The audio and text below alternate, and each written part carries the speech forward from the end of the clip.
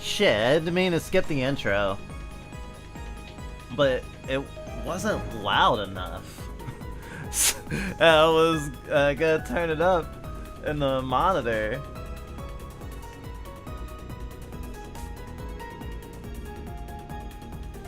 But I accidentally skipped it. I guess we'll watch the OP at the end of this session, huh? Well, this is Scribblebite of the Fluffbite Entertainment System, and welcome to Hell Maiden.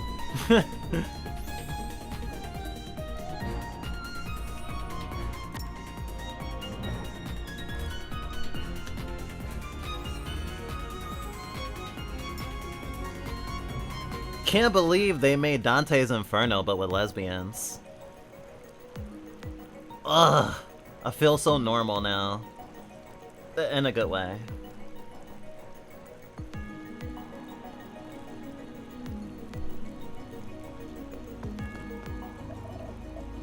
Oh, Dante. Telling Minos you're fighting for everybody's sake was so valiant. I didn't know you were that committed to our cause. That's not exactly what I meant, Virgil. Huh? Something isn't right.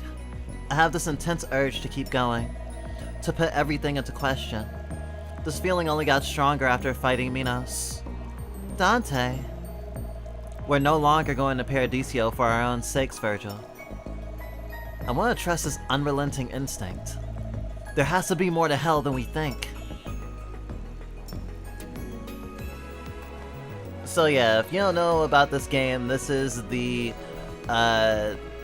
Vampire Survivors, like, about the sequel to Dante's Inferno, I guess, in a way, because the story seems to take place after the poem Dante's Inferno. That is an epic poem, right?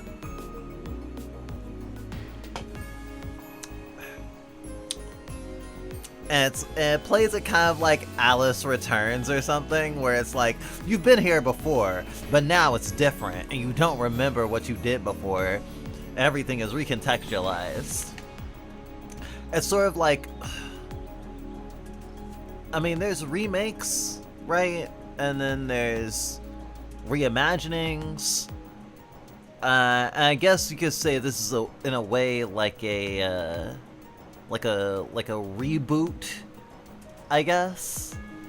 But of course, it's old enough that no one has the rights to Dante's Inferno. You can just do what you want.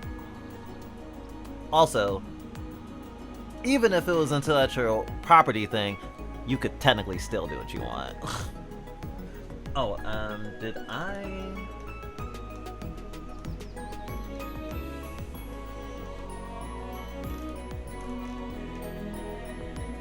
want to make sure I have the chat on.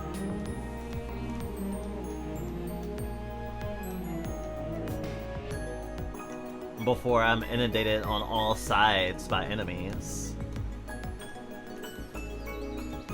Alert box, display capture. I don't even. Okay, it's here. Oh, I don't even know what loadout I have right now. Pick a signature weapon.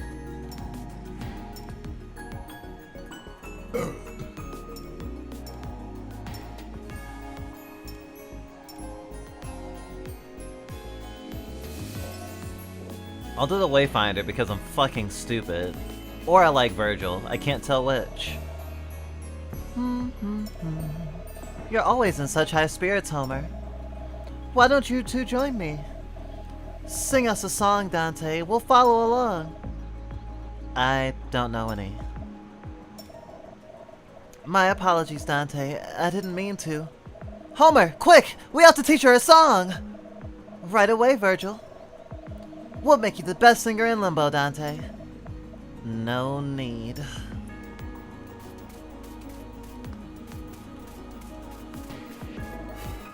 Lust. This is an early access, so we feel that we've been like dragging our feet on actually finishing it. Finishing the completed content or whatever. Because I think there's only like the boss of Lust, or maybe there's one more Circle of Hell. But I have to conquer this Circle of Hell first.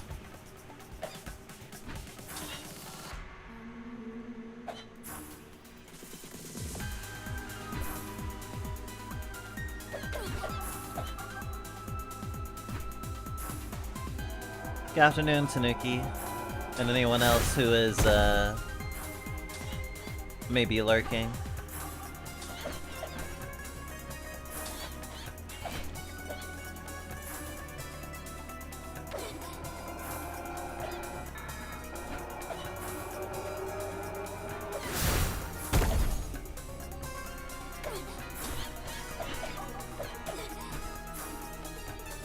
Damn, starting out here is, seems to be, like, technically a good choice because they swarm so fast, but...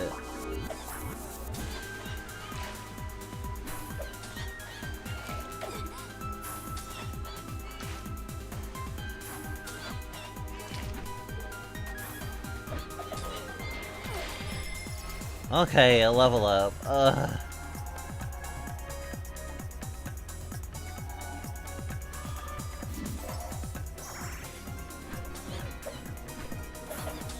Hit more of those fuckers.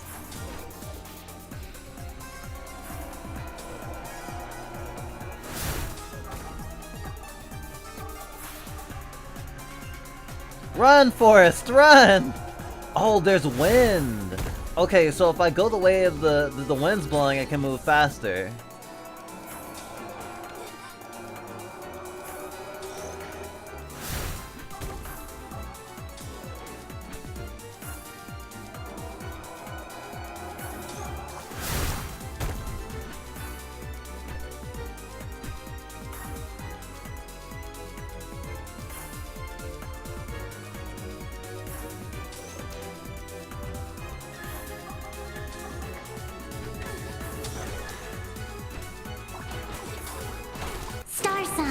Kill them, Virgil! Kill them all!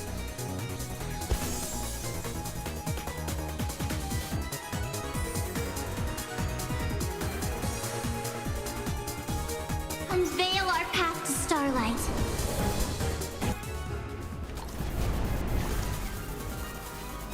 I really needed that.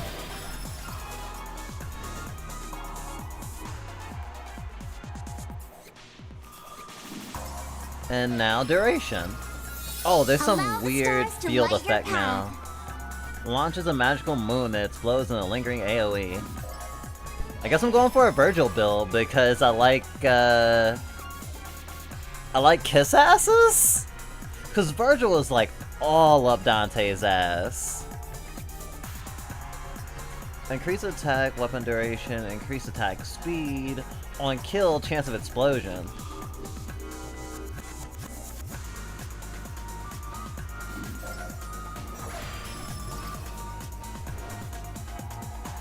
Increase weapon attack duration by 50%. On hit, chance to apply burn. A flaming moon.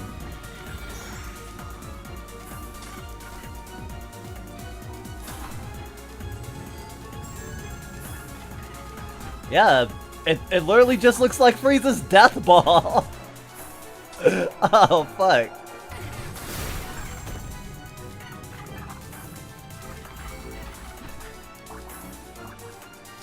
Oh, they leave a fire trail.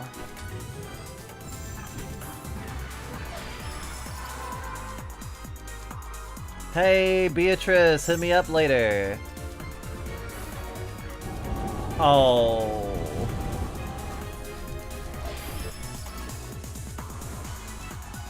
On kill, chance of pulling enemies experience. Increase. Let's.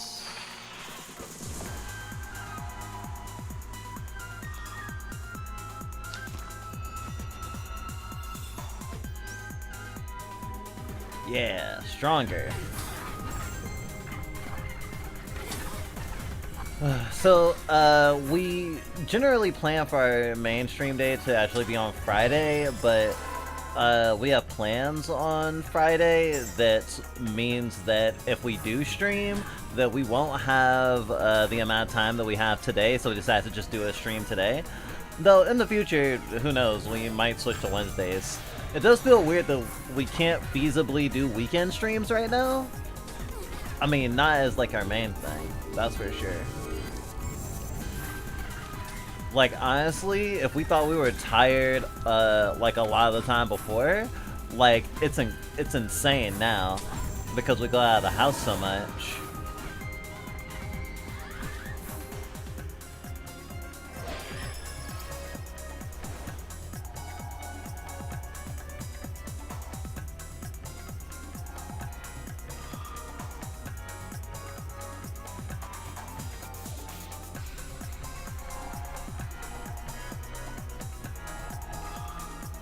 Merch! Big AoEs.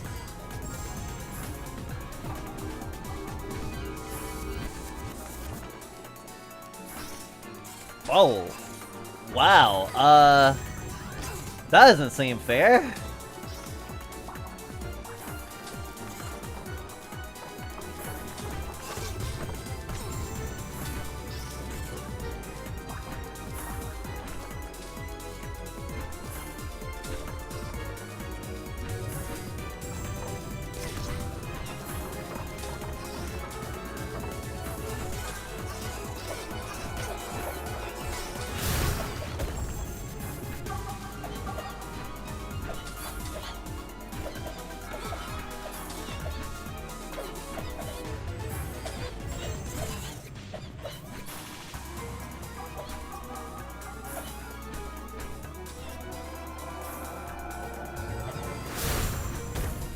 What?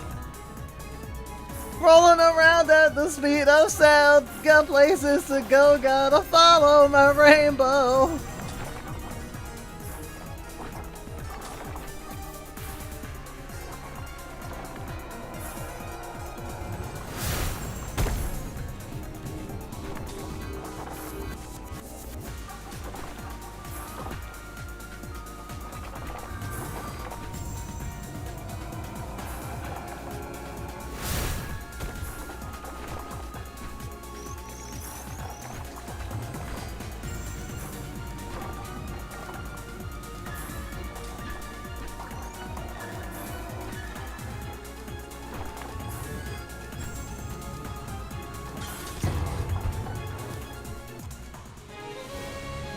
That was horrible.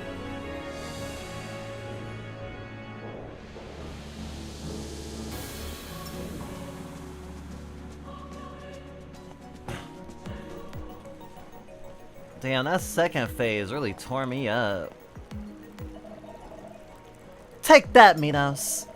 If we can beat her, then we can beat anyone in hell. A little too confident, aren't you? Our rage supplies us with weapons, Dante. Let's go now, let's go! To the realm of the lustful, here we go! Don't you know, Virgil, you're already in the land of the lustful. Land of the lustfulest.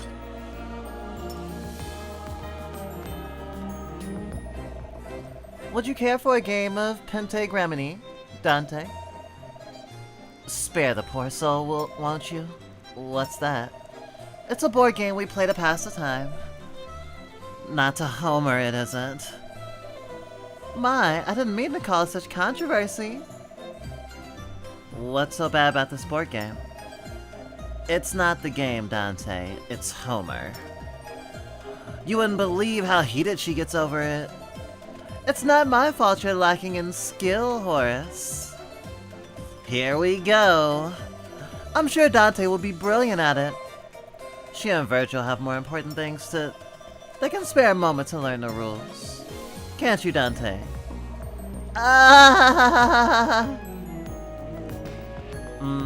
I feel like that's something that'll maybe be in the final version. I doubt that they actually have that minigame implemented. Let's try Horace's. Sorry, not Horace. Minos?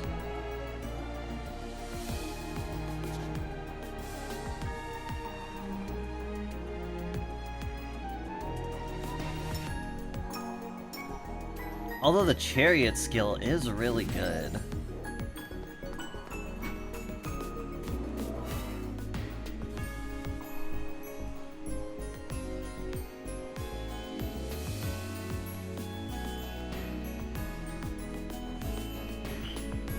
Completely different kind of build this time. Well, actually I don't know. In true roguelike fashion. The Raging Winds of Desire. Right! Right. In Dante's Inferno, it's like everyone's blown in every which direction.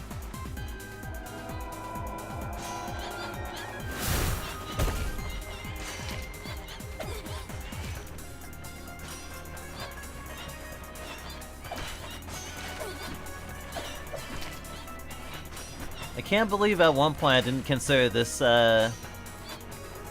this attack straightforward. So much easier.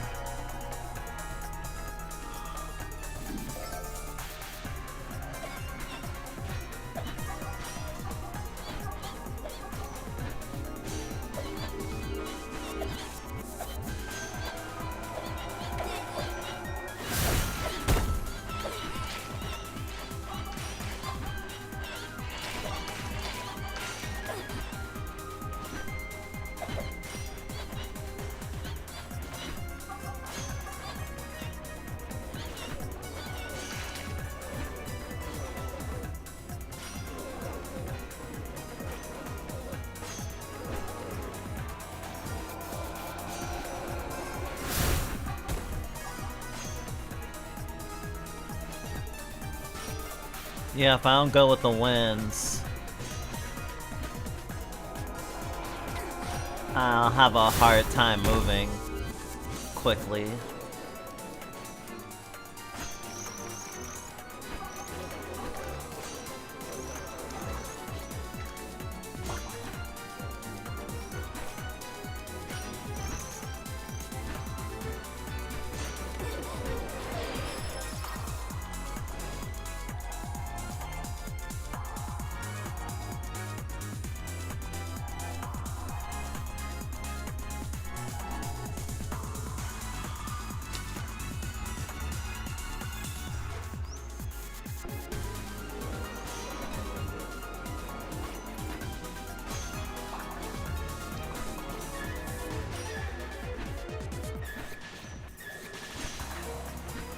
I kinda wish experience came up on the map.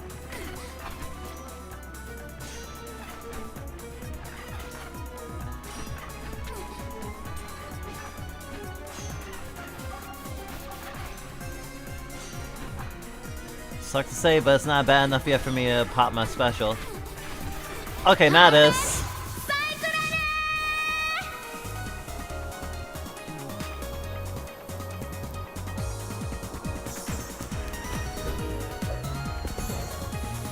Let this be the start of a new era.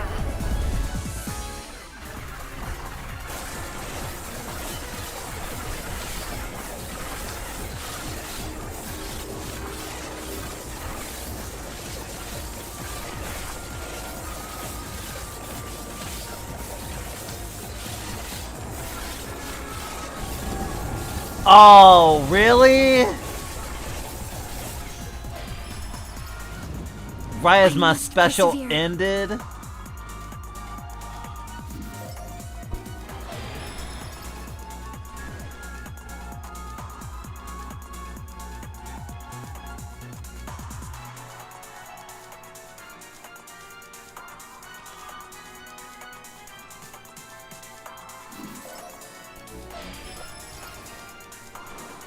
At least my special got me some level ups.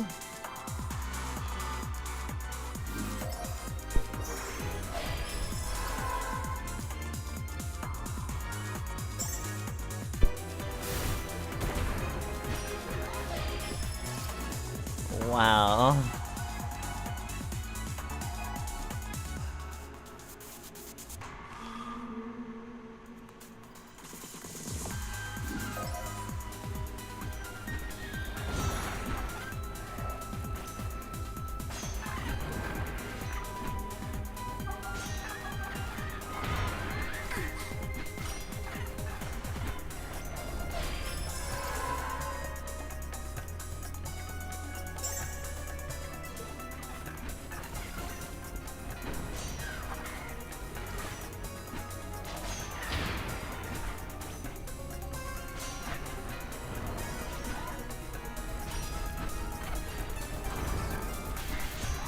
Oh boy.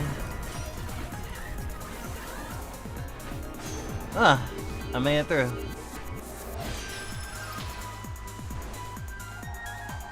Increase weapon attack duration, attack speed.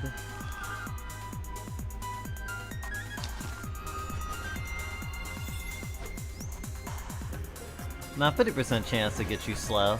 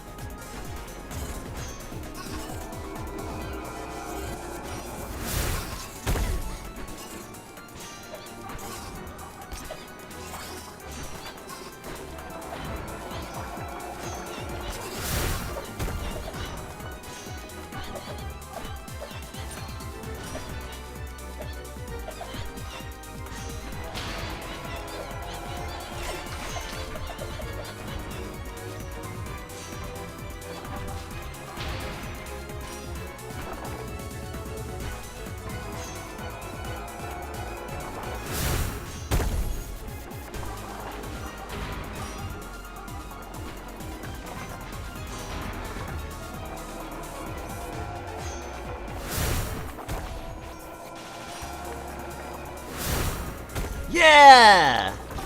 Whoa! Eh.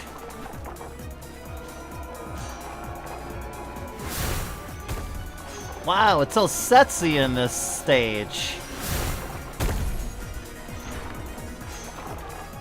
Wheels on the bus.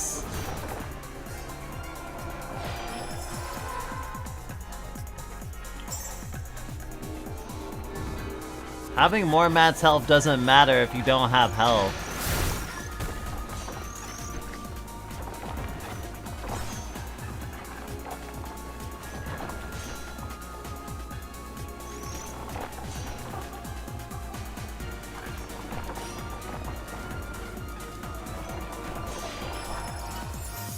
Let's go. To Paradiso we go.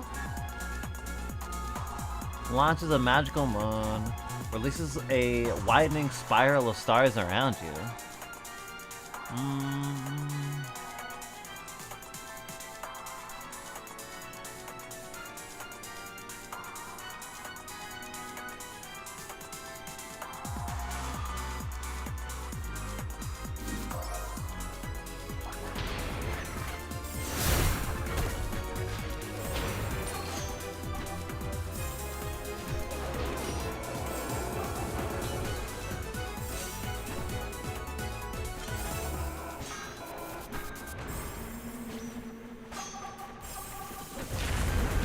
Oh! Cool. Awesome.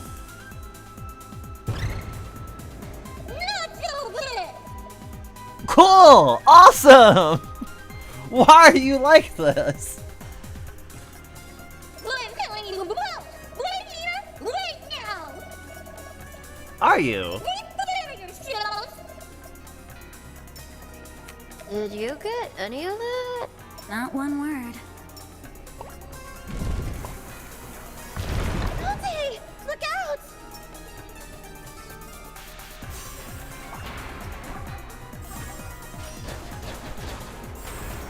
Oh, this is like a mini boss.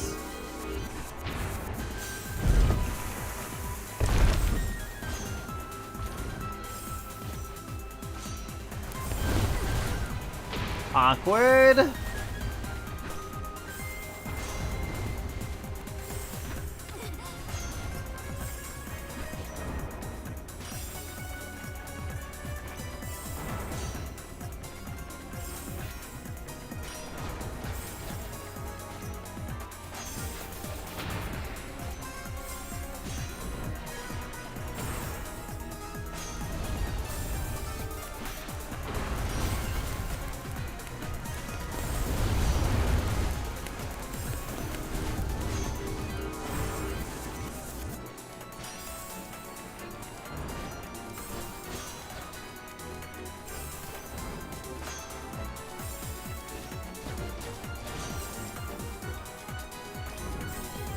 Man, I'd love some healing right now.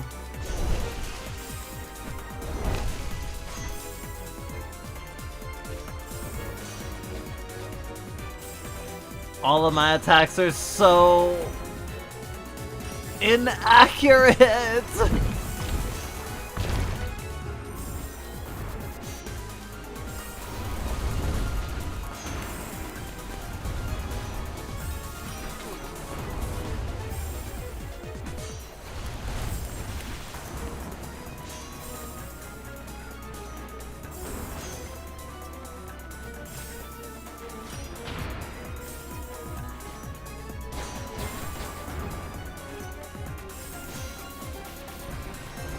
I'm stuck at 6 minutes.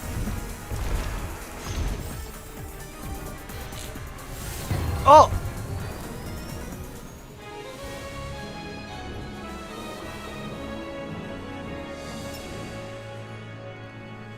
Well then. Ah. No one's in the forum. Huh?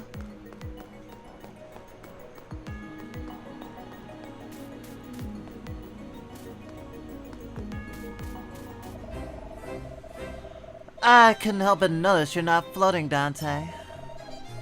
Now that you mention it, any idea why? Not even we know why we can't touch the ground. So, Dante is dead, but still can't float. Are you absolutely sure you're dead, Dante? Homer! No, let her speak. I'm curious too. I don't have a way to prove it either way.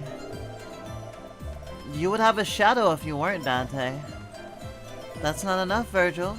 We have to make sure. We have to drown Dante in the river. That might work, actually. I'm willing to give it a try. What's wrong with all of you? Forum Delver. It's also all dialogue interactions with every poet of Limbo.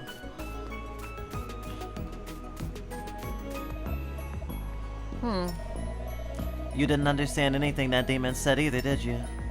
No, but I think I've seen her before, but where?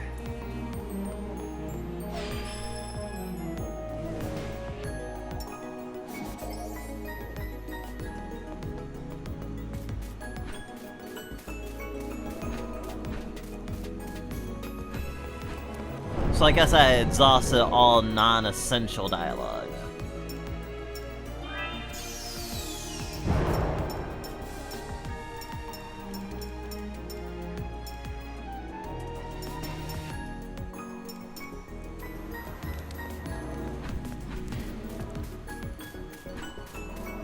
Last time I reallocated my stats, I took a bunch out of running, which was probably a mistake. But here we are.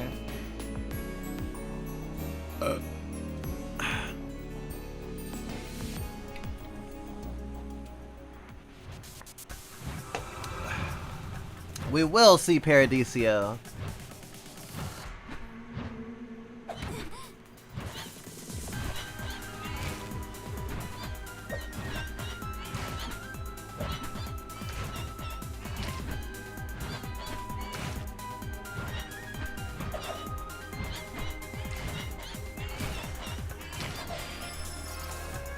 Dante's attacks here are good, but they're a little risky.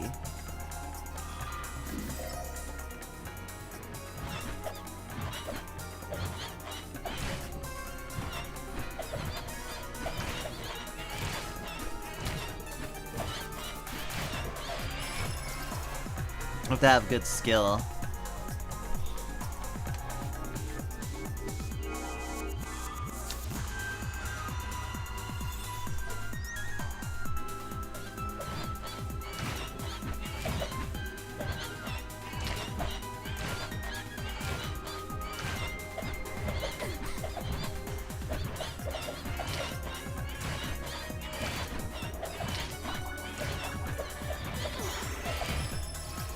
I'll never let you down, Dante.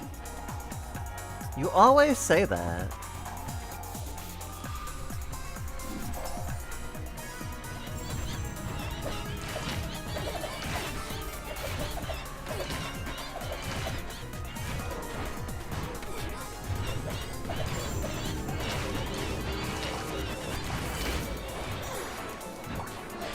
I didn't know it could be such physical fucking obstacles, the enemies.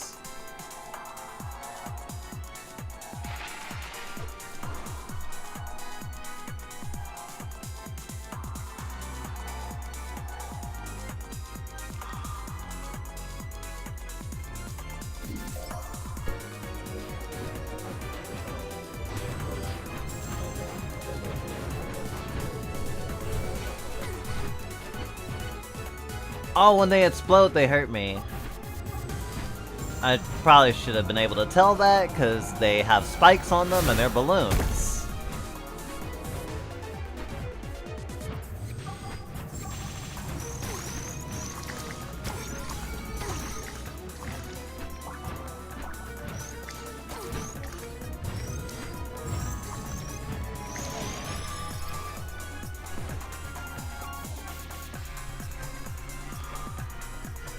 Increase critical damage by 60. I can do another one of that?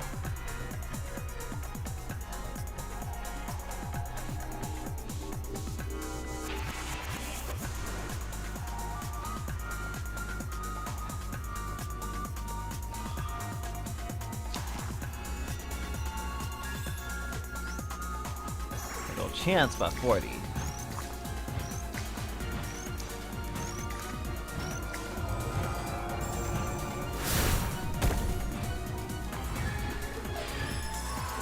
A third dash will be fucking marvelous, honestly.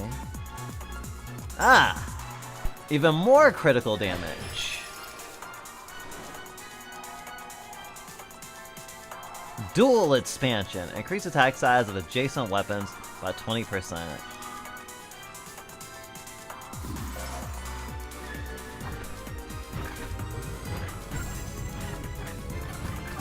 That will be useless if I don't get any more weapons.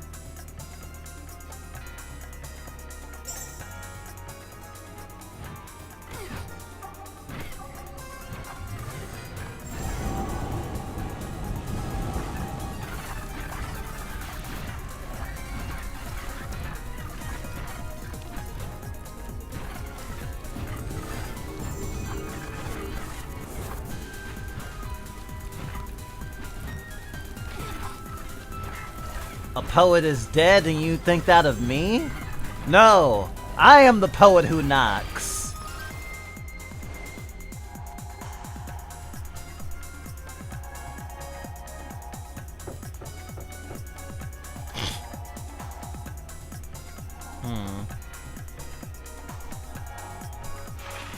That's my last reroll.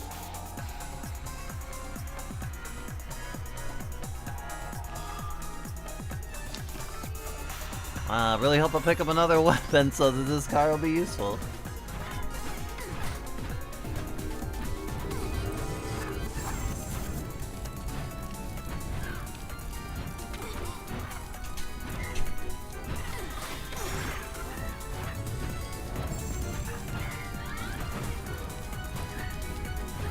It's taking all my self-restraint not to pop my ult.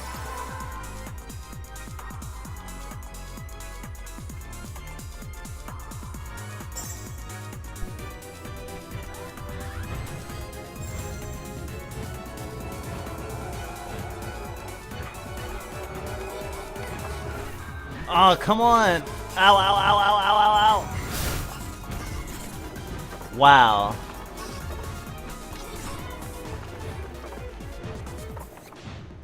That was really useless. Especially popping my ult here. Ugh, I'm about to fucking die. I thought the fucking mini boss was about to start.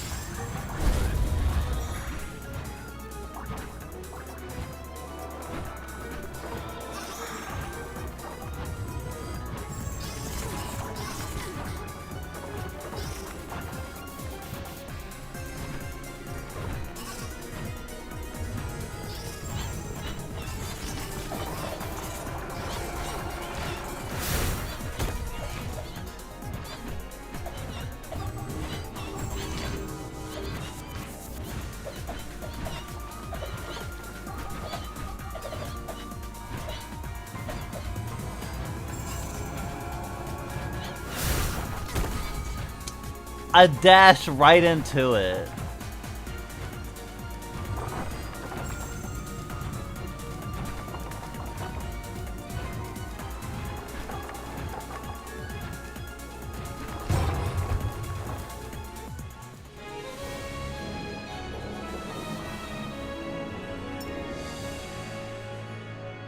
Ugh, I want to go right back into the fray.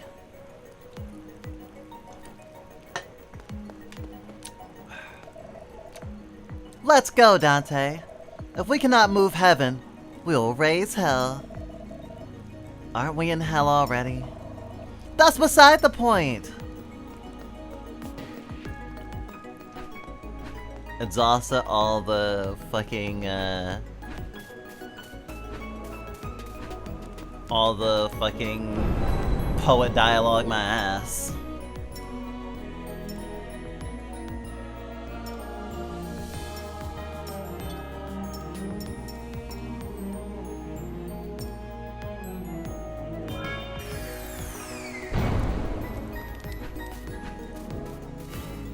And I take just a little bit less damage when I get hit.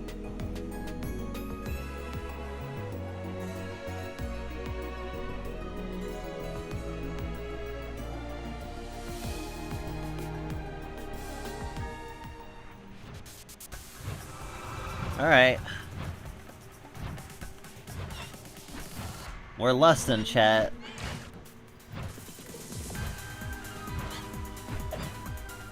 Started doing questions of the day again.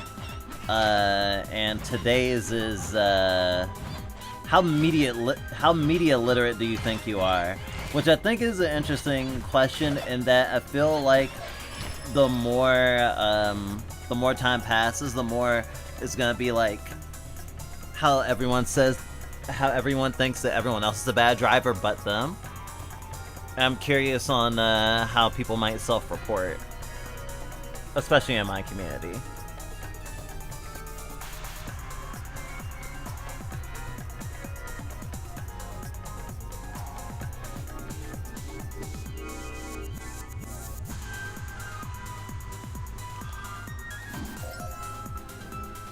I will say I'm decently media literate, though I'm always aware that I have a lot to go in this department.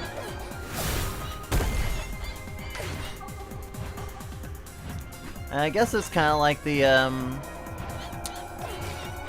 I forgot what it was called, the Dunning-Kruger effect?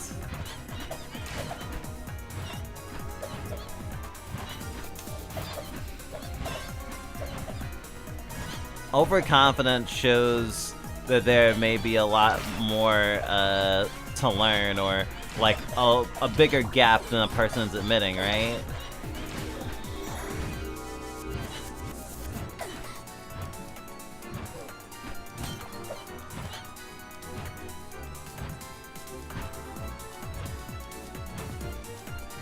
I like to say I'm media literate.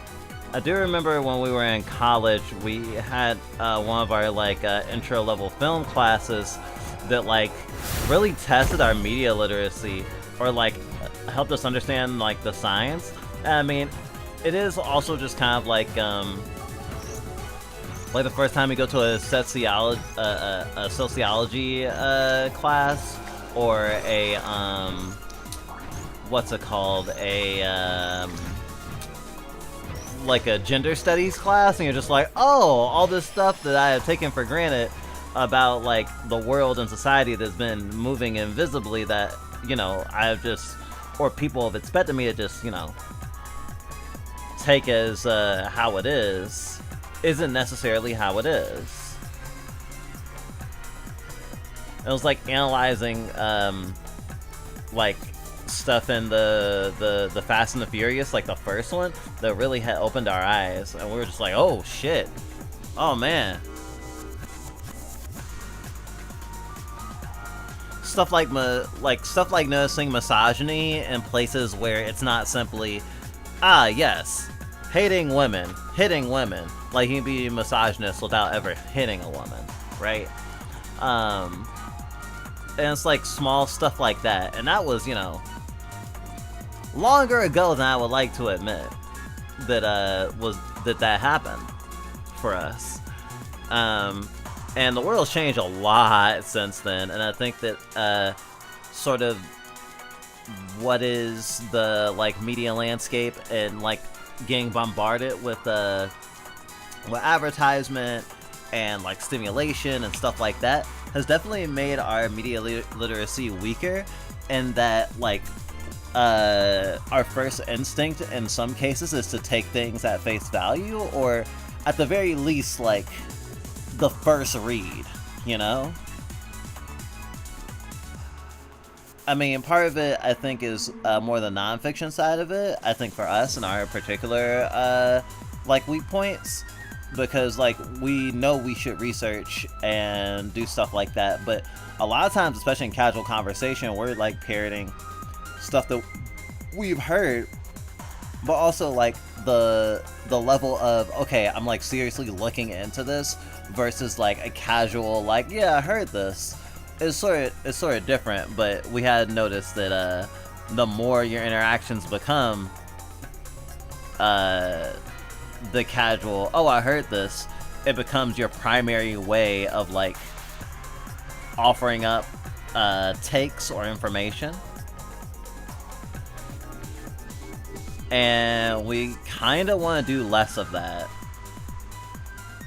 Like less reacting to headlines and more like reading the article and internalizing what is being said. I mean, there's even sort of like a weird pendulum that swings, because like there's certain times where we'll see like a post, and someone, even like a mutual of ours, might like quote post it and be like, oh, it's too long, didn't read, here it is in like a sentence, saved you to click. And like sometimes it's actually very useful but I feel like there is a sort of cynical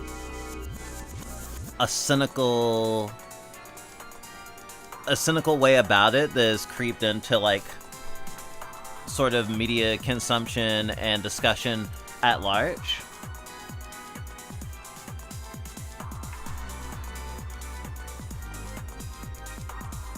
And it feels like sometimes it's really easy to just take the headline or take what you know about the source of the information and just, you know, make assumptions based off of that.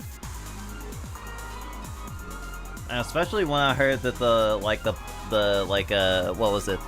microplastics being like so much in people's like bloodstreams was actually something they need to research, because the plastic glove or the rubber gloves contaminated the research, and the scientists working on it didn't realize.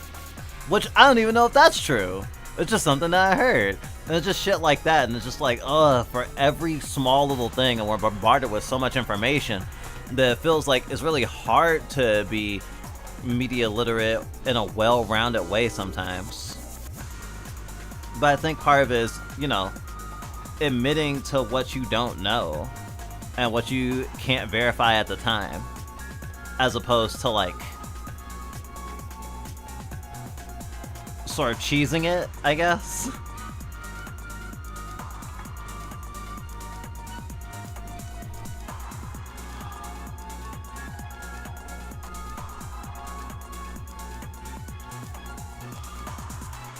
We'll just straight up increase the attack damage.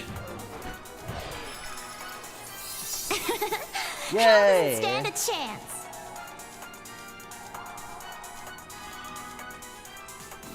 Yeah, I'm just gonna do a spiral. It's easy and it comes from me. It won't really help me against the boss, but it'll help me for now.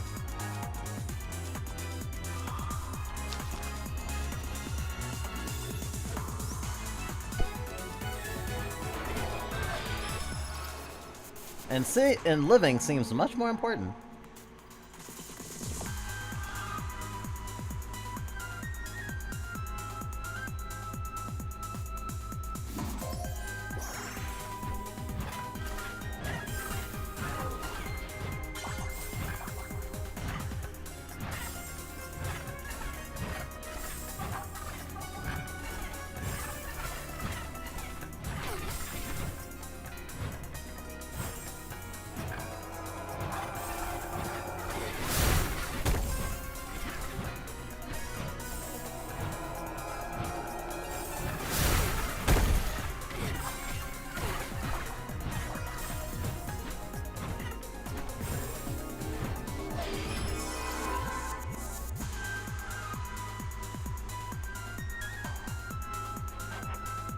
I need to increase my crits.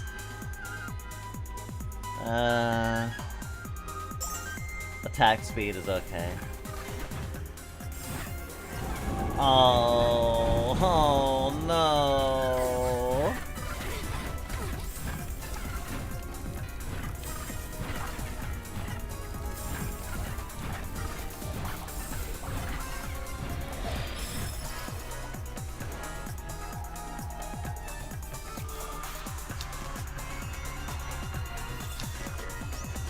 Oh. Damn. Okay, that's how you do that. Alright. I was like, I could have sworn there was like a third level to the... to skill stack, to like a skill stacking. I was like, well, there is. Increase attack size, increase overall attack duration, and skill... attack size, duration, critical damage.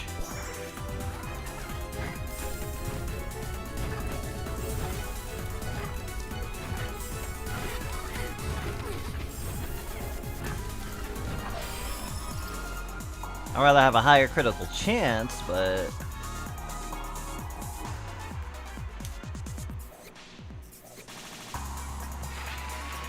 I think there's kissing sounds in the song, in the track for this level. At least they made it sound like kissing sounds.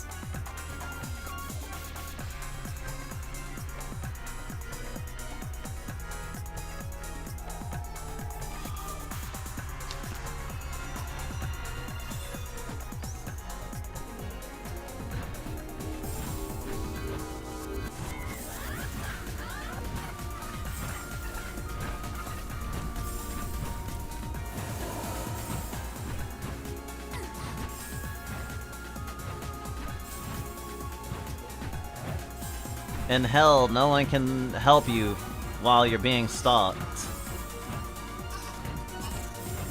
by a bunch of succubi.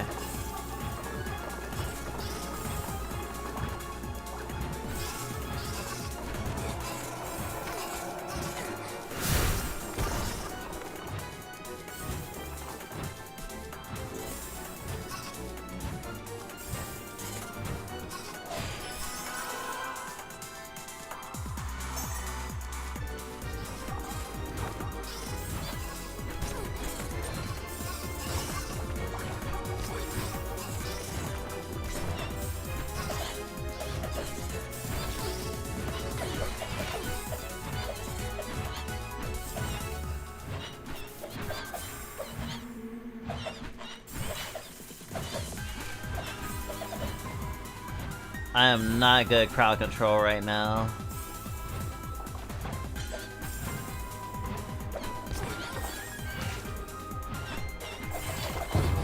Ah! The help was right there, right there.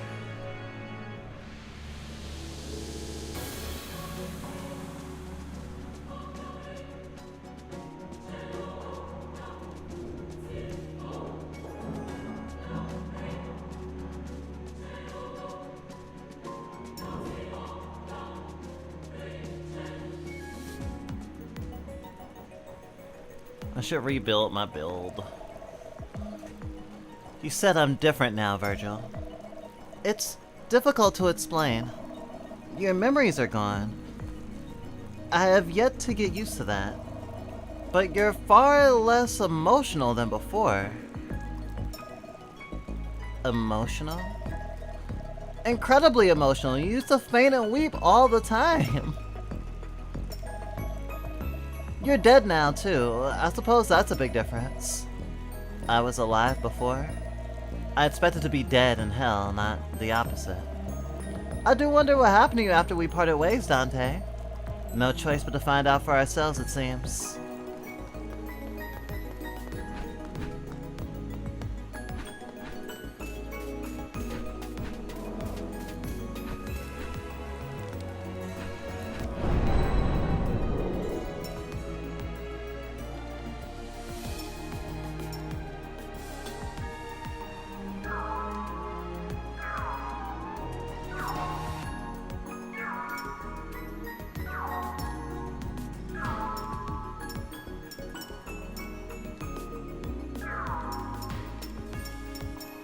Okay.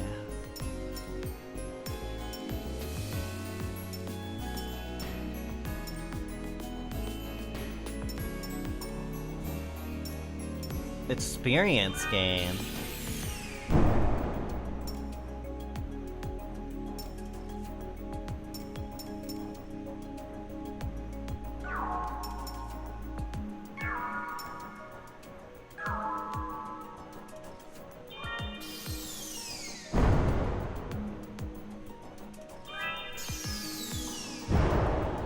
Oh, the critical rate is so low. I might as well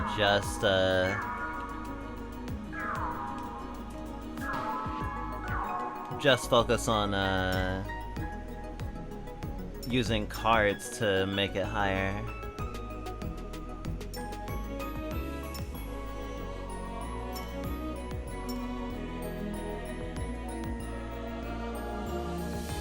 Damn, another jazz charge would be so broken right now.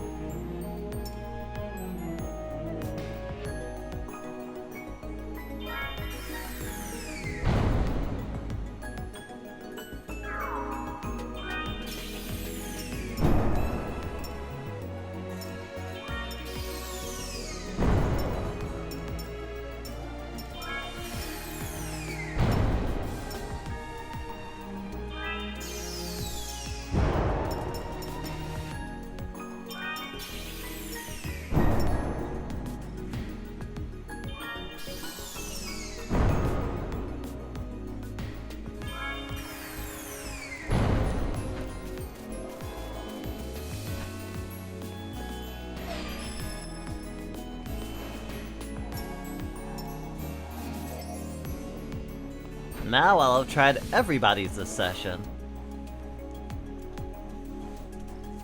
I still didn't get to the weird fish head girl again. Which is really sad.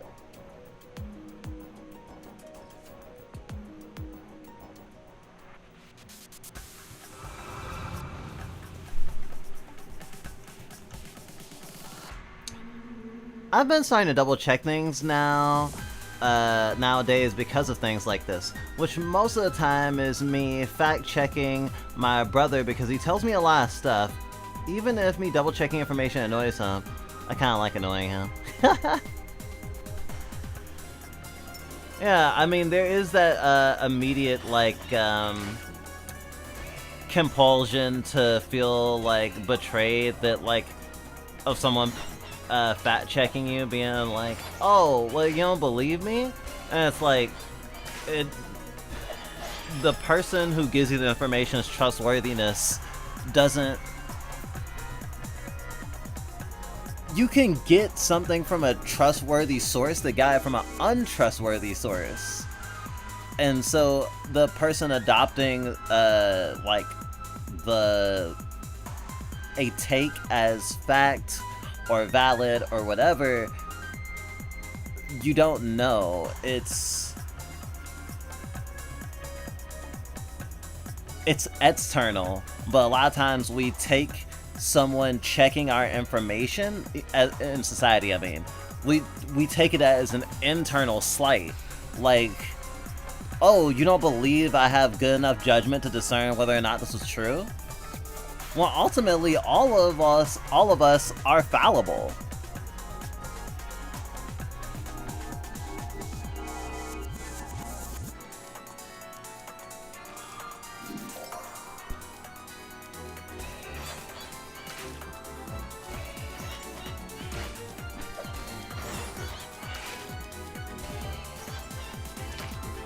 And that's hard to admit.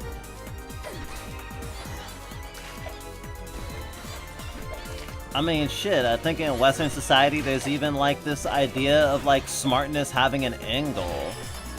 Like that you're smart and like that is a static place.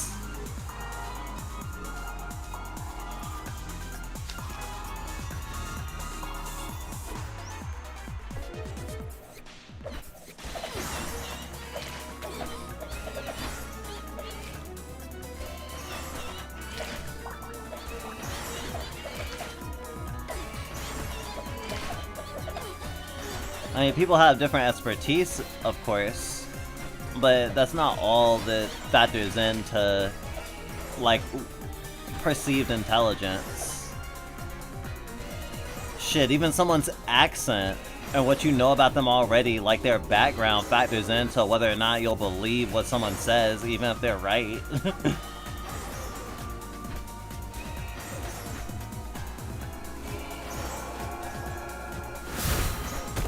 We actually had a conversation with someone, one of our friends recently, where we were realizing that to back up, like something we said sort of like off the cuff, that we'd actually have to do a decent amount of research, which was really stressful. Let the wind guide you, Dante. Spawns a whirlwind and knocks back and damages enemies. I like whirlwinds and knock back and damage enemies. That sounds great. Oh, wind for wind. I should have been using her from the beginning, huh?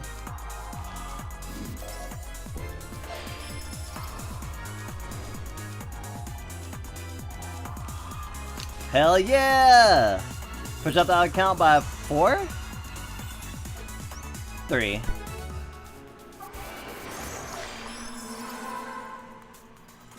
Bullseye. Wow, yeah, I have to pick that up. That's like super high. I think I'm gonna do good this time.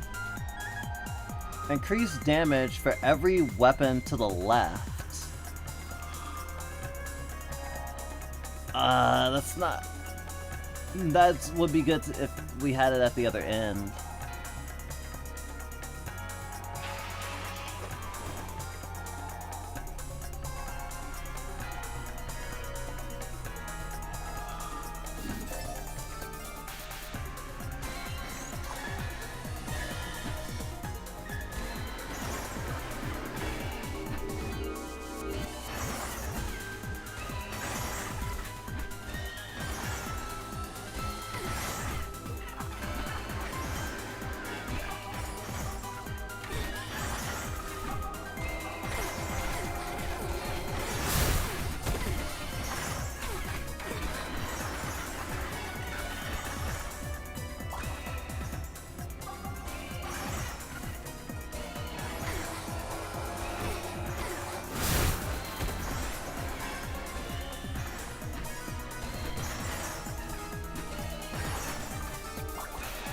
Yeah, I was like, it felt like the timing was just right for the fucking circle. The circle of entrapment.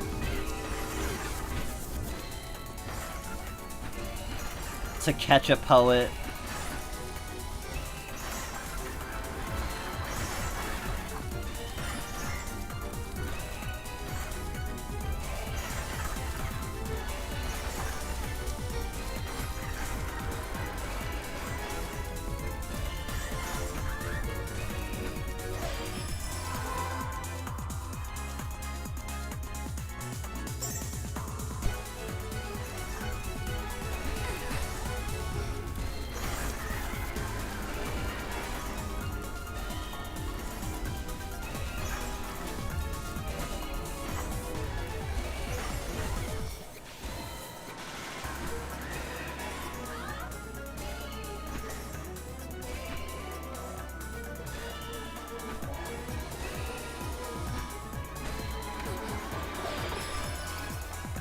Just when I needed.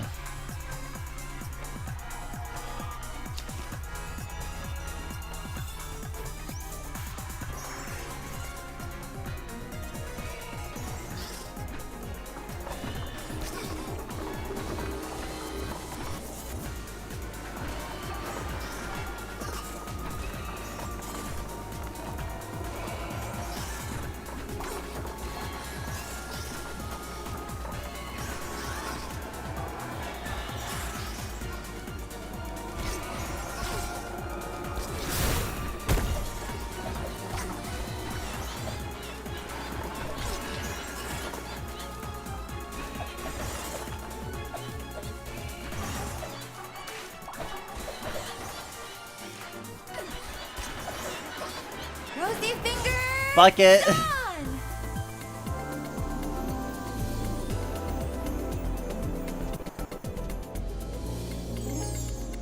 Protect us in our journey, oh eternal youth!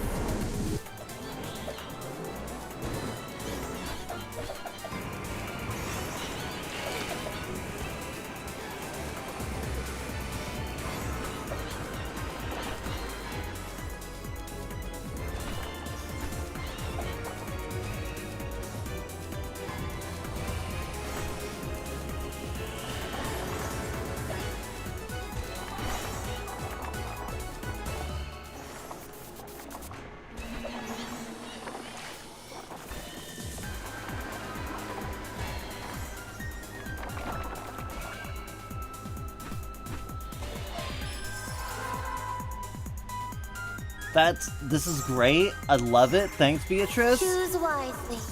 Tread Uh, carefully. But I like health. I would like health, you know? Like... Thank you. You must persevere, Dante. I'll do my best, babe.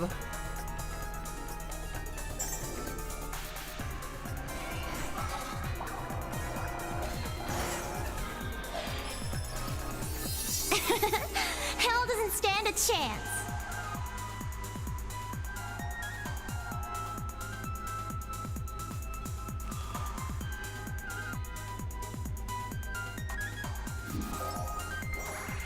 Follow the sound of my voice, beloved. Arf, arf.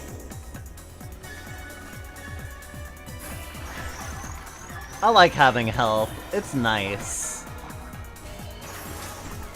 Can you believe I have health?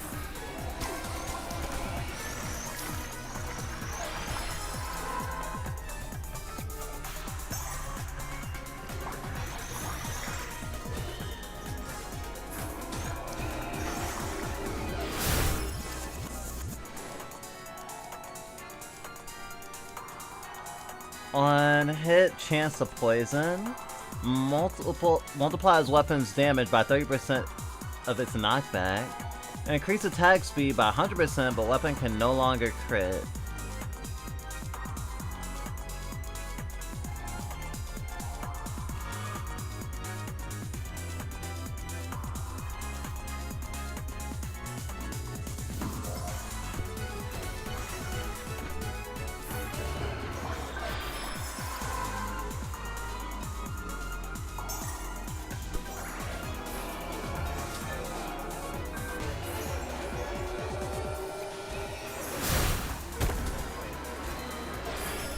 Hell yeah!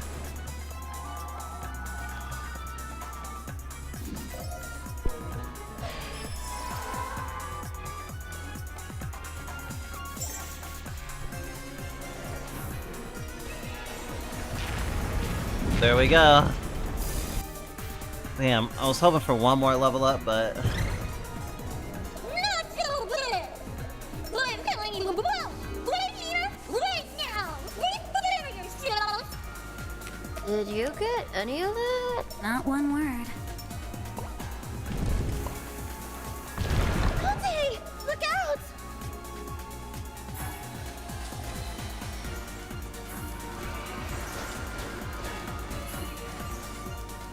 Wow, it's like my birds are a laser.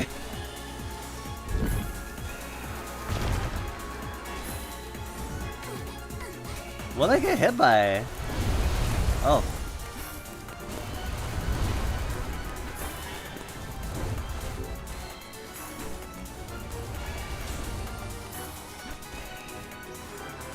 I'm in a much better position this time.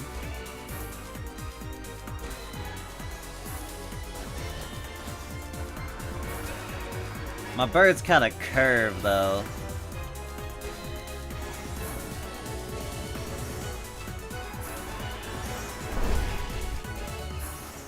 Huh?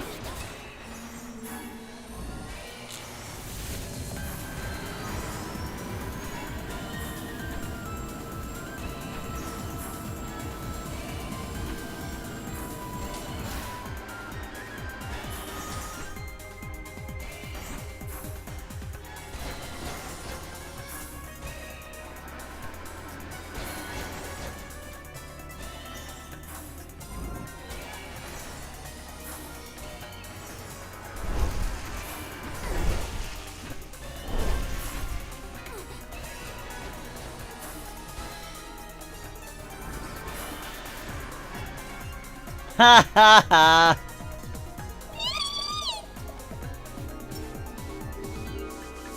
You! Wait! She couldn't have gotten far, Virgil. Let's keep going.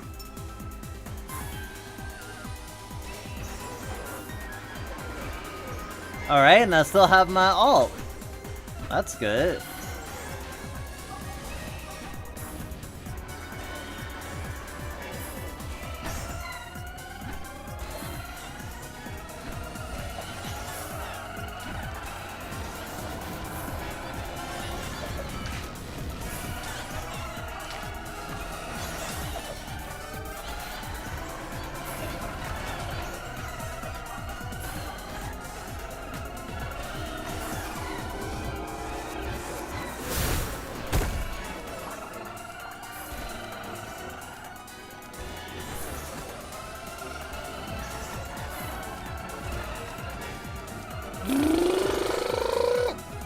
Do y'all hear that in the soundtrack? I don't know if it's the enemies or if it's the music.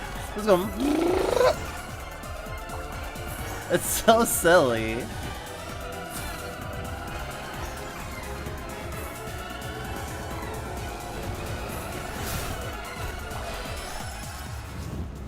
I must persevere.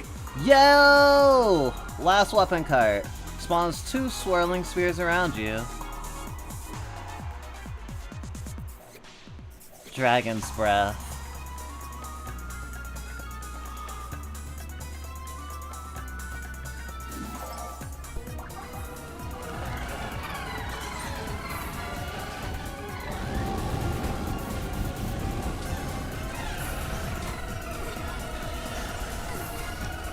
Are you serious? The fucking barrier popped like right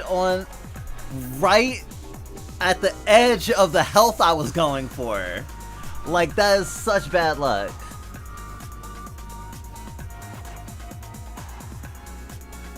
And then this popped up right before I was about to pop my ult. Rosy finger done! And of course, this ult is not like does not give me any sort of invincibility. Protect us in our journey. Oh, eternal youth!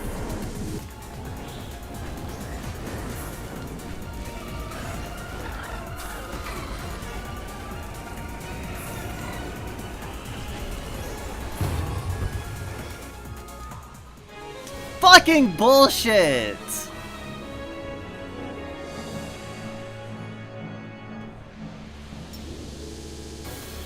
I should have been able to clear that. That was so fucked. I'm gonna try one more run. I did get some story out of it, so I can't complain too much.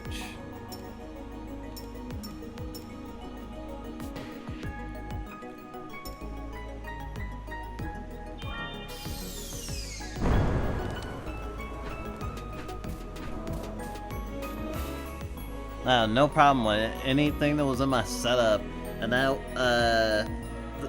I should have used the speed up on the birds, honestly, but I think I had crit stuff attached to them, so it wouldn't have been the best choice. Hello, hi, and salutations. Actually, since I have a chance, since the new round is starting, let me make myself a little more comfortable.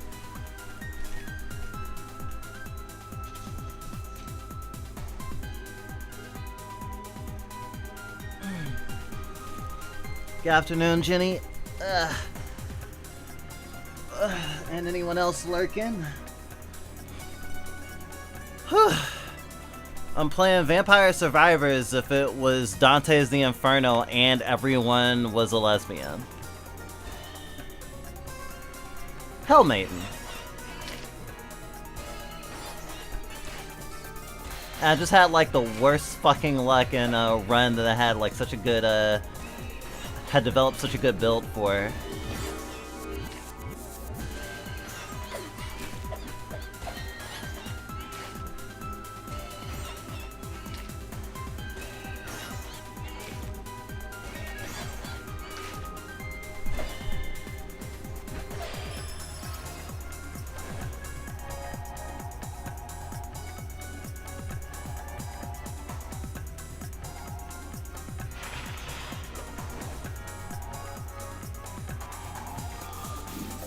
Yeah, I really like that projectile count increase.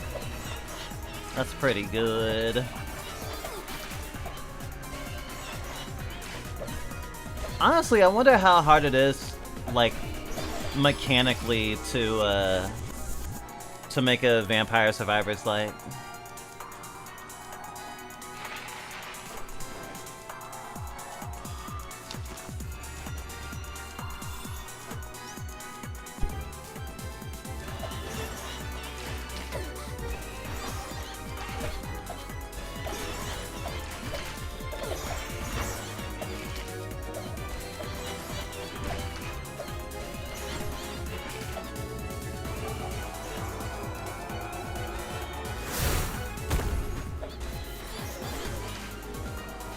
I mean, this game shows you can kind of go ham on the art direction and story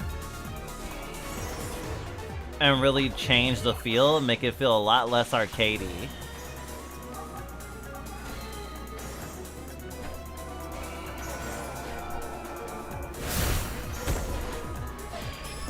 Let the wind guide you, Dante.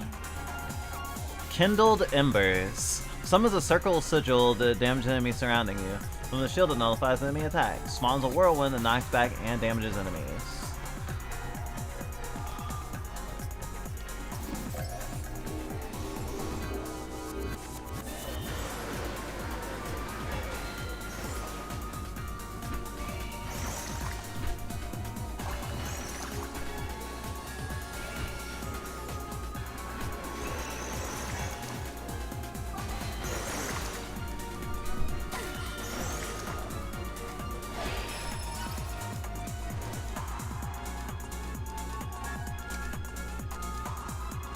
Increases attack size and damage by 15%.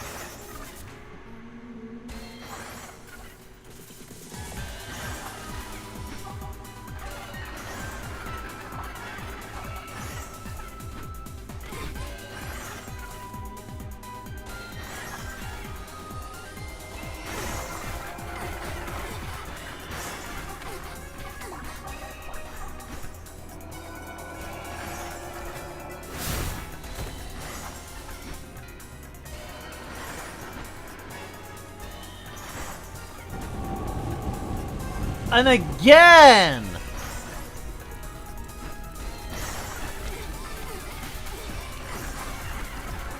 Fucking bullying me!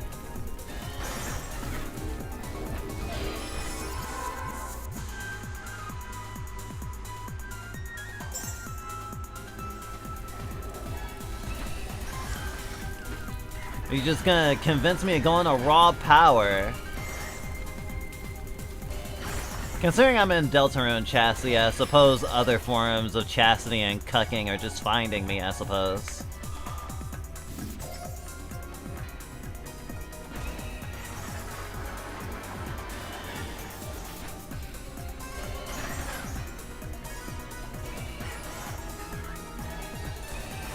I guess when you think about it like that, then every time Chris puts the player in a cage in Deltarune, they're cucking you.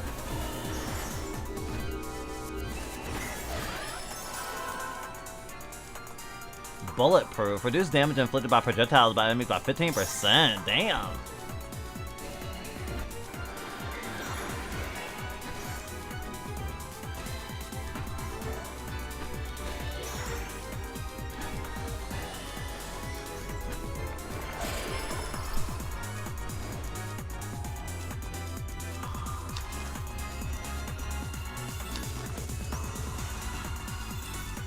Level 3.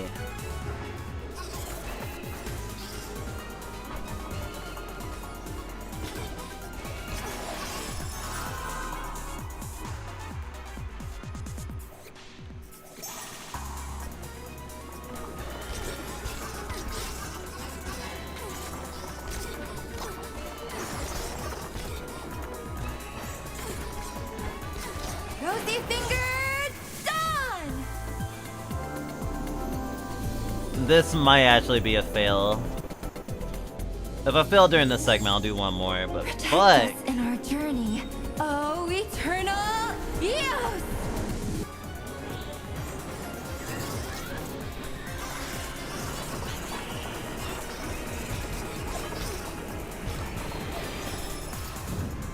My fate is in my own hands.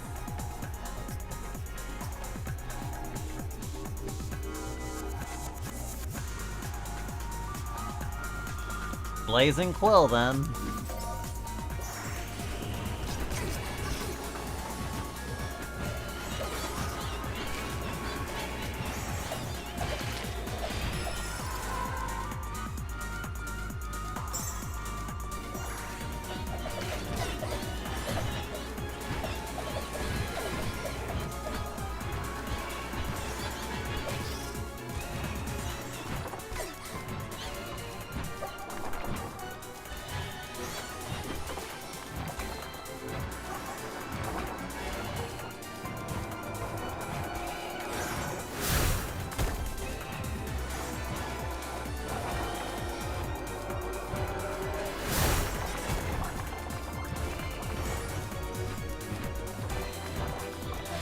There's mad irony in having to stay still for a moment to get shit while I have a speed boost.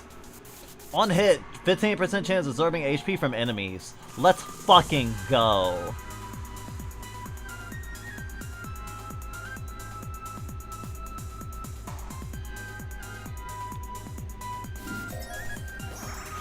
Choose wisely. And it's just level Tread 3 by carefully. itself, which is great. Don't lose focus, Dante. Damn, it's like Beatrice is just feeding me straight opium.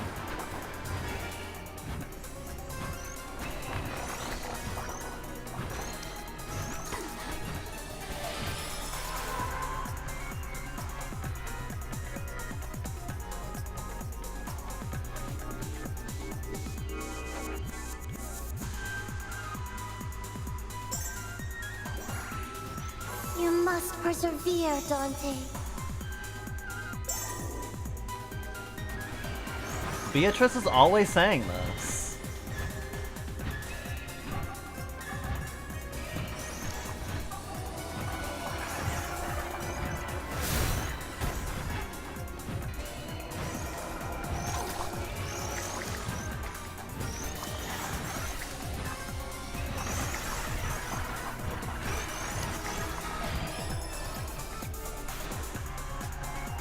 increase damage by 100%, but decrease attack speed by 30.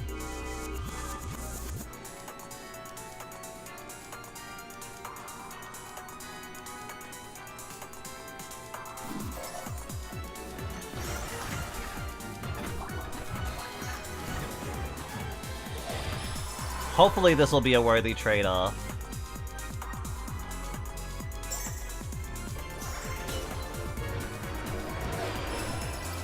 I'll never let you down, Dante.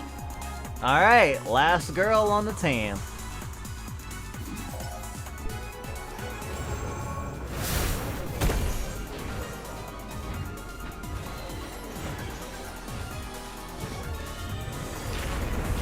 And hopefully the fucking health will still be in the circle. Not so bad.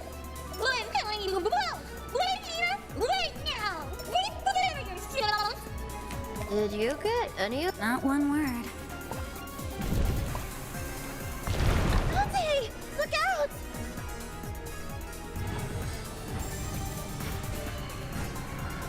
Nope, the health disappeared. Fuck me. I mean, I didn't need it at this moment, but would've been nice.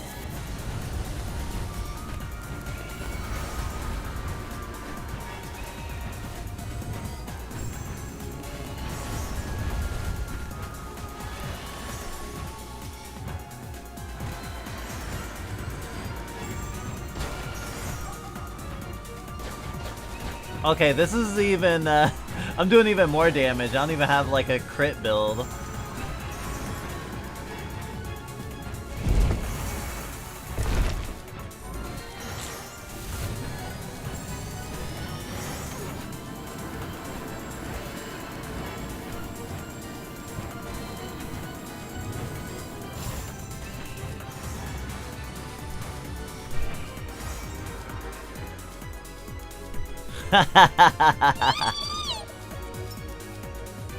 Run! Run to the ends of hell!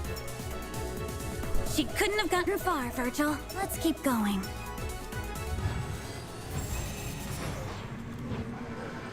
Damn it. I think the health just disappeared from the entire map.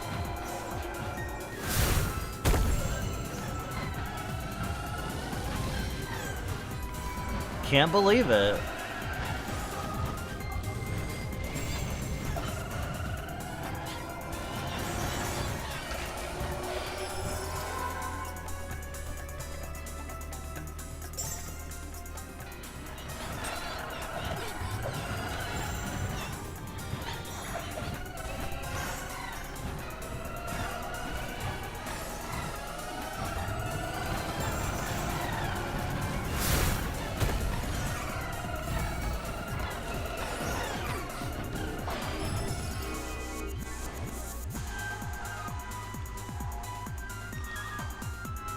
I'm having a flare-up!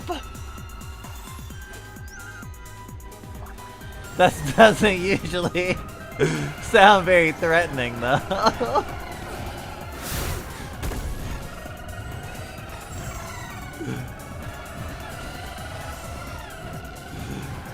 Oh my god, having that be your version of Henshin? You have to say I'm having a flare-up to transform into a magical girl?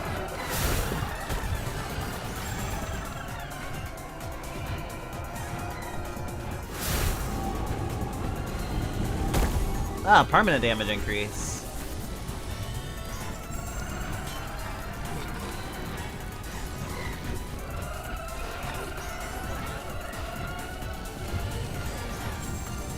Rosy finger, done! I think I'm gonna use this before I'm in trouble.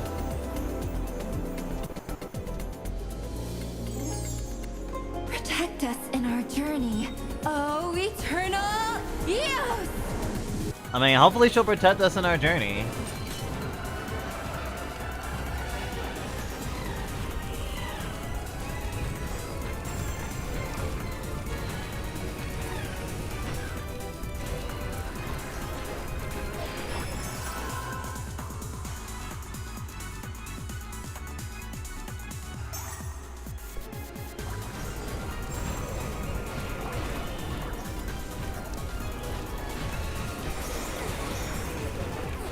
Yay, health!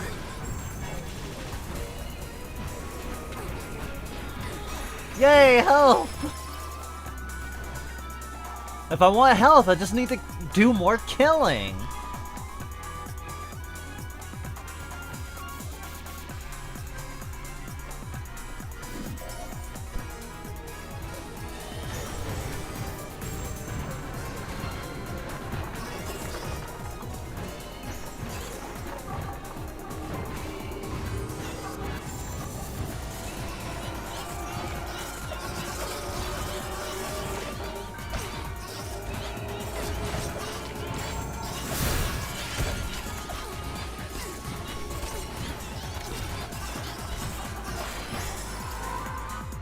I'm running against the wind like a dumbass.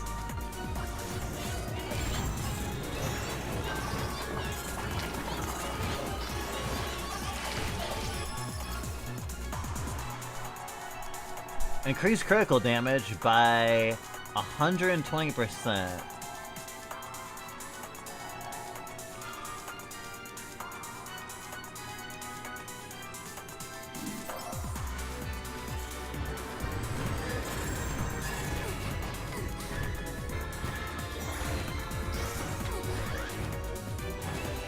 Rosy finger done!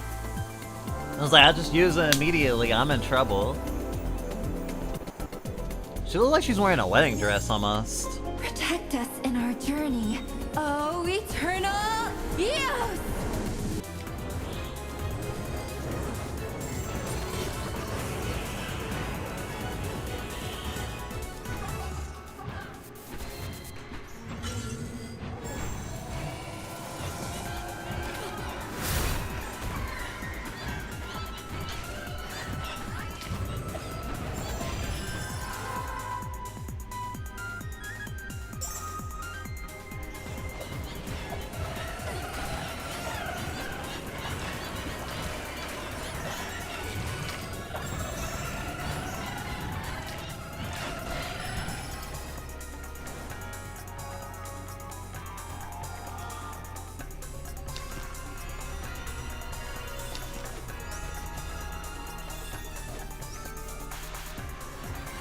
Follow the sound of my voice, beloved.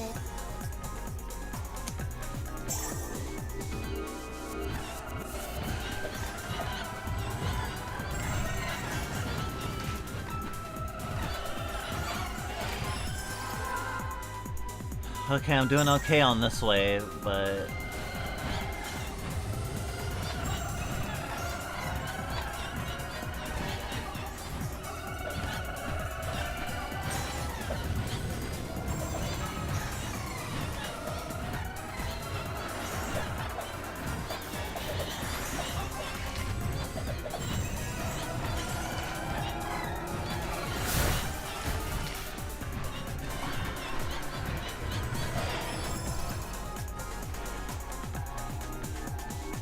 Divine Malice.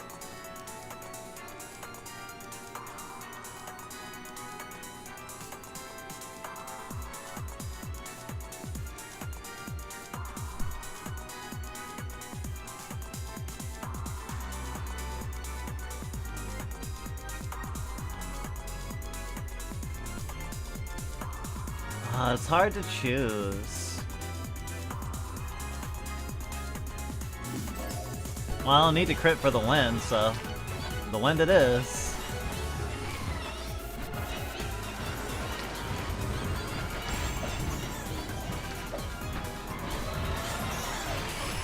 Don't lose focus, Dante. Oh, a gold Beatrice.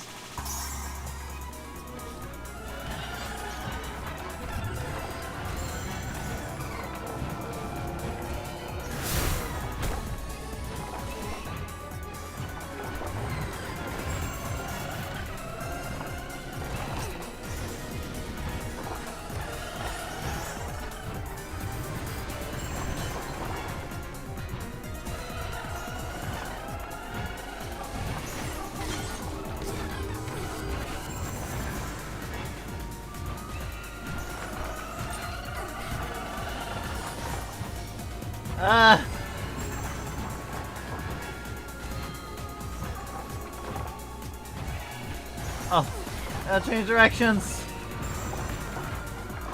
Oh.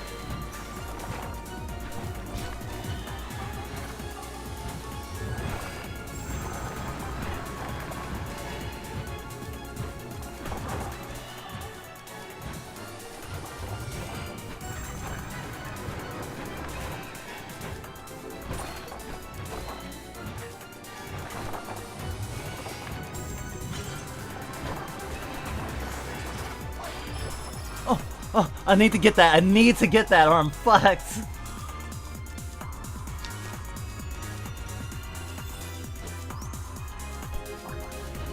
Beatrice! Follow the sound of my voice, beloved.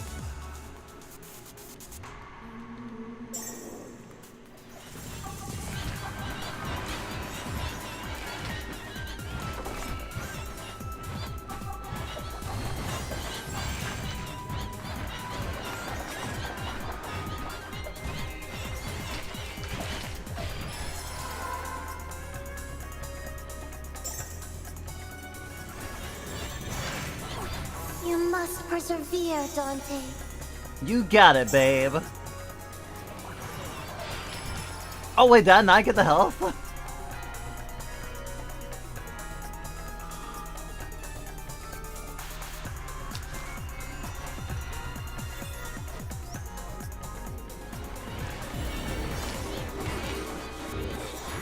There we go. Yeah!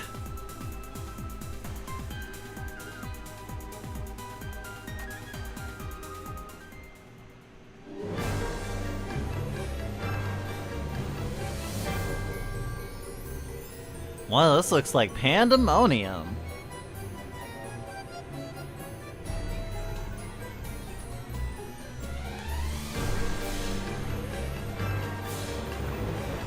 Hey Fizzle, sounds like you're gonna have a little bit of a better month this month, budgeting wise then, huh? Happy for you. The rumors were true after all. Shh! Shush!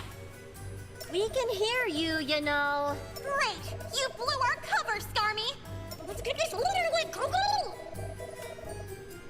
We have to take down the Lady Malacoda!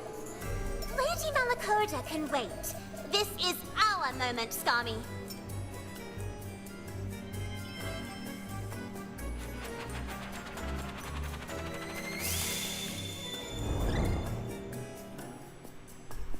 I remember you.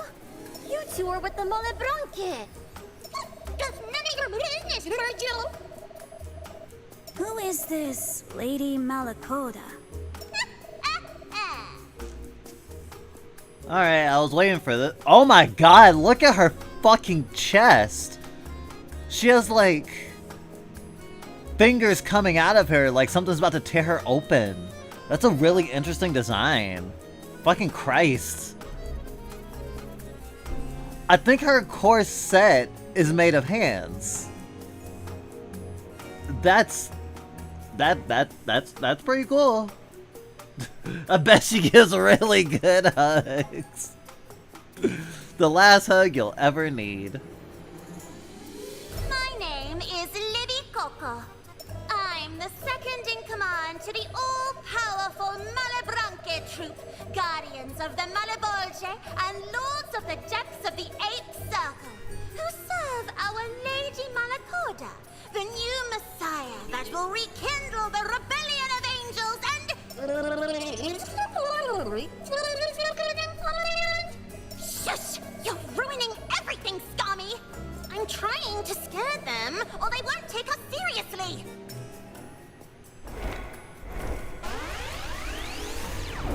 Don't worry, I won't take you seriously either Don't way. tell me you're scared, Virgil.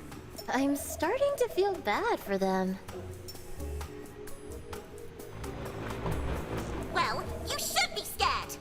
Lady Malacoda already knows you're back in hell, Dante. Let's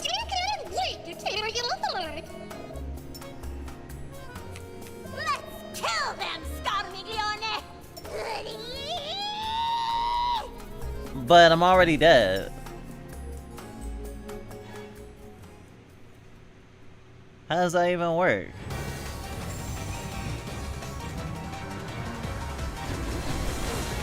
Oh my god. Alright.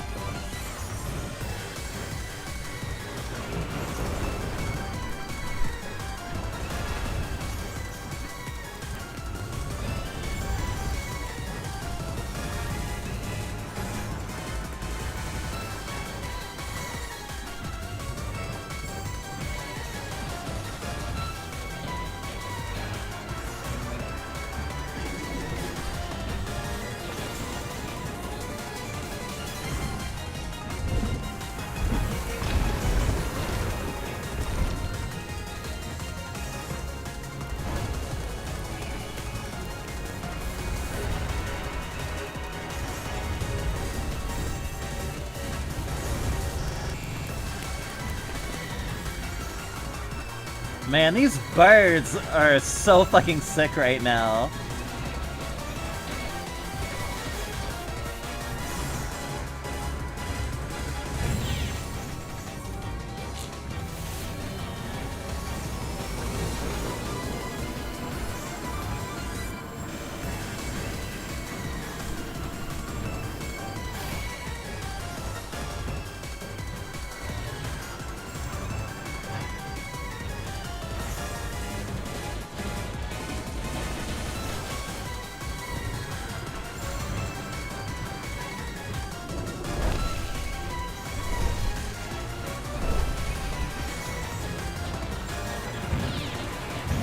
Very Toho coded, right? Oh boy, oh boy, oh boy, oh boy, oh boy, oh boy, oh boy!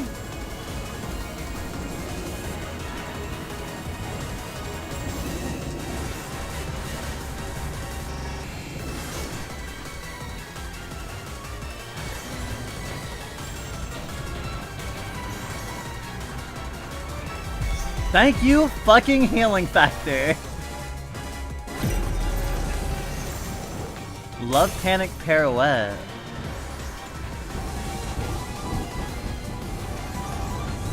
Okay, this is their fucked up phase. I'm supposed to survive.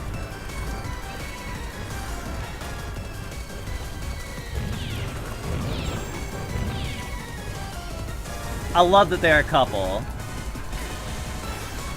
They're rescue team partners.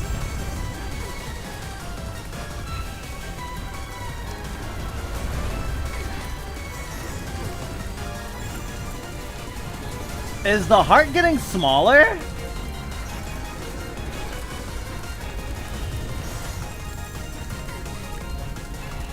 Four, three, two, one. Yeah! First try! Thank God. Who is this Lady Malacoda? And honestly, they kind of complement each other. One's like a more gothy, rubber-loving one, and the other one's more of a dainty cloth, weirdo. I guess her helmet almost... I could almost say that she's a steampunk even. I don't know, I'm thinking of that meme with the two houses and one is pink and one is goth and it's like they're girlfriends. Wait! I can't breathe! She's their leader, Dante. These two are part of the Malebranche. They're a troop of demons from the depths of hell. They're so cool. I hate this yucky place! I'm leaving! What was that for? What's in it for you two? Why are you hunting me down?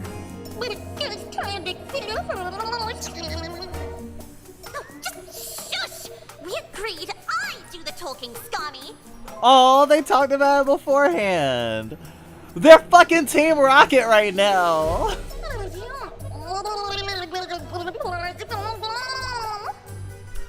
No, I agree. Let the obnoxious bat do the talking. Oh, I didn't realize. Yeah, her wings are metal, and so is her tail. We promise we won't hurt you, alright? Oh no, we'll hurt you more. Liar!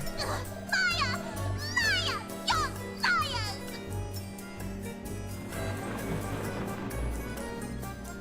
They're gone, huh? Maybe we were too harsh, Dante. Shh. Listen. Oh, please, Scummy! Find some other place to hide! Hey!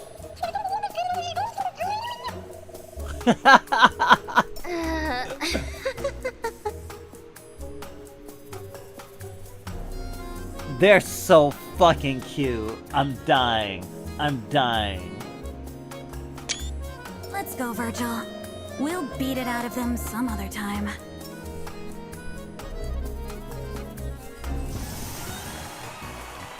Let mortals never take a vow in jest.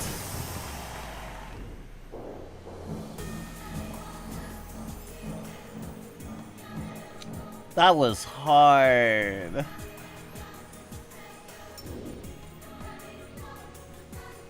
Nothing like a good build, though. Can you hear me, Beatrice? You're feeling uneasy, beloved. Disoriented. The prideful aren't allowed into Paradiso, you know? I can't believe Beatrice is the only cis girl in this game. Because she's the only one who hasn't been gender swapped. Neither am I, as it seems. I need you to tell me all you know about Virgil. Why did you choose her to guide me to heaven? She's the only one who could, Dante. Well, metatextually, it's because Dante, who wrote Dante's Inferno, it's named after him, because it's self-insert fanfiction, was like, if I wrote a fanfiction where I went through hell, and then like fucking Bungo Taiga was fucking leading me around of VTuber hell, I guess.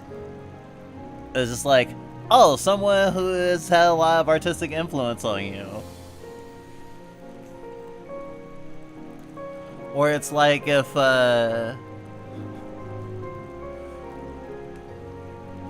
it's like if half of all RPG Maker devs, wrote a fanfiction about Toby Fox leading them through gaming hell.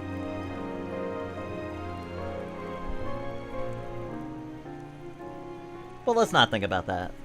Because she'd done it before, I presume. You're starting to understand, beloved. That Virgil isn't to be entirely trusted. She's loyal, especially to you. Yet her motives for helping you have changed. You've been listening to my conversations, Beatrice. She never says she wouldn't. Indirectly, yes. I am your guardian angel, after all. You and Virgil are just the same. Yep. Liars?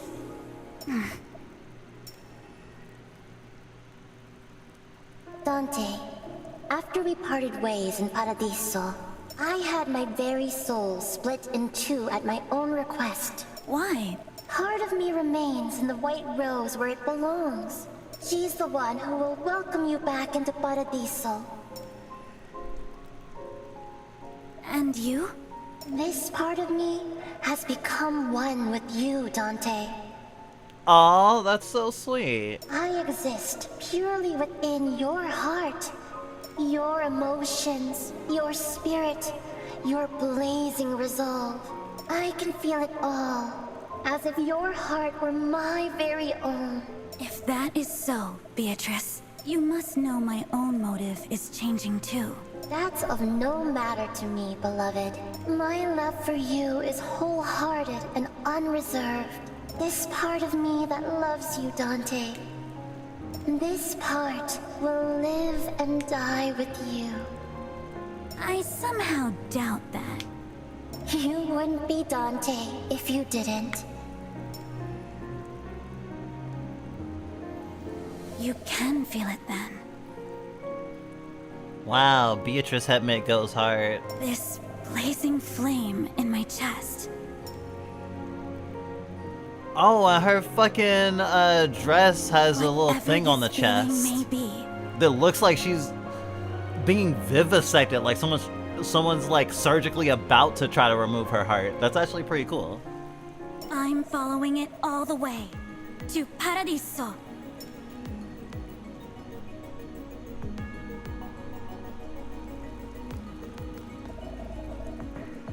This is bad, Dante. I wasn't expecting the Malablanque to find out about you so soon. I don't see how that's any of my concern. The Malablanque are Hell's most dangerous demons. I've never heard of them leaving the 8th Circle, but those two weren't that strong. You don't understand. There are 12 of them. Libre Coco and her friend are at the bottom of the hierarchy, but their leader, Melakota, she's powerful, I presume. Second only to Lucifer, in fact. Lucifer? The devil herself, Dante? The supreme ruler of hell? That's nothing to scoff at. On the contrary, Virgil. This makes everything considerably more interesting, doesn't it? Aren't you getting a little ahead of yourself, Dante? Let's go beat some more information out of those Malabranque, shall we?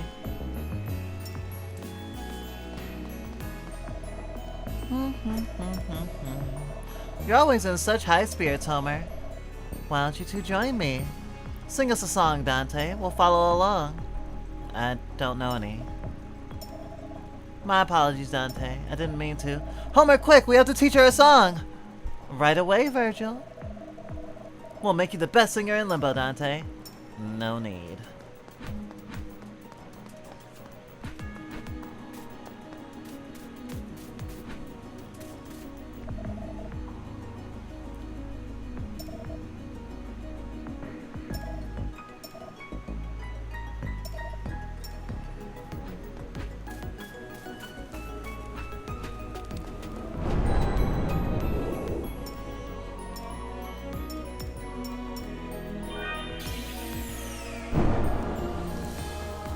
Okay, I want to check something.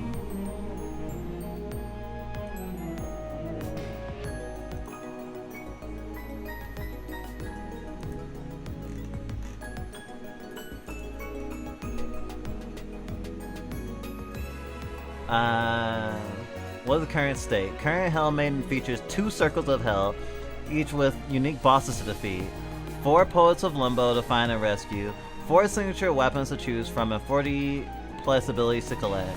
The overarching narrative is also introduced and further developed into the early access version. So, I don't think I'm necessarily at the end of early access. Because they made it seem like I should fight them again.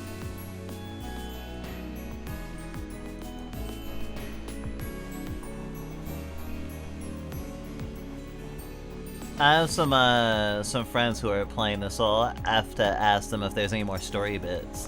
Because if there's not, then that's where I leave this game for now. At least on stream.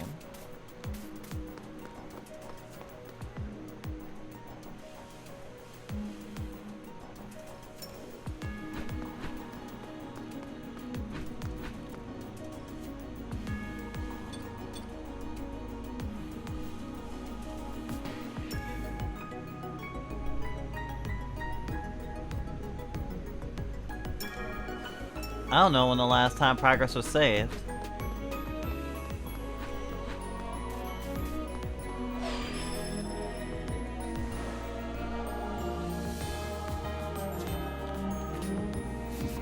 I guess I can start a run and then quit just to be sure.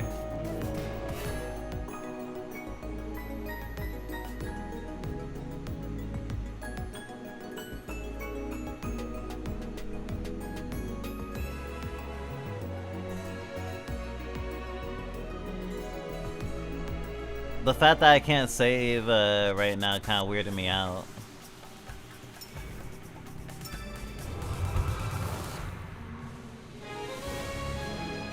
Abandon all hope, ye who enter here. Oh, I got one currency. If I do that 1,000 times, I'll get so much money. That's so cool.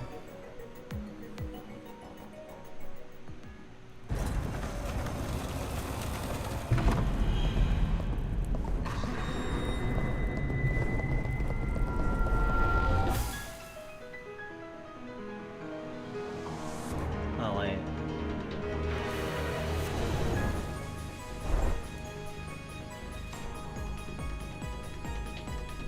I wonder how long it'll take for the OP to come up.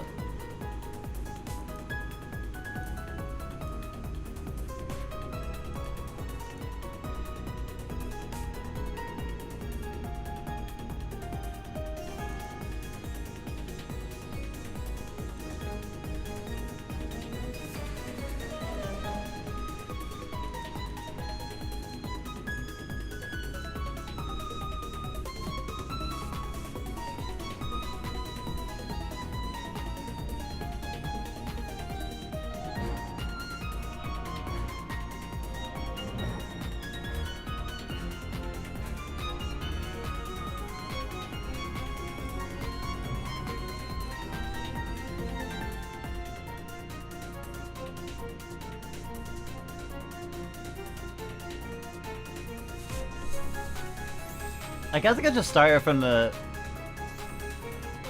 it would be cool if there was a, what do you call the thing? That, fucking, cutscene player.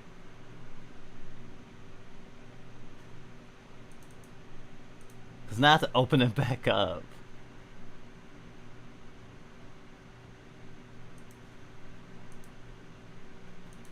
Just to play us out.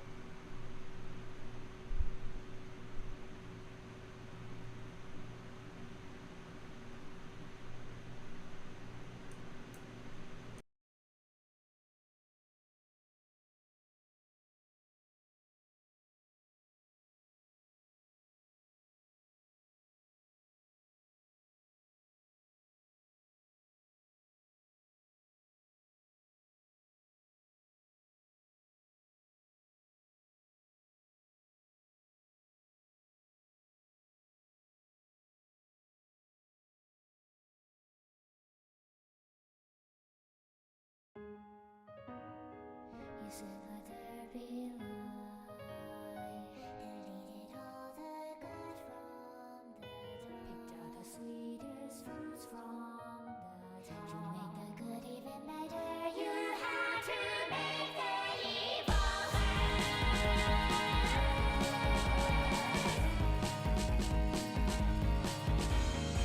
Once again I am here at your mercy. Tell me, am I naive enough to be led in? Greetings to the virgin, starira, hurura. And now shall we begin, nurira. Stripping down all the way to our parents' skin. It starts with the garden of Eden. Open one of the cages, starira, hurura. Singing one of the angels a little bit wide. Goodbye, don't miss me too much. Mikaela, Besaliela, Manika, Yuliela, Samara, Mahaniela, Yehukiela, Daniela, Gabriela, Nanaha, Rafaela, Castea, Yomiela, Ariela, Reposa, Yukiela, Maste, Mazaka, Hiela. Please don't call it heaven if your doors aren't open for the vast majority of your creations. Just my sincerity. Sam threatening, pierce me with the judgments I have heard 1,000 times. My heart too broken and my teardrops too dry to worship your paradise.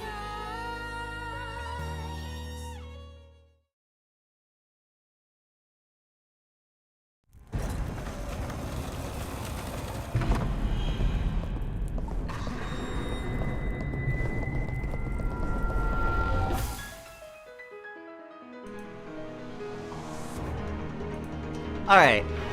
That was for the sake of the VOD. Thank you for your patience. But yeah, Hellmaiden's pretty cool. It's from the same developers as Pocket Mirror and Little Goody Two Shoes, which, as some of you may know, is definitely a game we really, really like. And is very gay.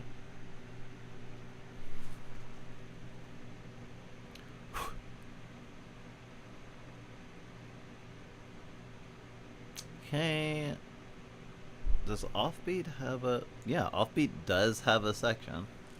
Alright. I don't need to have my controller plugged up now. Alright. We're gonna make some music now.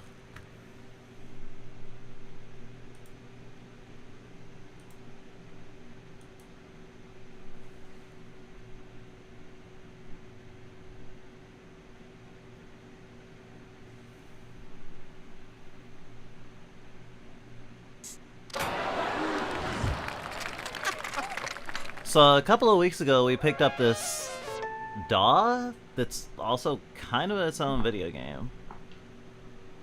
It's a gamified DAW.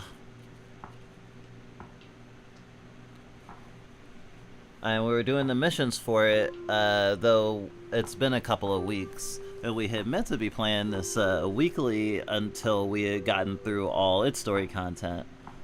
So we can unlock all the different like instruments and stuff, so then we could like actually make music in it, because I can't seem to get it to like make a new track outside of the missions. But I want to make sure we showed our playing the early access. And we don't think there's probably that much, like, content, so it's like, might as well just wait until we can play it again. Get good at writing music. Alright, so this is our next job. Music for parrots. First squeaky, then falling.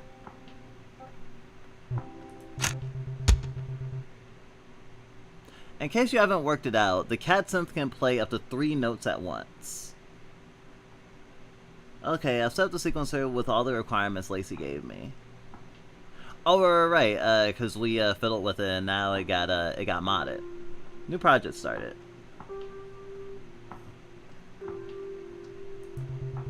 There's a bit more information to digest on this one, but I bet I can figure it out.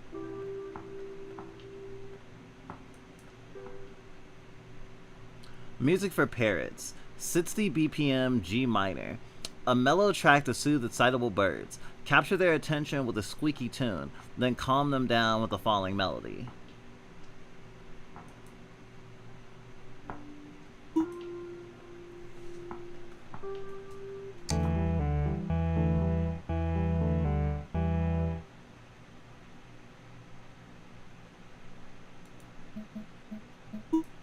I don't actually remember if this was from the job I'm doing right now.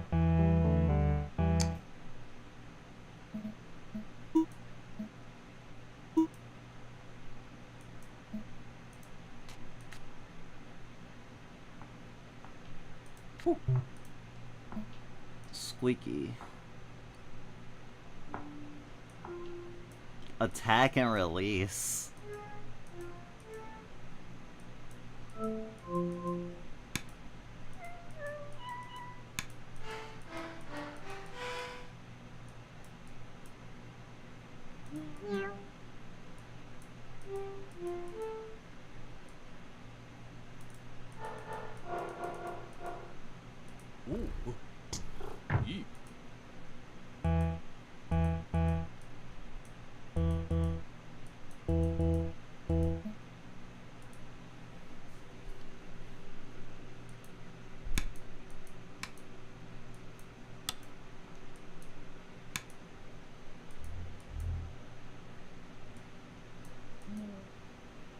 Swallowing meow. Yow.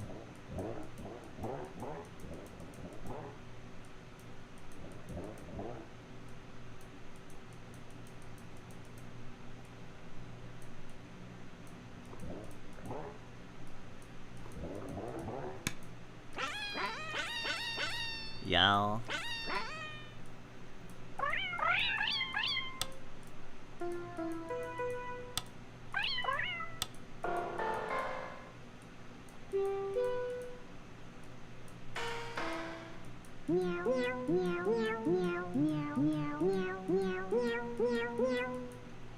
Does that count as a squeak? Meow. Meow. Meow.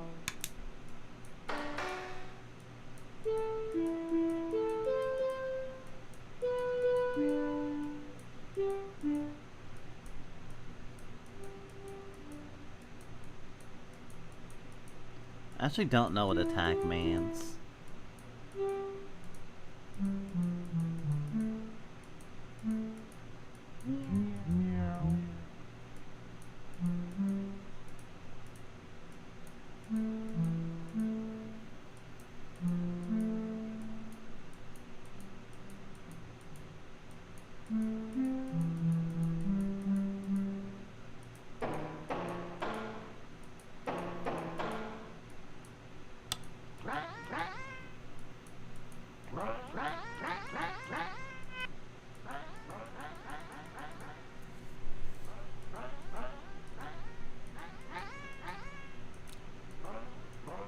Making music is weird, especially when you do not have music training. I mean, I guess being self-taught on anything is pretty special.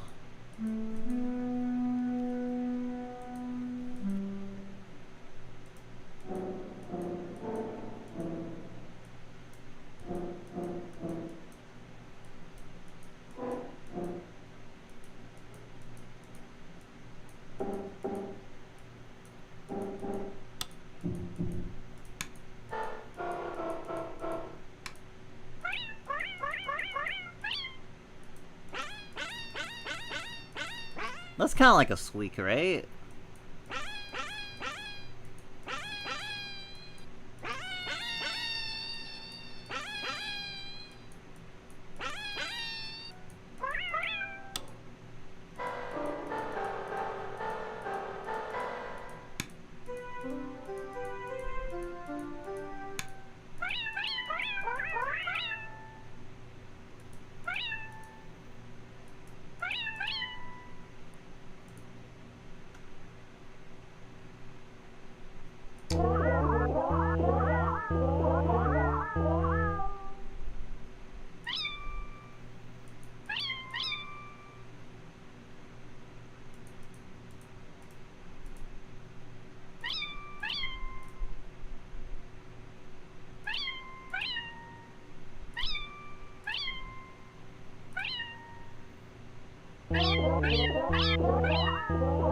Squeaky yowl.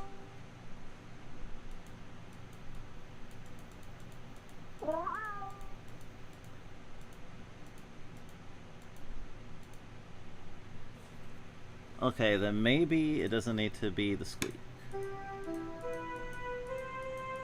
Or not need to be the yowl. Squeaky piano. I am curious on why I play on its own when I moved over here, though.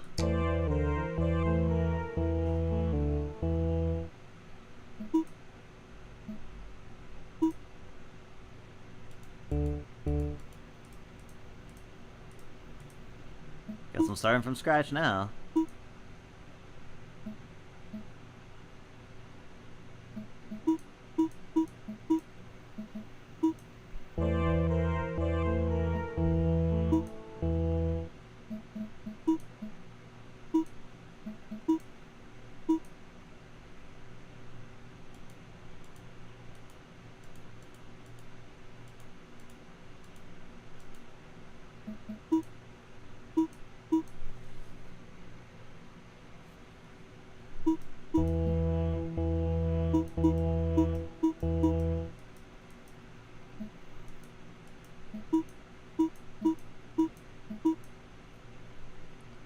It's telling me that notes are hidden, but...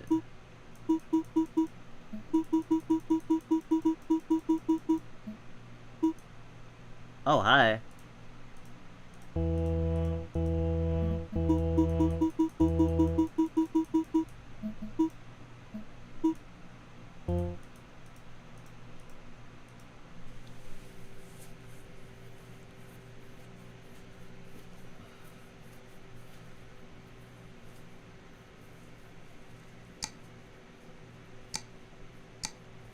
Okay, so my controller also does stuff.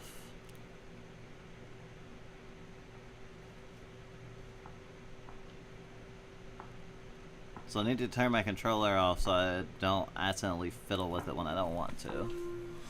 Alright.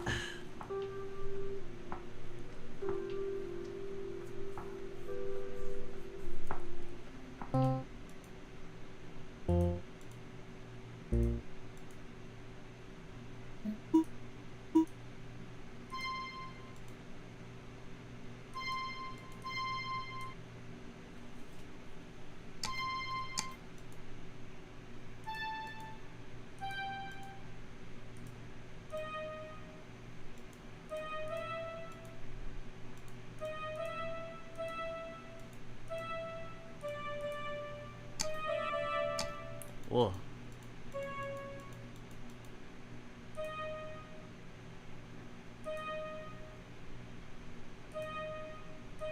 Two, 1, 2.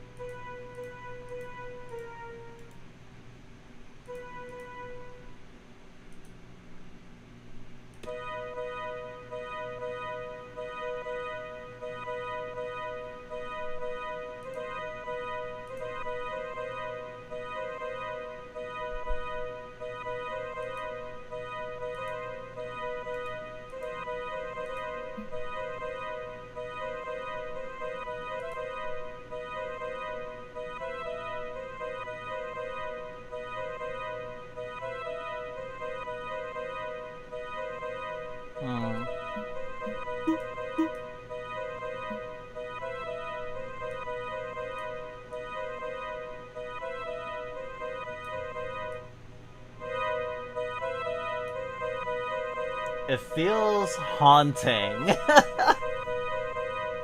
This is about sending birds to sleep, but it's kind of cool.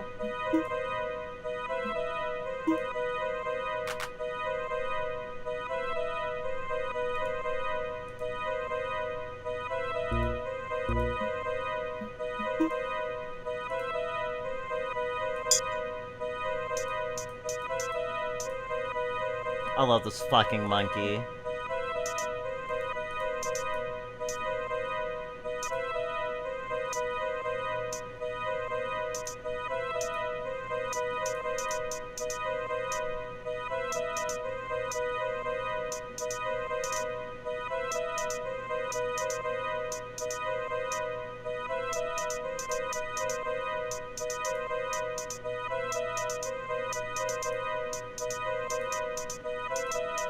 Now I'm thinking of the fucking spell song from Halloween Town.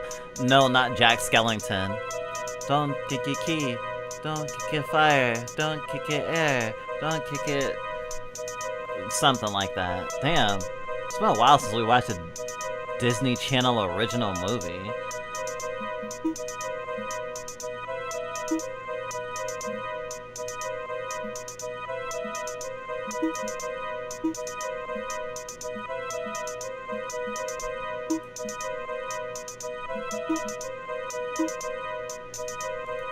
Okay, so 1, 2, 3. And then the next lane. 1, 2, 3.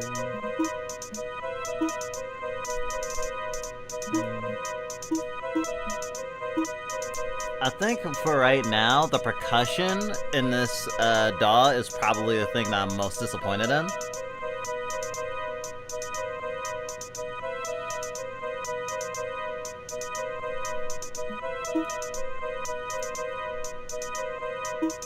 It's really asking me to be creative, though.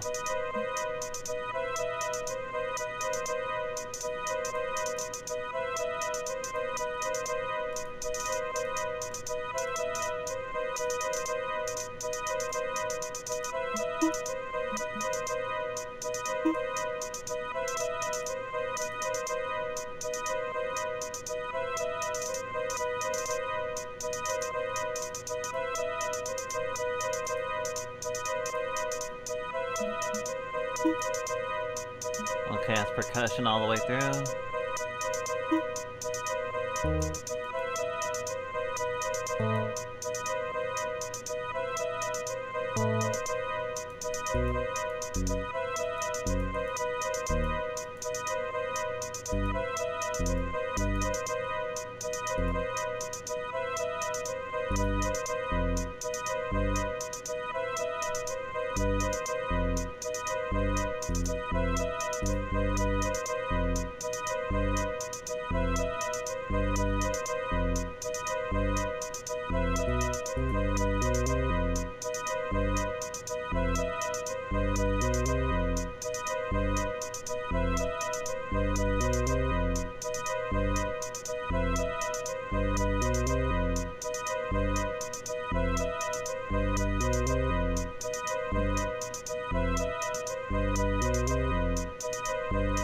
This is nice, though it's gonna be a pain in a second. Because there's no copy function. G, root G, F, then B, C.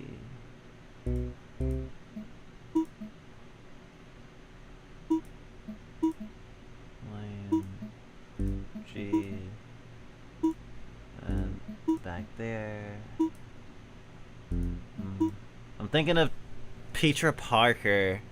Petra Parker? Is that how you pronounce it? I don't know if other folks have seen the thingy online of trans femmes Spider-Man classic. So not like Gwen or a Spider-Person specifically, like a different thing. It was like, what if Peter Parker was a trans woman and transitioned while Spider-Man?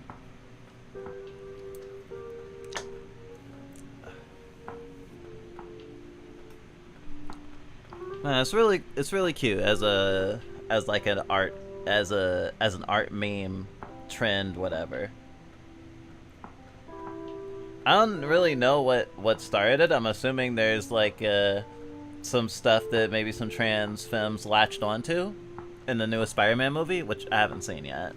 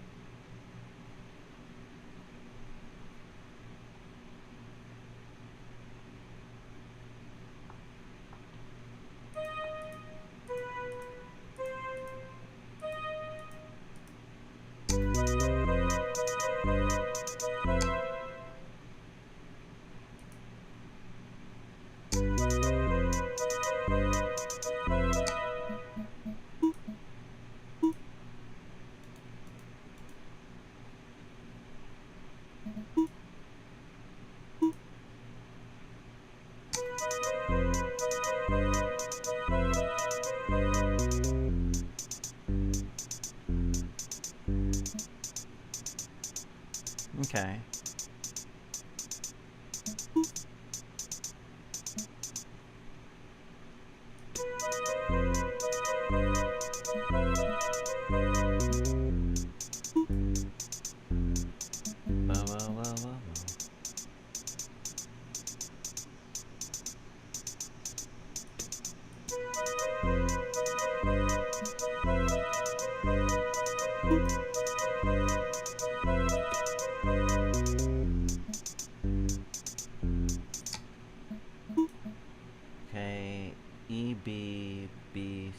BCB.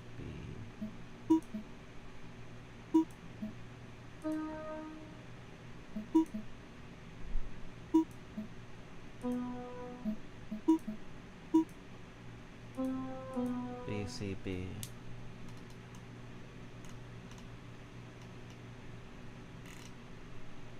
Alright.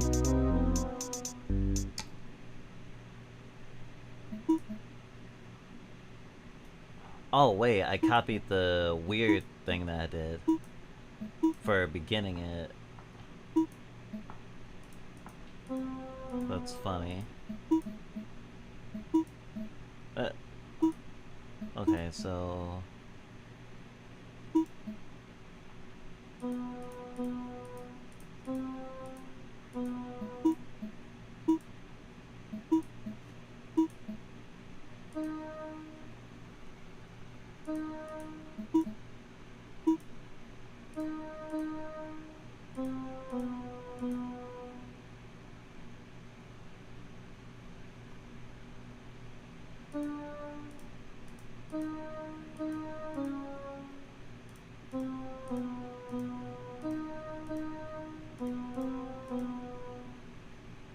Okay, so now I can...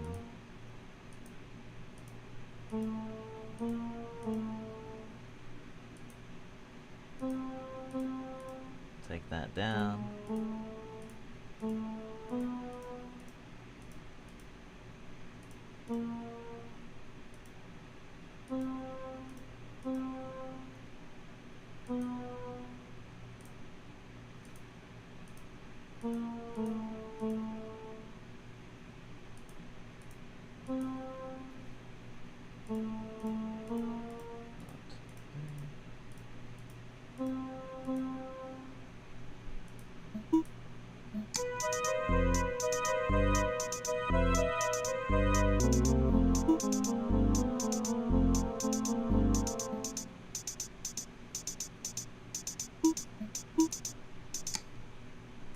Stop.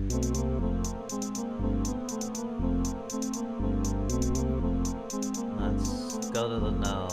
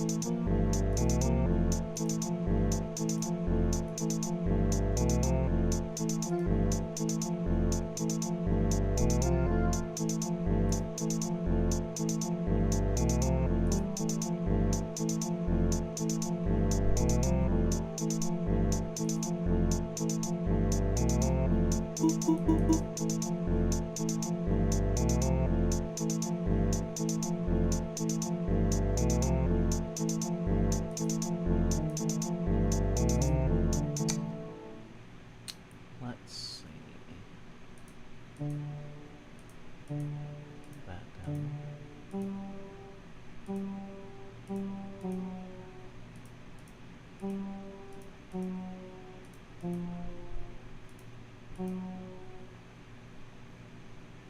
Oh, right. No. No? Yeah.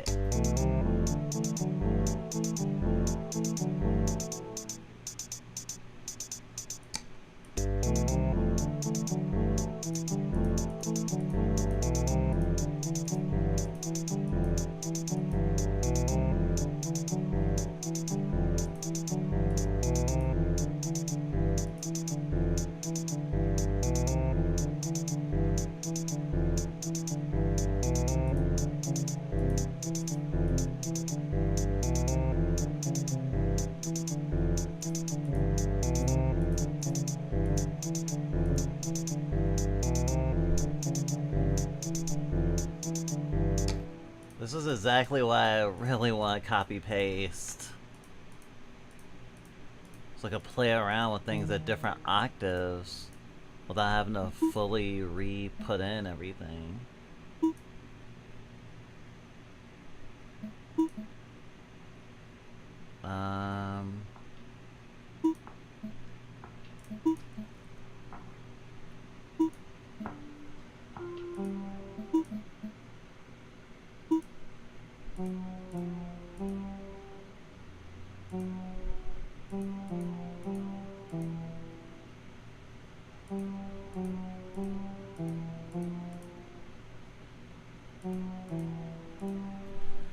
Just make up a new pattern, basically.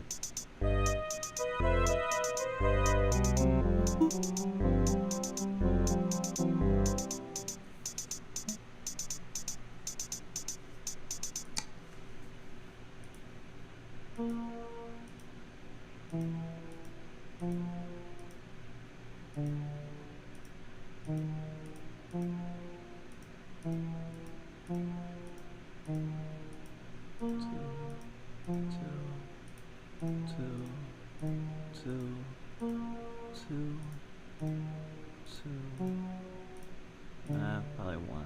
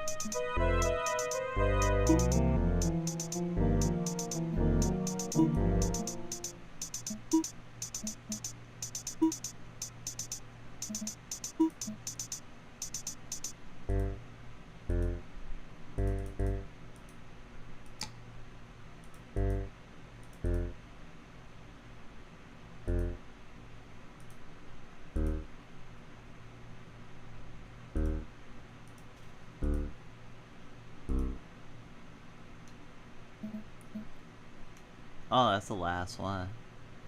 That's as far down as it can go.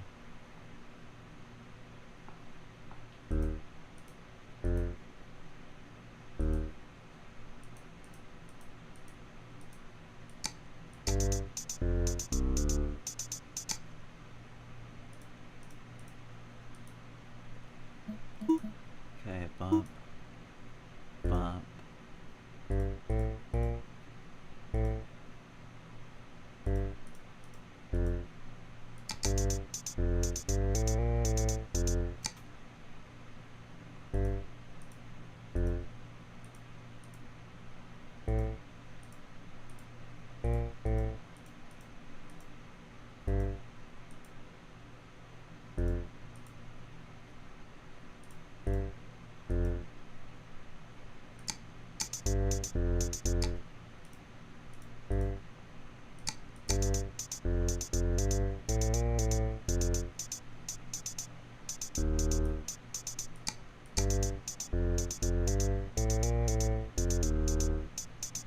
Oh, I kinda like that.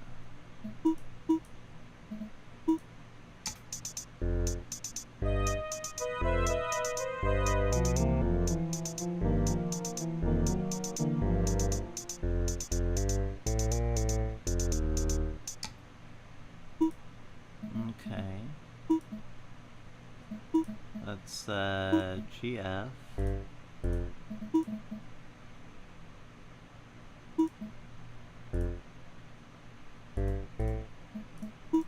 G.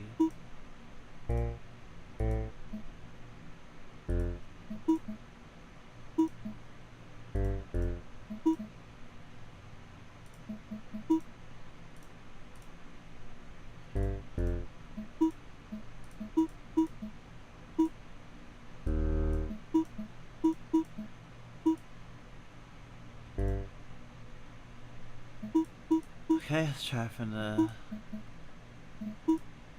beginning.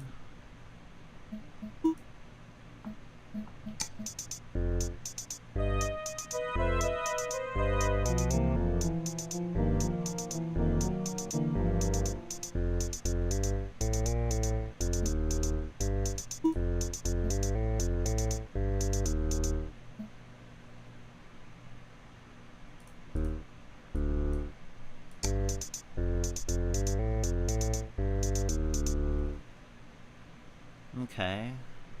That's the bass line done, I guess.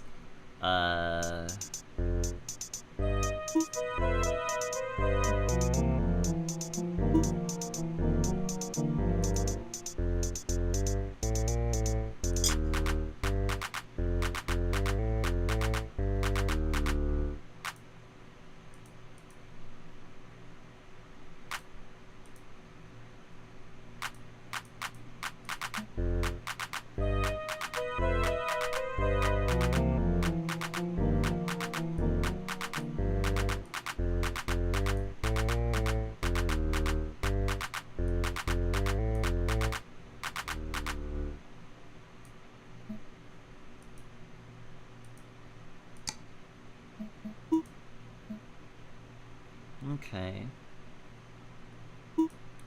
So we're here.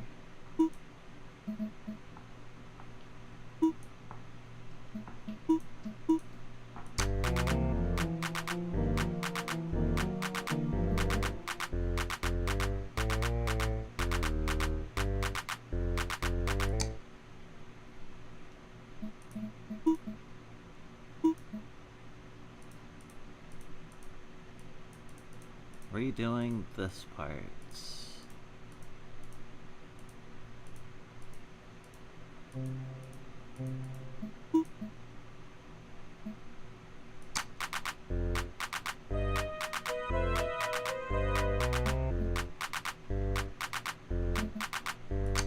Okay, just gotta remember that pattern.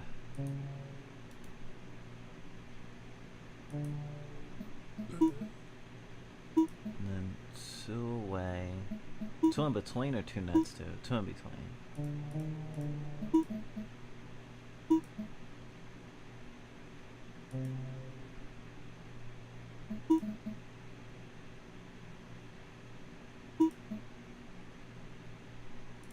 One staggered.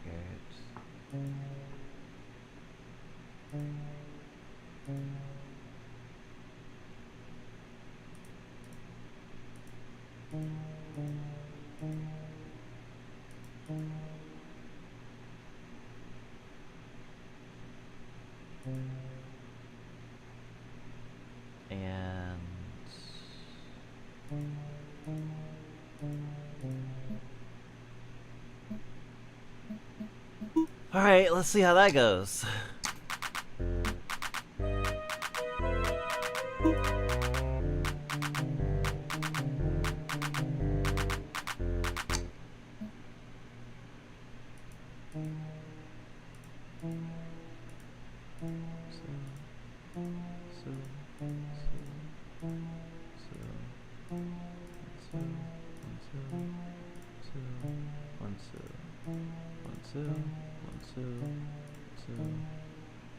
Wait.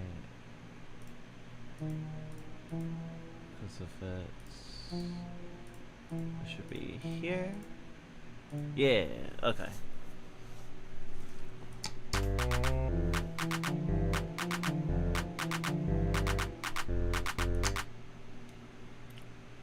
Still pretty discordant, which is okay, but lead in there, put that down.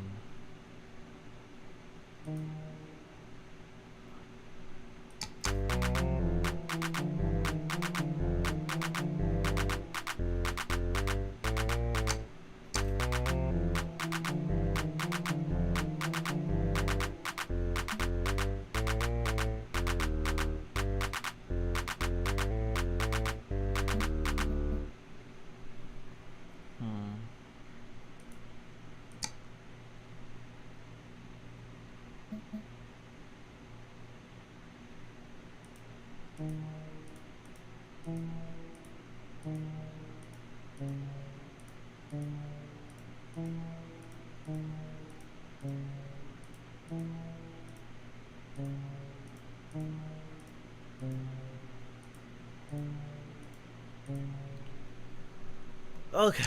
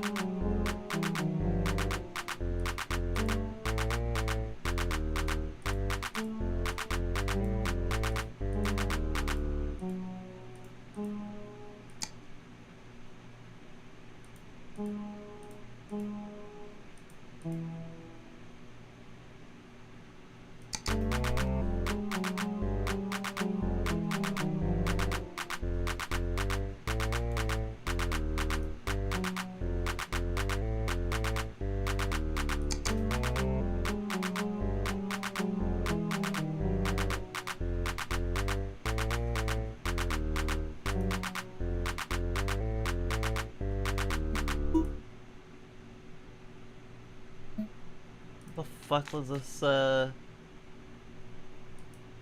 squeaky then falling?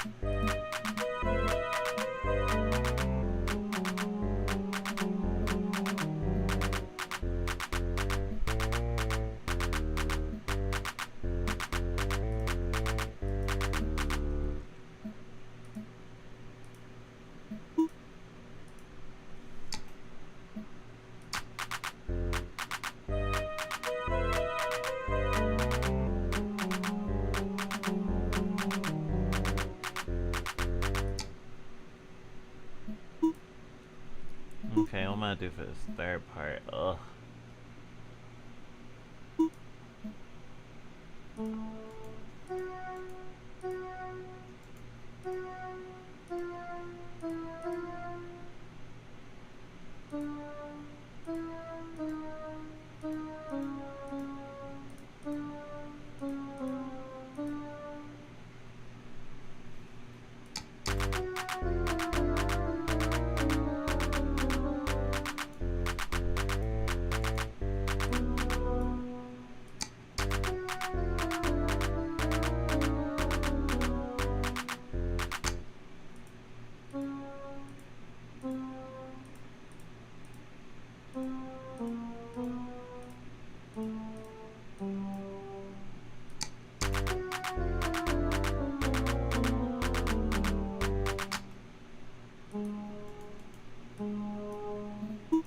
Okay, last part.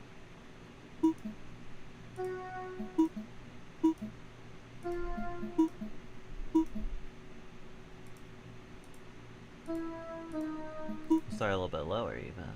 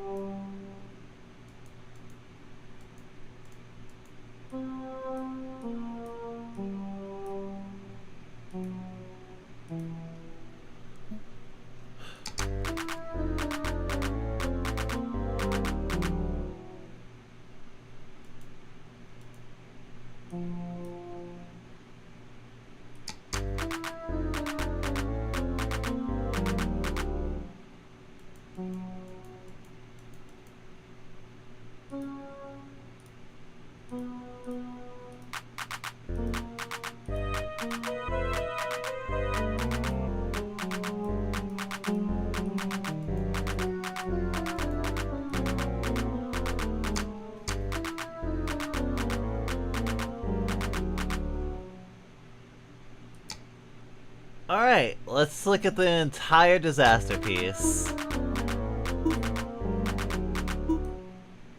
Wait.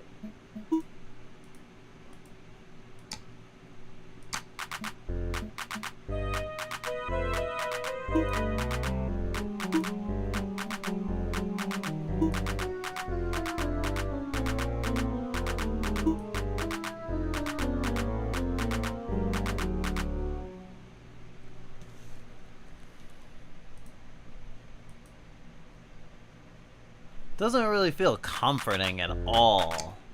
Like, at all. Let's see what type of grade I get. Can the game even tell I made a bad song? Because I think I made a bad song. I think I made a horrible song. But I think I followed the criteria.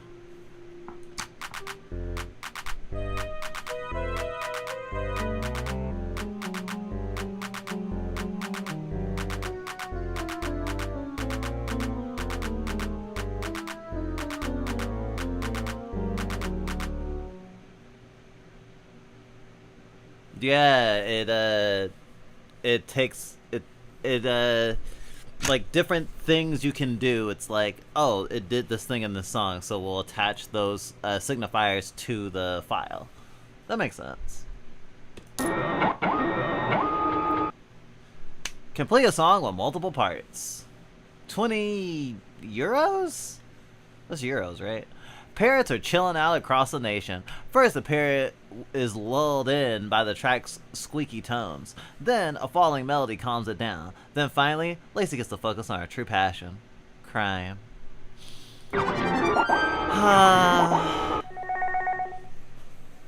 Come on, everybody, let's fill Moomin Valley with crimes!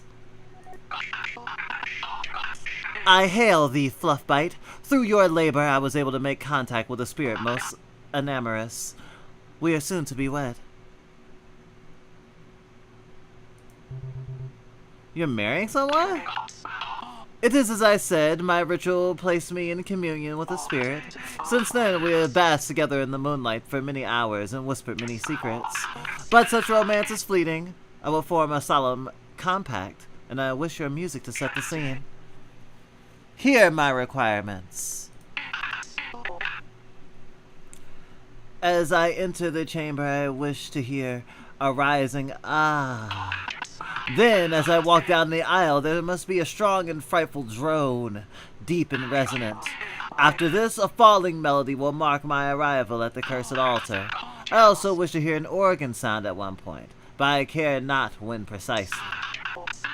The completion of your labors will mark the commencement of my nuptials. Farewell. Hey, Fluffbite, how you getting on with the Tiger 01 mod? I sent you a couple of issues of my modding zine. I have some time right now if you want to do another upgrade. Hell yeah. Make purring noises. Amazing choice. Let's do that first. Grab a hammer.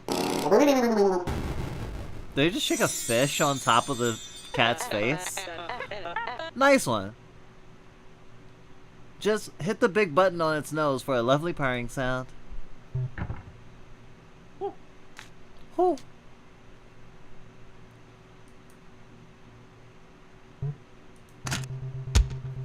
New project started. When a track gets busy, it can stop sounding good. Experiment with deleting stuff. True. So Lilith's marrying a ghost, and this is their wedding music. Cool.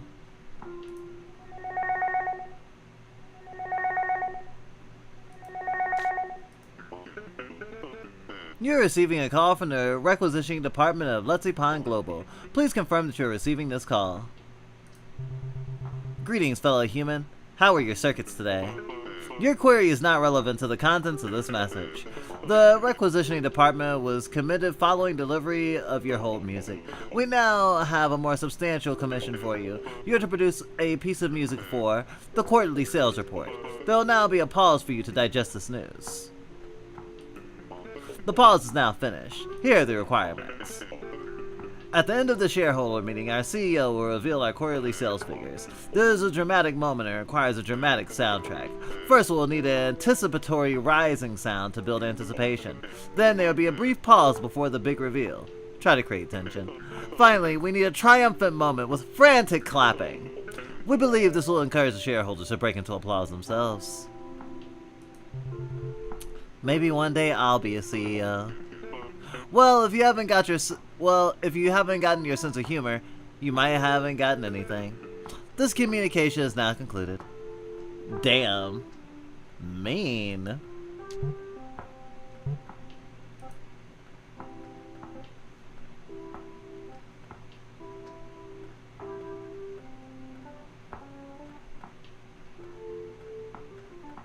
Rising low pitch drone, a falling melody, ghost sweating, 55 BPM, EB minor. Lilith is getting married to a ghost and a specific soundtrack in mind. In addition to other requirements, there also should be an organ in the song.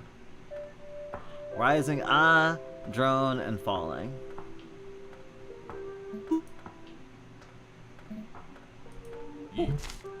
E.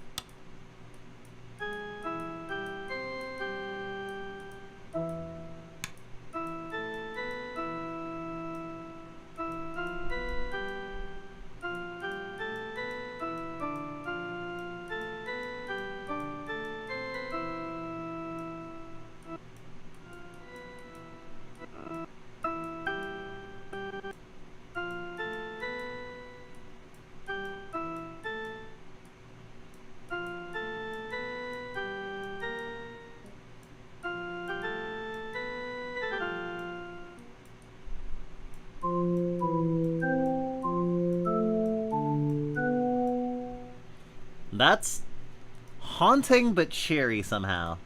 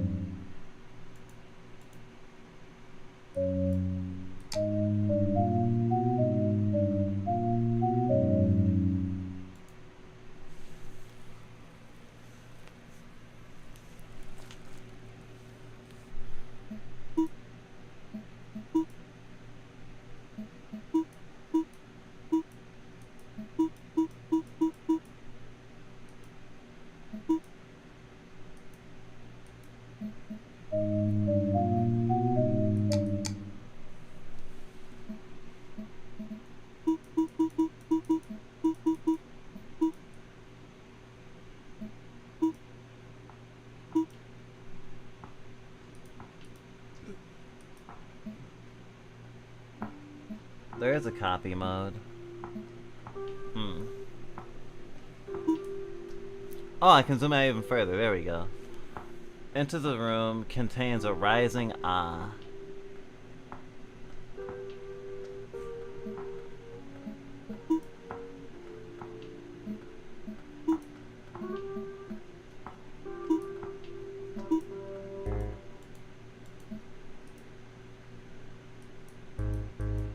Eh?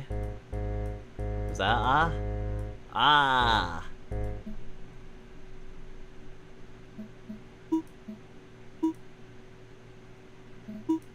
Okay, copy mode? Copied. Paste mode.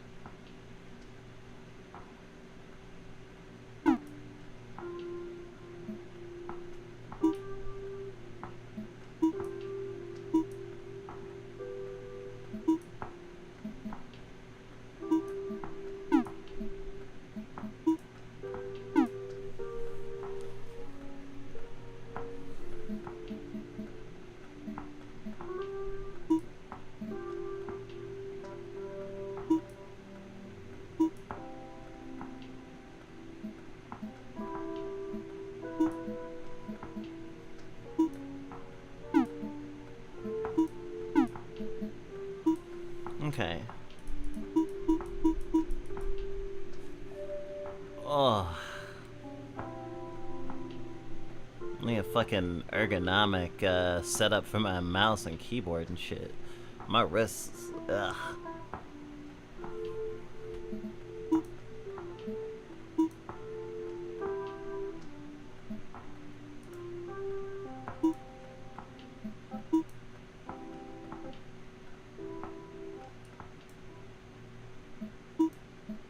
Rising,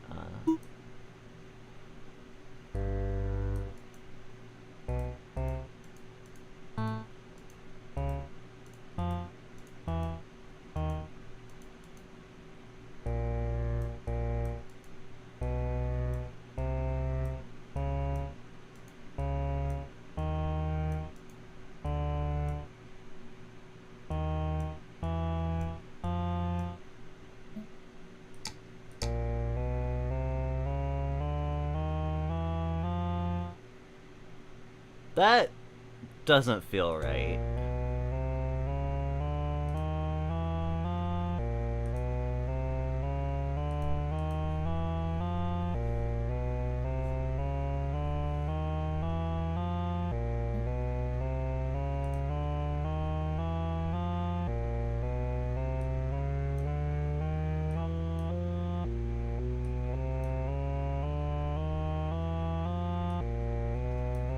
Okay, it's still an ah.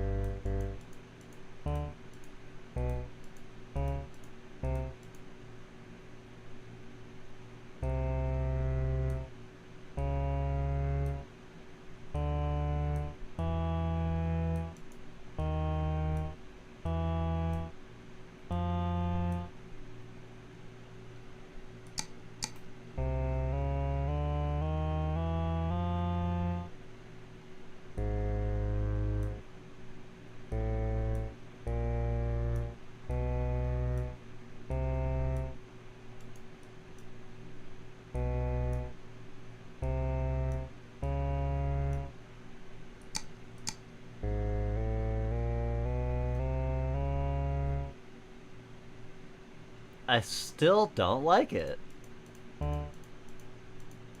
It satisfies the requirement, but it's not what I want.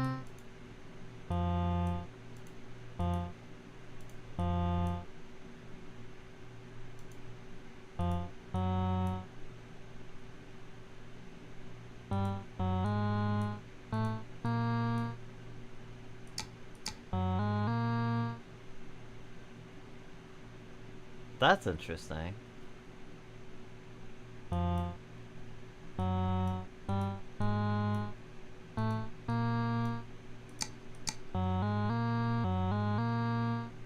Interesting! I like it, I like it. Finally.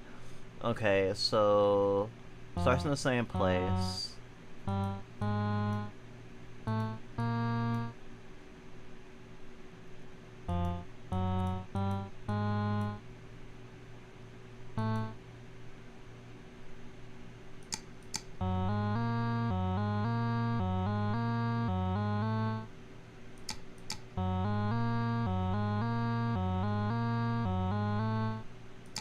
Okay, that last note, or that last couple of notes. Da, da, da, da, da, da, da, da, da.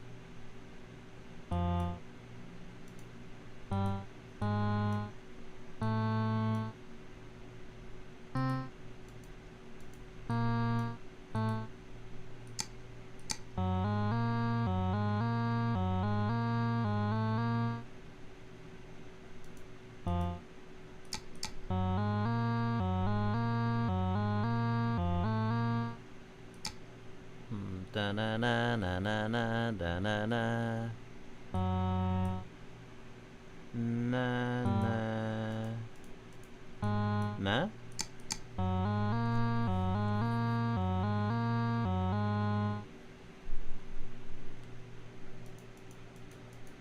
Is this not considered rising?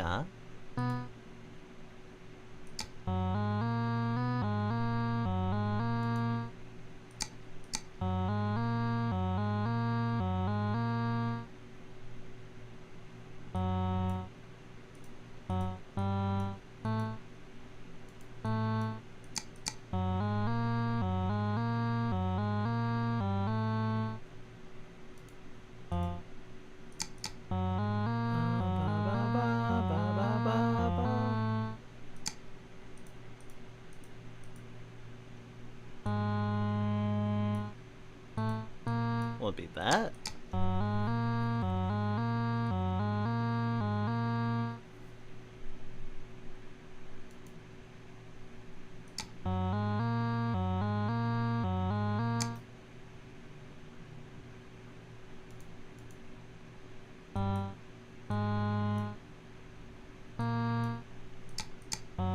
Ba ba ba ba ba ba ba ba ba.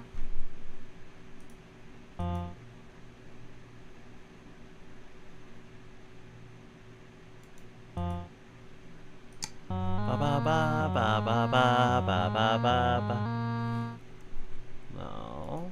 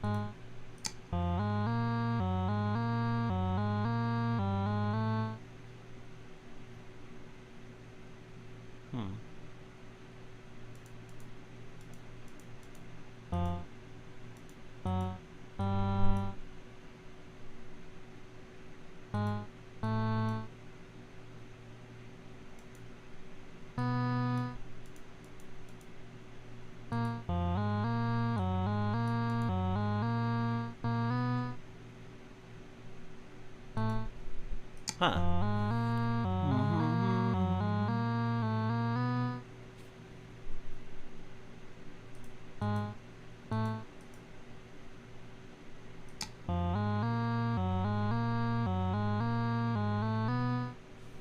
Okay, it's not exactly what I wanted, but it is sort of.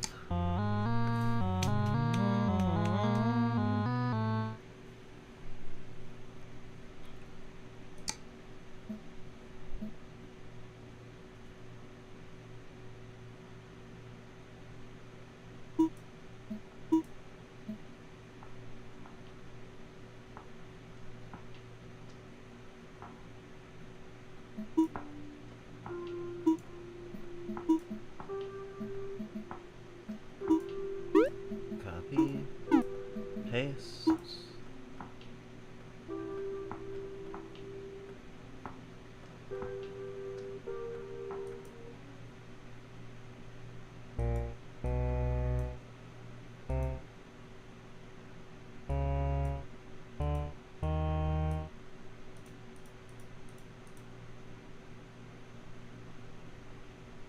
Then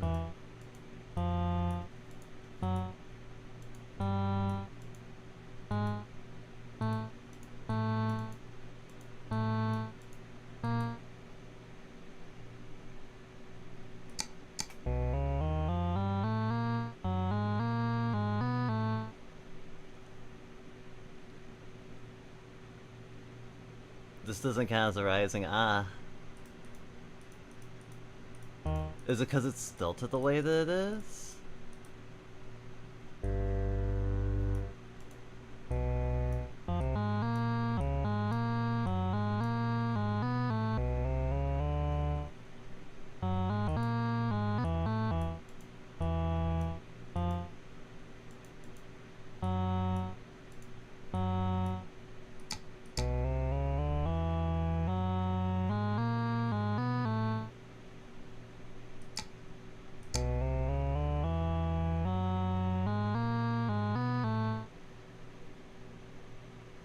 Wow. Yeah, it doesn't,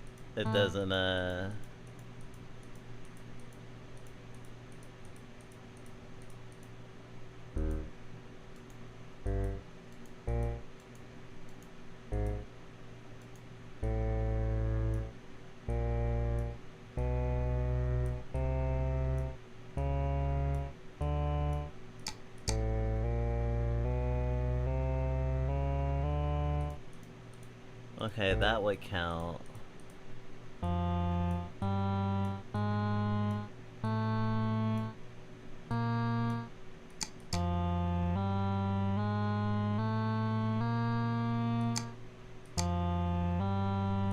No. No.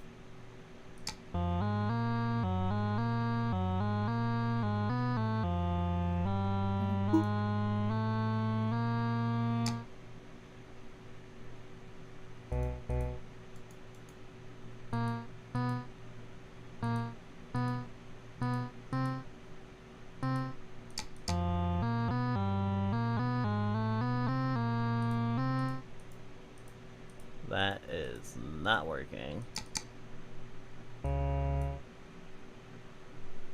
That one, and then that one, and then that one, and then that one, and then that one.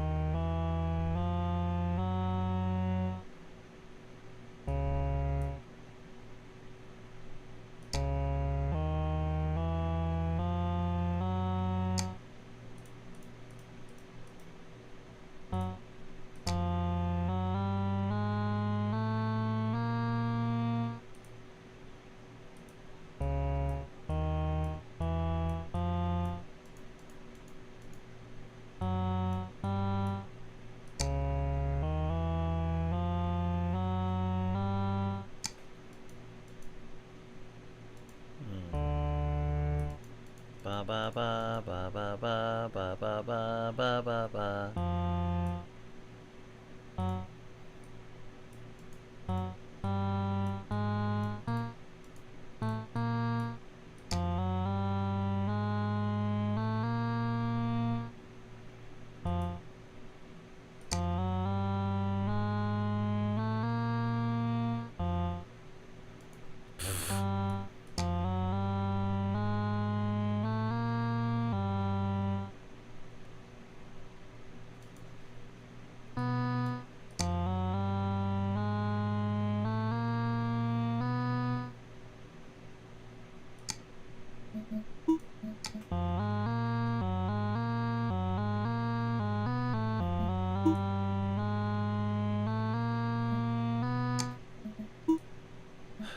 Remembering that I have this muted right now.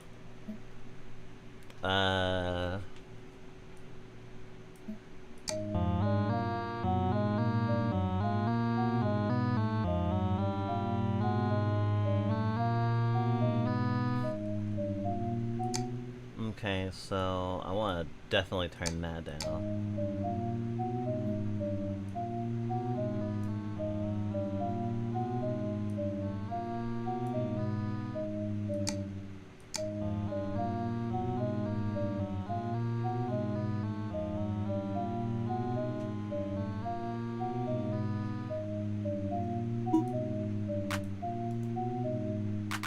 Let's say I want clapping at the end. So I'll consider the intro part done. The entrance. Okay, so procession. We'll walk down the aisle. Contains a low-pitched drone.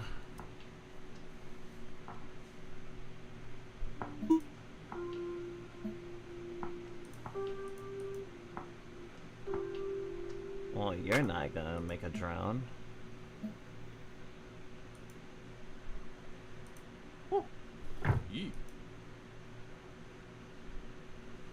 I don't think you drone either.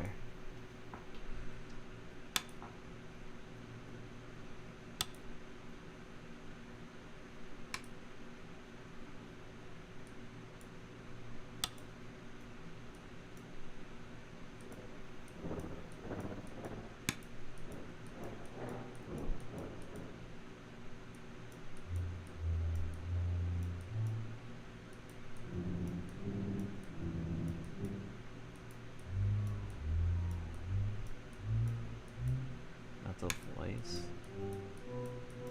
I consider Oregon. Meow, meow.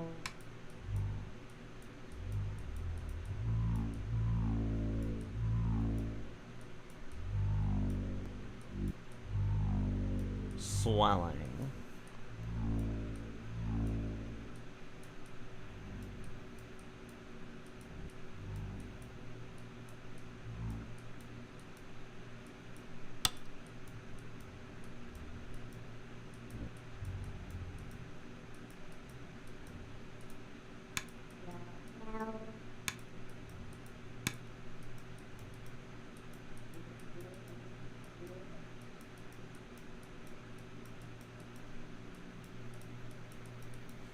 Wow, still can't hear it. Is it too low?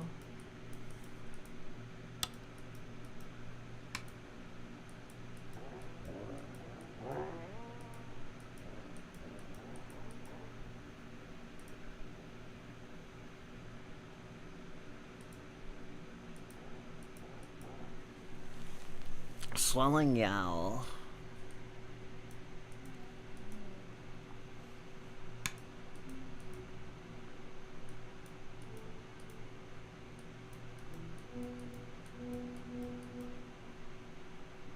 Piano.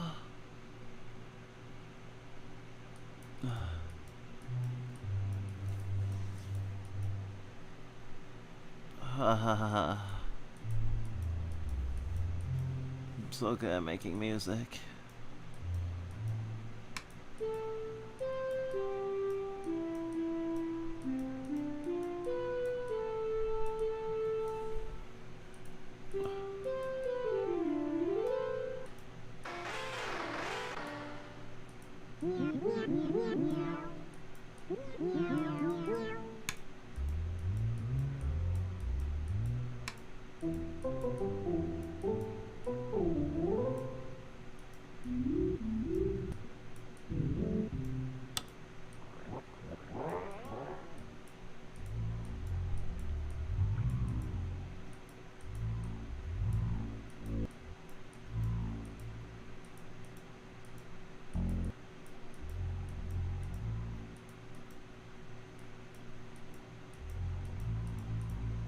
Meow, meow, meow.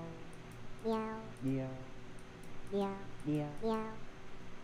Meow, meow, meow, meow, meow. Yeah, I think the purr is probably how you get droning.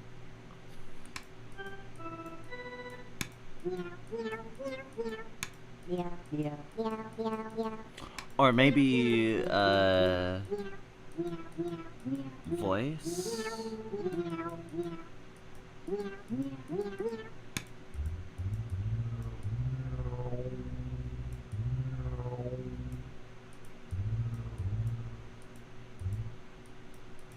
Drowning. So nice of your parents to give you a flowing river sample for your song.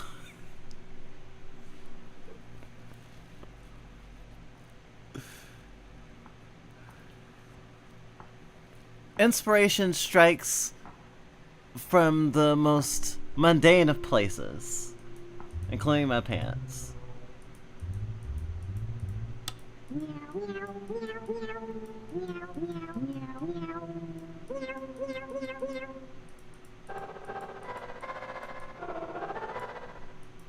That's an engine.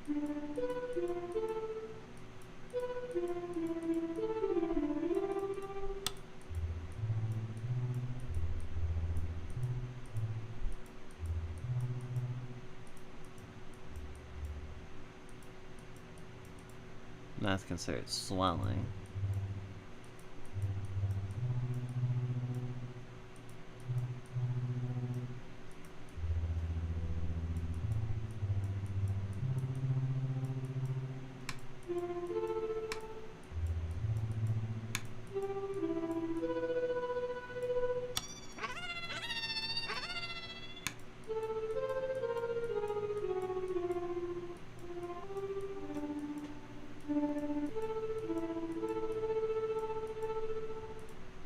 Haven't been able to find it.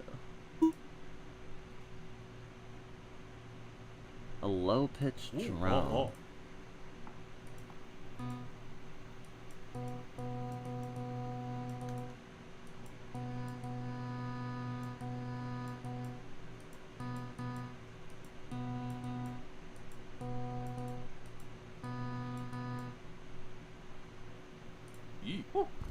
E.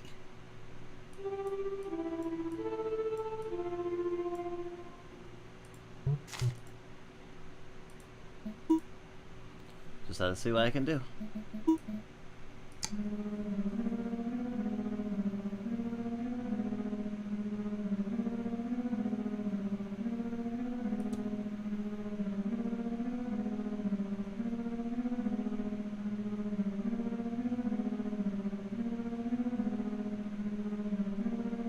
Also, does it...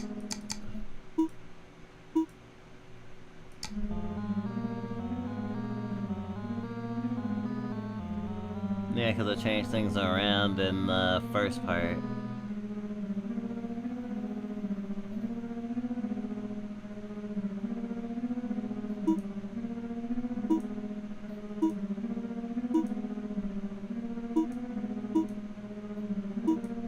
Yeah, it still considers itself one song. Okay.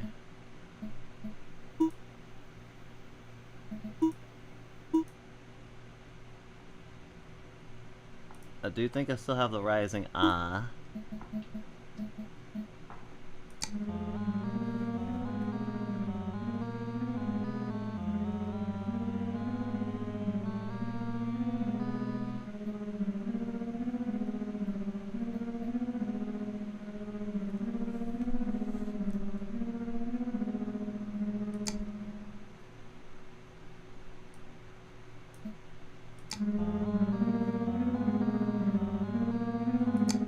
Yeah, it definitely clashes.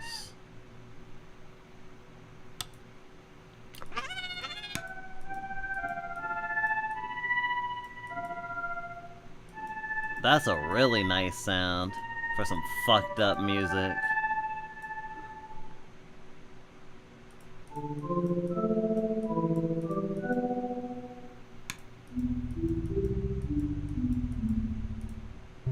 How's that gonna sound?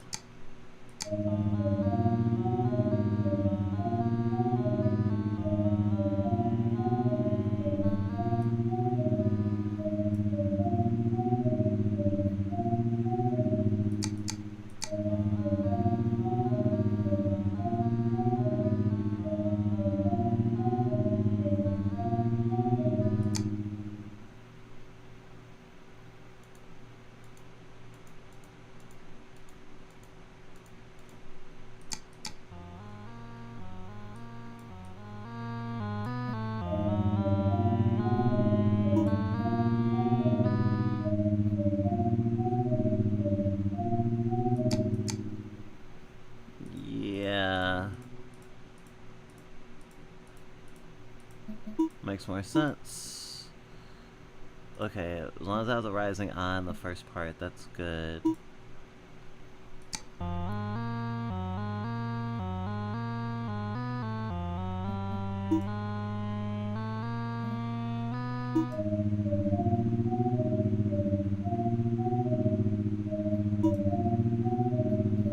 Yeah, that flows together way better. Okay, and what do we want for the procession again? Contains a low-pitched drone. I still don't know. It's not gonna come from percussion, that's for sure. Is just this? Yes.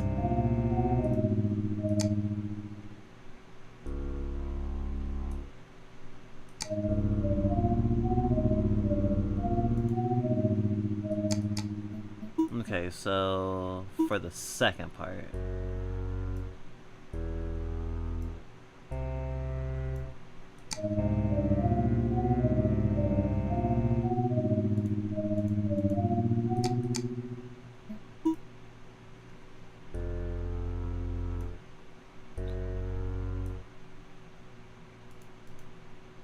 Okay.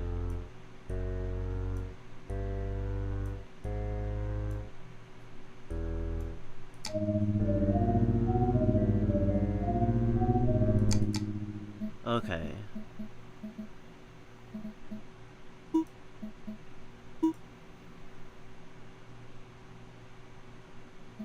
And then what's the third part? Falling energy.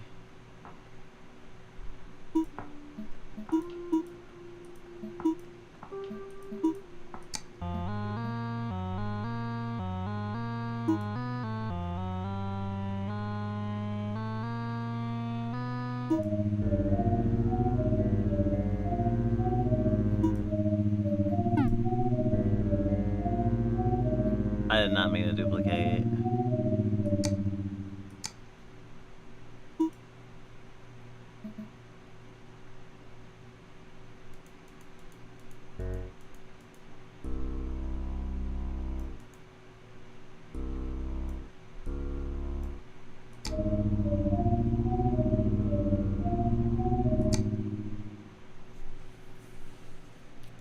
What if...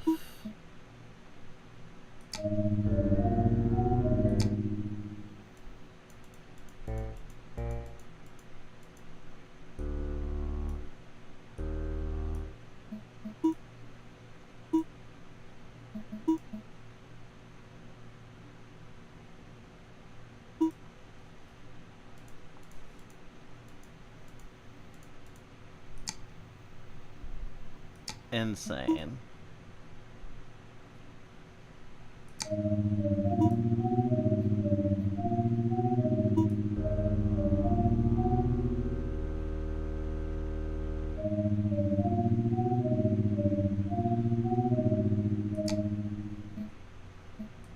Okay, we want the drone, ED and D.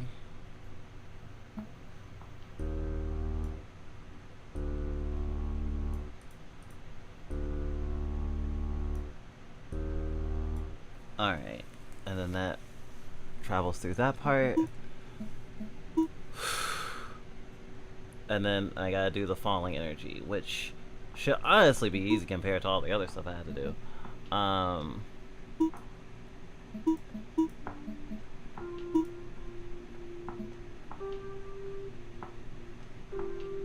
I was thinking about the clapping at the end. I was like, no, that's the other commission.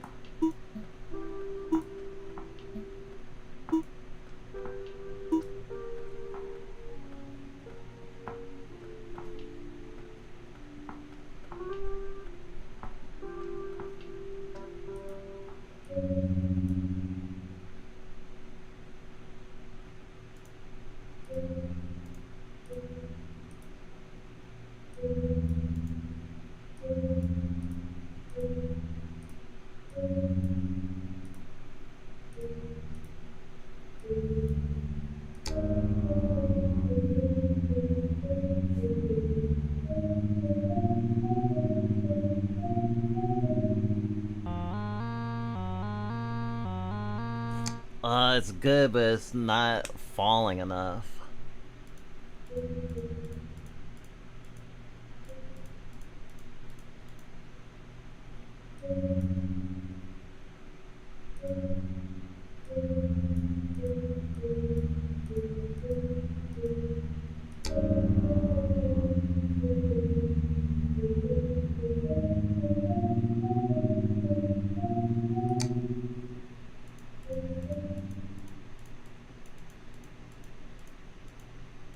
We must fall more.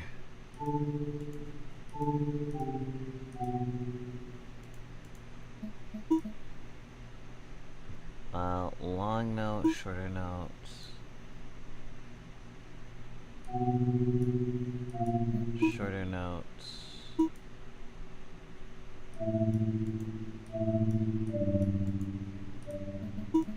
Note.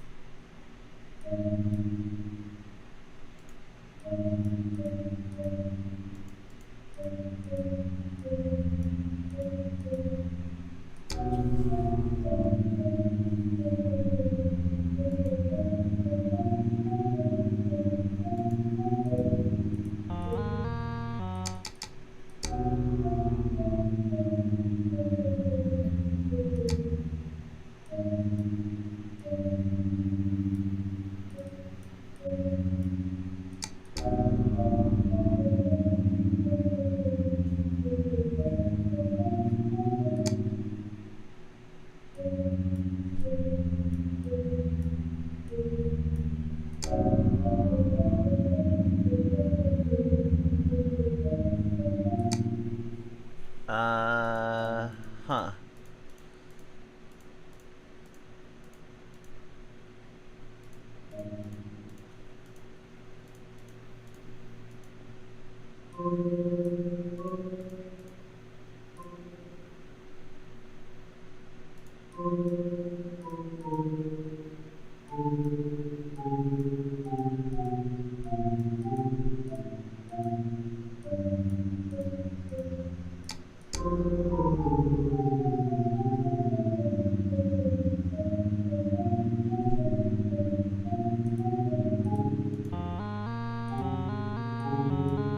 Okay, please keep having it be falling.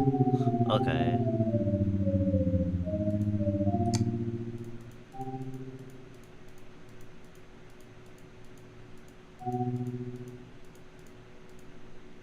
Boom, boom, boom.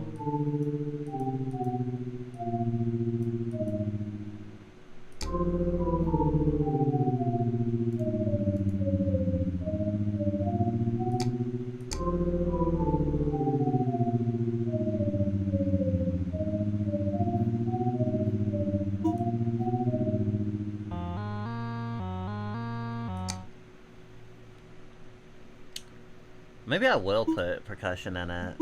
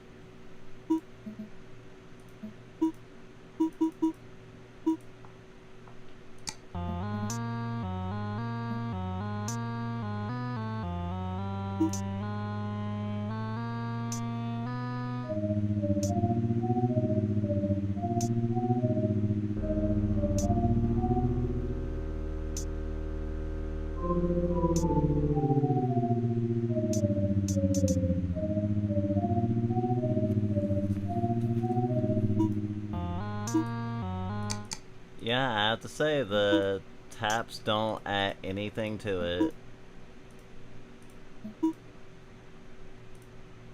But they are far apart.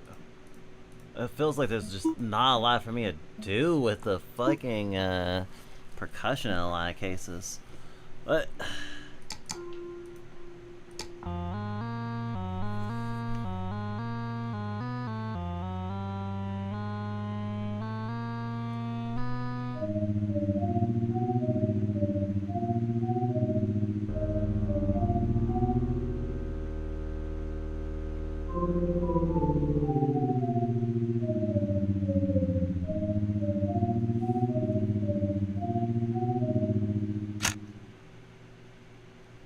Insane that someone would commission their fucking wedding, the music they're marching down to their wedding.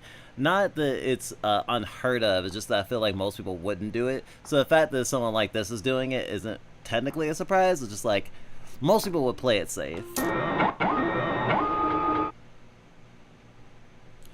Ask not for whom the wedding bell tolls, for it tolls for thee. The wedding was a complete disaster. It was held in a cemetery. It rained throughout, and the guests got drenched. One was attacked by a raven. Lilith had a perfect day.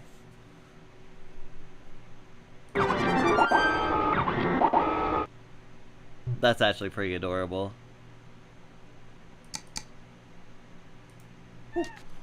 Perfect day. Nothing can keep me something. Perfect day. I'm actually going to end my offbeat session. Huh? Oh, I've just had an idea. If I want to try something for myself, I can always have a jam. Ah, I can make my own shit now.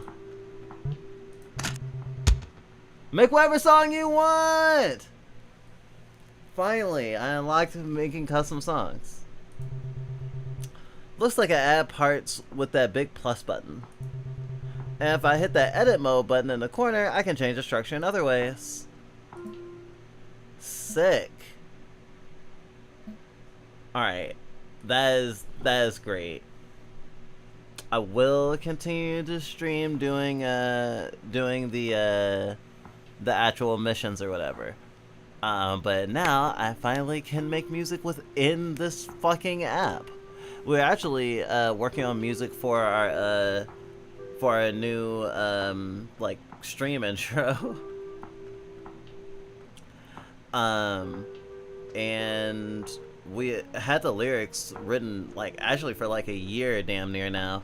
But we were struggling with the actual like music, like the composition. And we wanted to try to do it in this, but we couldn't figure out how to make songs that weren't related to the missions. And now we just unlocked it. Now we know why. So we will probably do that within One Bit Dragon. But our next, like, I don't know, like EP or whatever, we'll probably try to make in this DAW. Just to see what happens. Or whatever, because I think we'll also release all the songs we do under early access as just a music pack, just because like it's things that we made, might as well.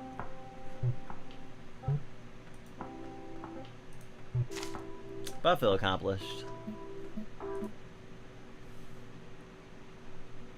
Save and hit that subscribe button.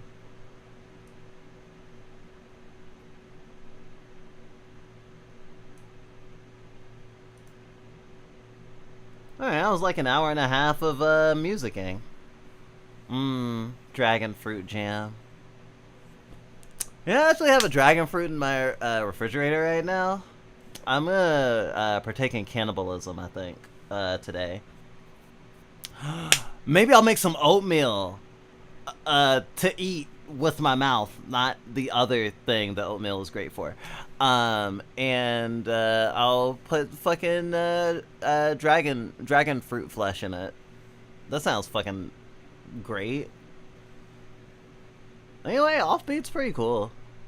If you're looking for a DAW and you are not like super musically inclined, like this might be something interesting, because the thing with DAWs generally is just that it's freeform. Like, even if there is a manual, which obviously it would have a manual most of the time, there's just like not a ton of direction that you have as an amateur.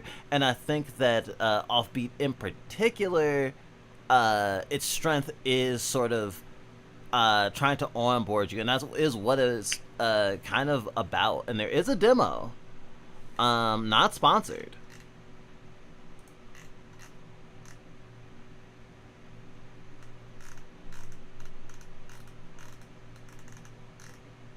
So I'm still figuring out how much I like it. It's an early access, so it can get improvements. Honestly, I just want to beat down the door of the developer and go, please, give me better percussion options. But, you know, I haven't had a chance to mod the monkey yet, so this might be in there already. It is funny to think about a doll where I have to unlock the functionality.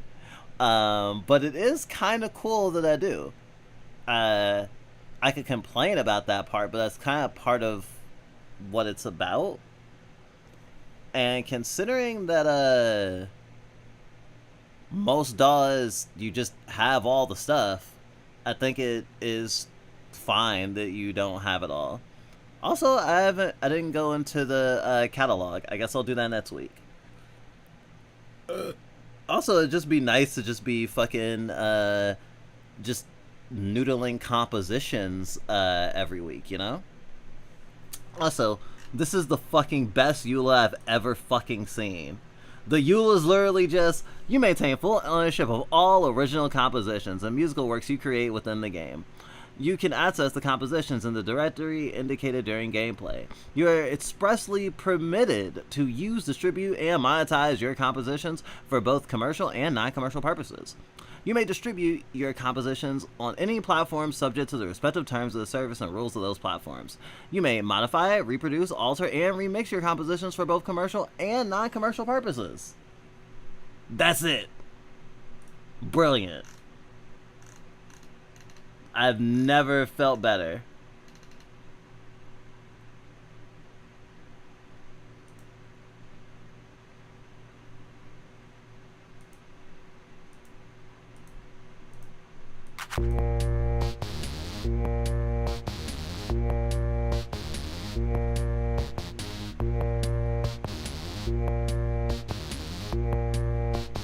Oh wow. There's all sorts of stuff I didn't get access to yet.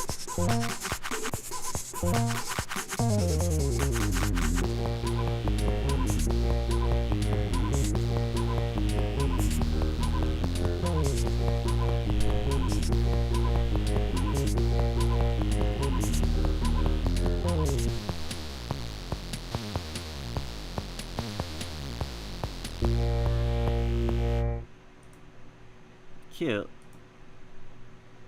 I should change what we're doing. Maybe just chatting?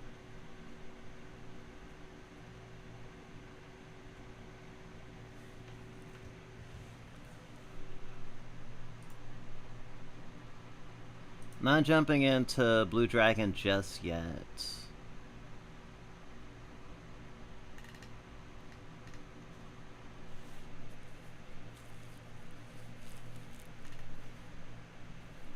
Which begs the question of what I should play.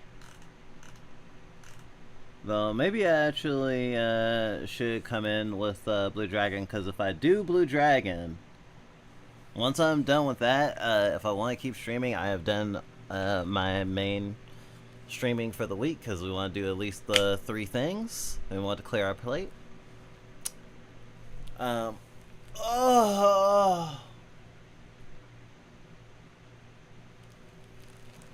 Ooh. I probably need to do some stretches. Yeah, I should go on break. Fuck me. Yeah, I'm gonna go on break and then come back. We'll do Blue Dragon and who knows after that.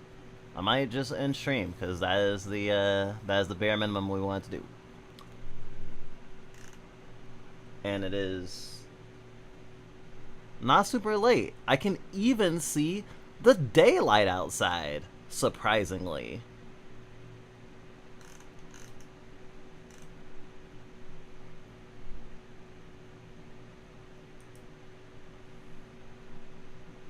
Let me see. It's awful! It's awful. Nene's so mean. Trying to see what we did last time. Good. Good. Oh, right. We fought the boss and we met the, weird fucking...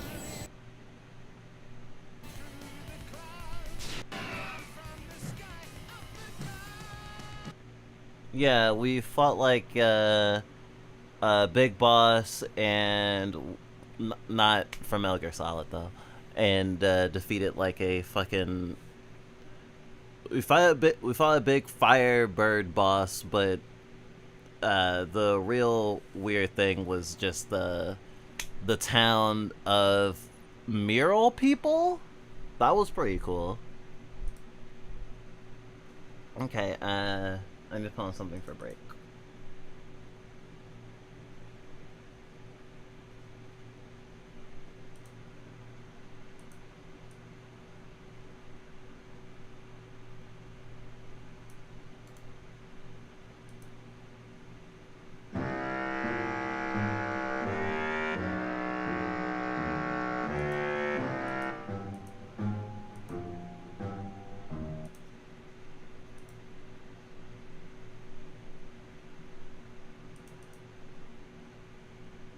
Again.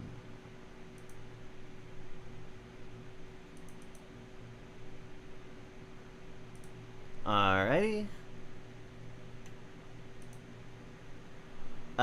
See you soon. I'll be back.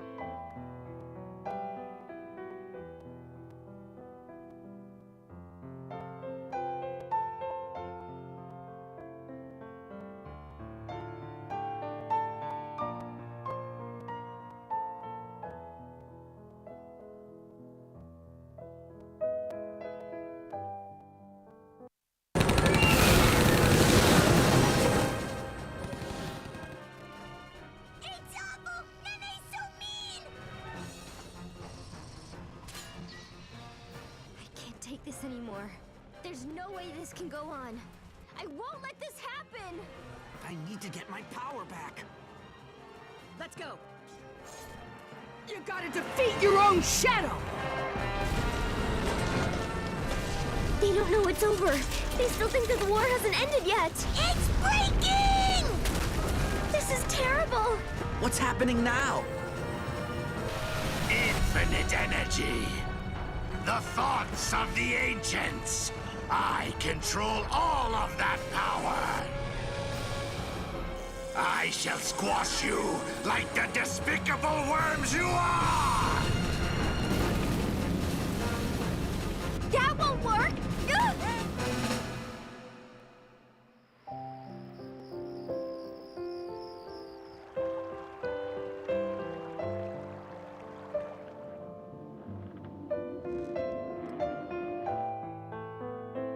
I know, but I want to avenge my mom and dad.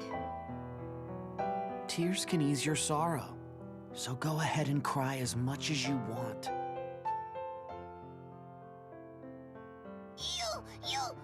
You're so cool! It's love! I felt my inexperience. Just when I thought it was too late, time suddenly stood still. If anyone does anything to harm her, I'll never forgive him. 'Cause I know how brave she's always been, no matter how tough things have gotten. Let me go! You'll die! No. I'm with you. Shoo. This world belongs to me now, my little friend.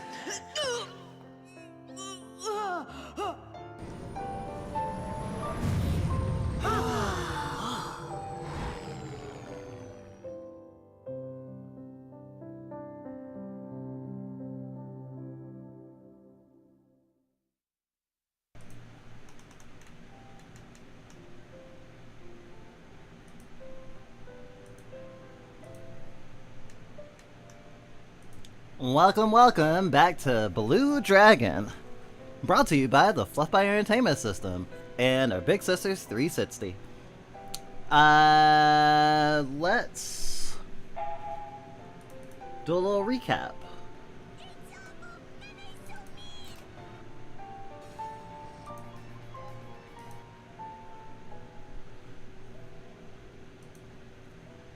So, Glitch was playing last week.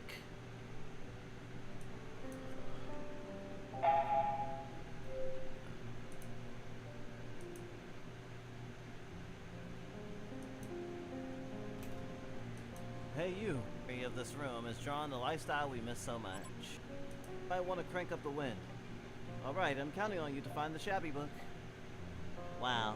I believe I'm being trusted to find the shabby book. Right out the gate. So we fought a big boss outside of the most recent village we came to, and is actually sort of a low stress point after we found out that actually our fucking families at the original hometown aren't there anymore because like they were getting attacked way too much. So they left a letter for us and decided to basically be like, yeah, we're gonna go trek to another part of the country. Follow us there when you find this.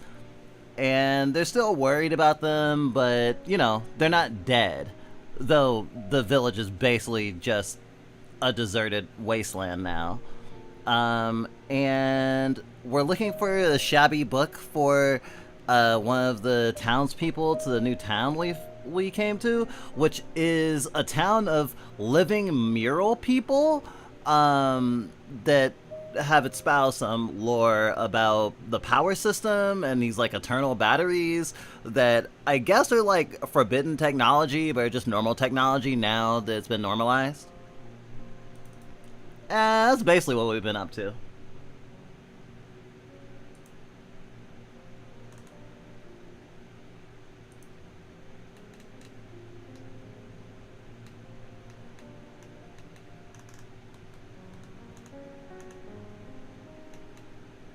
So many buttons. Ladder.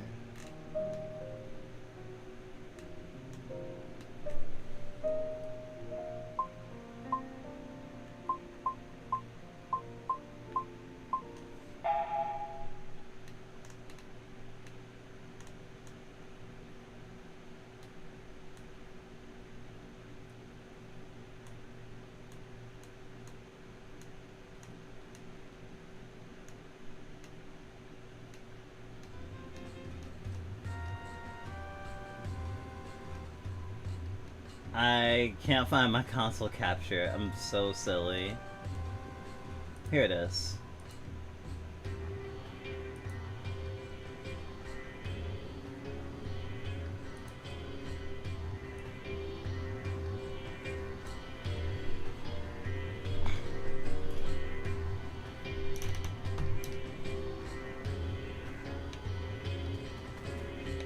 Alright. So I guess we were turned around a little bit because it's like, oh, we fought the boss, so we can report back to the person who gave us the last quest we picked up. But that's not the case because they wanted us to pick up the shabby book, which we have not.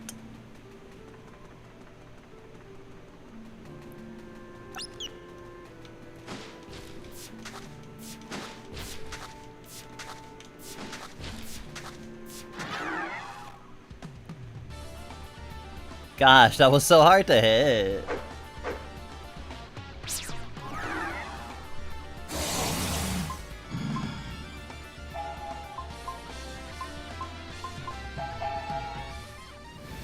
Flare sword.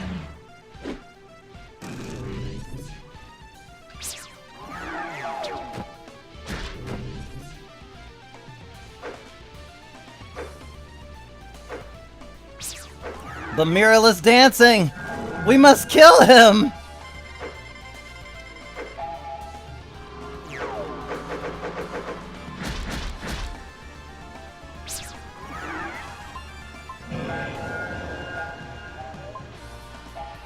Shu can take it.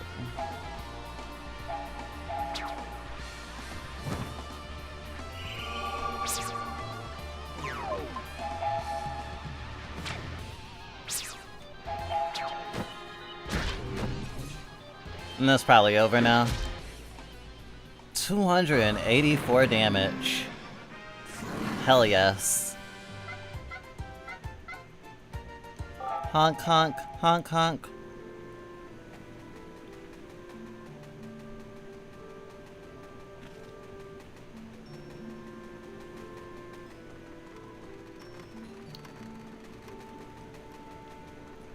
Oh wait. I'm going the wrong way. If I just left the village the way I think it, where the save point is, then that's not the critical path. That's actually the way into the village, because the save point is at one entrance exit to the village, and then there is not another save point at the other one.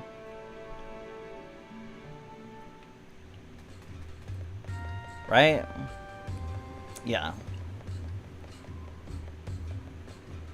Which is a little bit confusing, but I'm fine, I'm fine, I'm fine.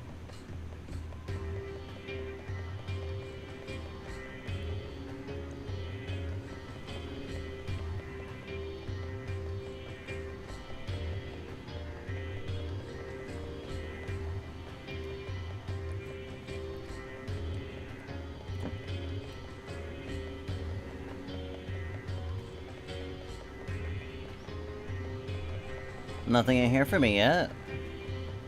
2 white mages, sword mage, and a rogue or whatever. Oh, sorry, assassin.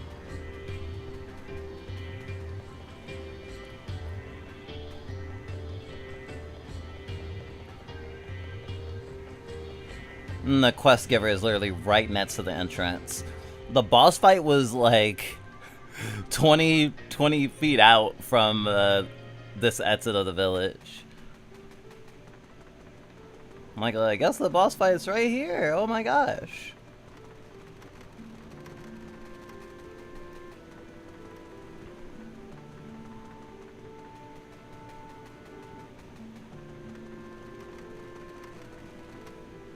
Is this bridge gonna break? Sure did! Whoa, the bridge! Looks like we could use this collapsed rope bridge to climb down. We could probably go around from the rope bridge on the other side. I guess we just have to go around. Ah, I see. So now the rope bridge will be like a ladder? Medals! Oh, hello!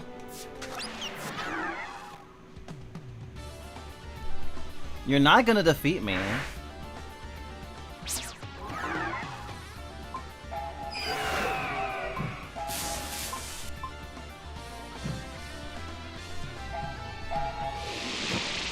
Wenda!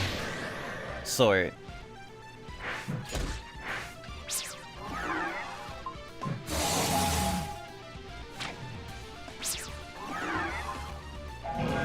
Pocket steal.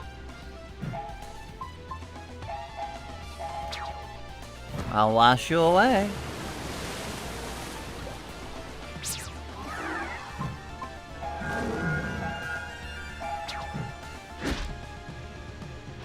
Sonic Boom, what are you, Guile?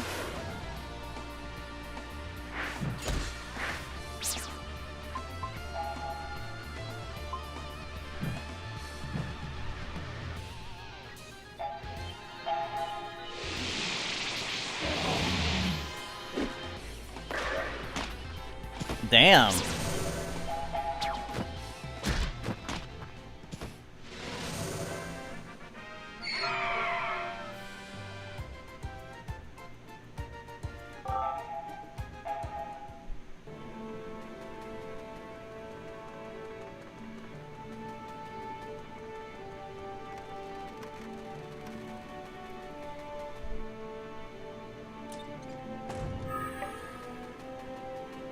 Medals are a special currency that you can only use with when Akira Toriyama's ghost appears.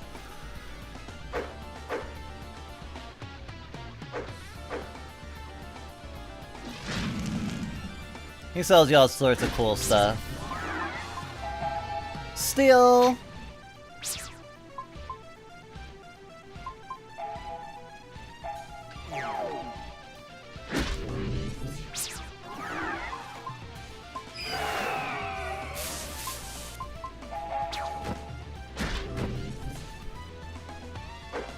Wow, you didn't die. The mural is dancing menacingly.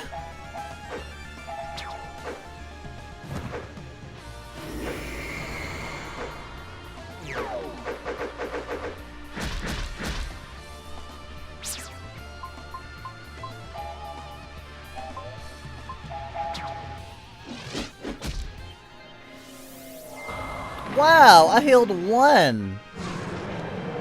Good job, Shu. You're a regular vampire bat. Mow down 2, huh? Alright, whenever you kill a fucking mural, or a mural you haven't killed before. New chest. Jabral earring. Jabral? Isn't that a place in the world? Earth earring, fire earring, death earring, water earring. HP goes down a little bit though.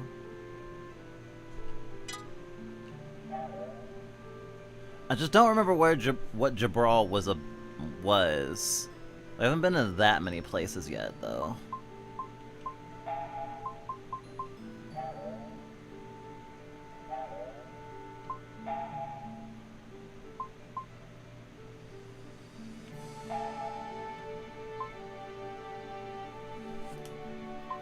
I don't need that second accessory slot. Absorb HP from any damage you cause. I did not know that that was the... Damn, that's pretty sick actually.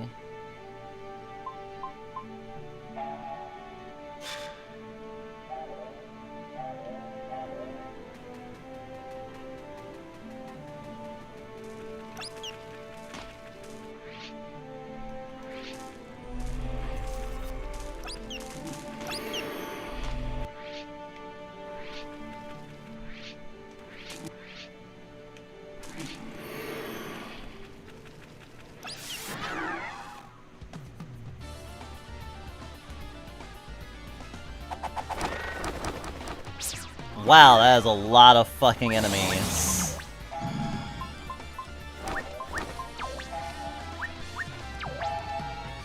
Steal from the poop. Stout garlic, huh?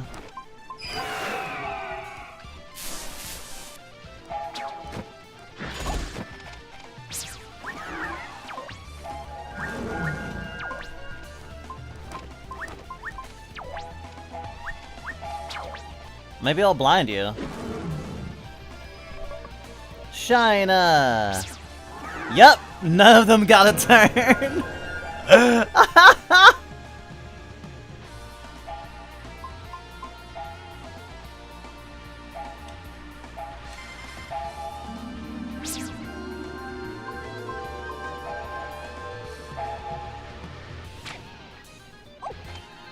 Oh! Oh!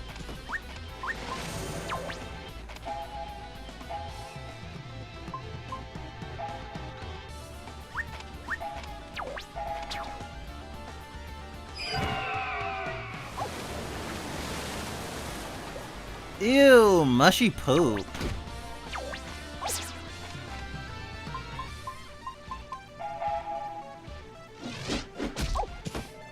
Sorry, Shu, you have to attack the mushy poop. Smack. Smack.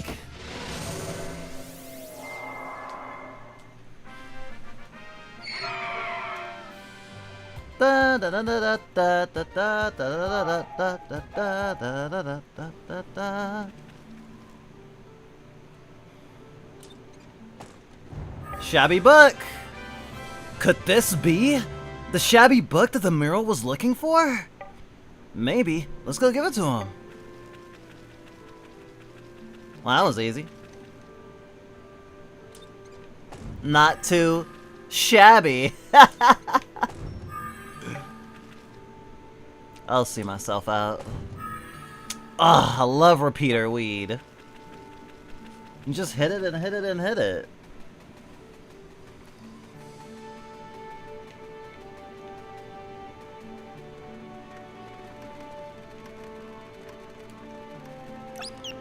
Oh, hello. Wait, what happens if I... Ah, it's too strong to use the anti-aggression field on.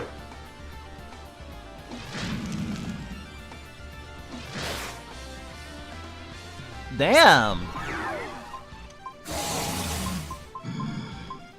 Fuck you! Shadow Sword, bitch!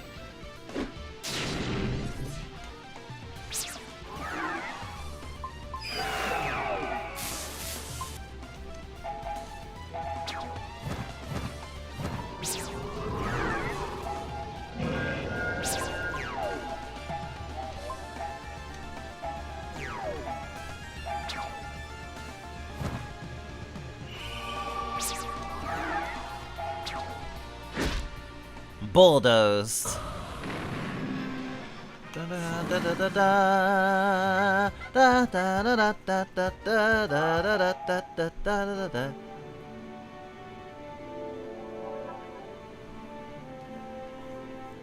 I'm just now realizing that trying to cosplay Shu or Kluk would probably be very easy.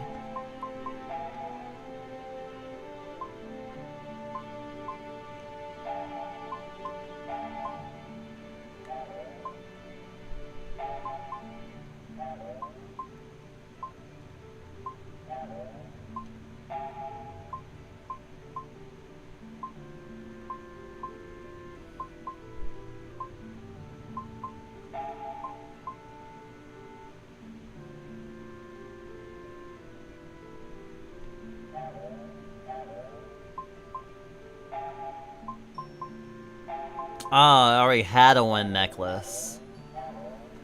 So it's nothing special.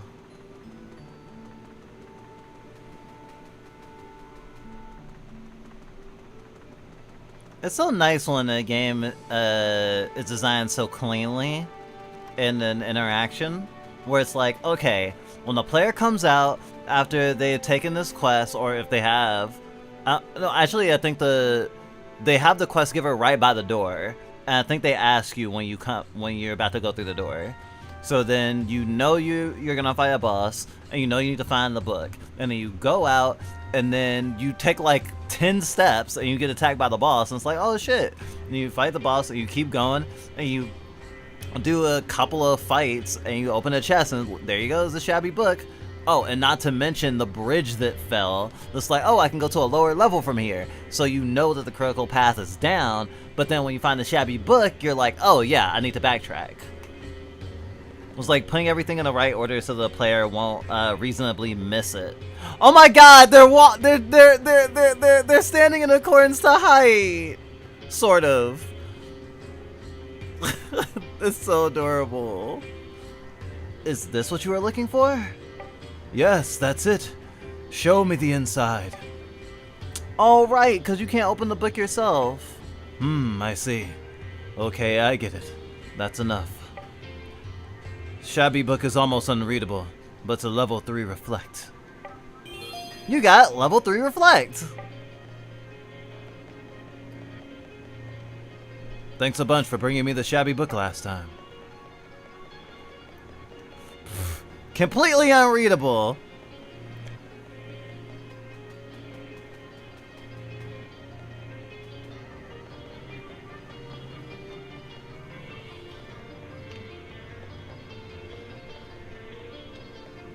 Gotta make sure we stop by the inn. Healing via electrowave hypothesis costs 24 gold.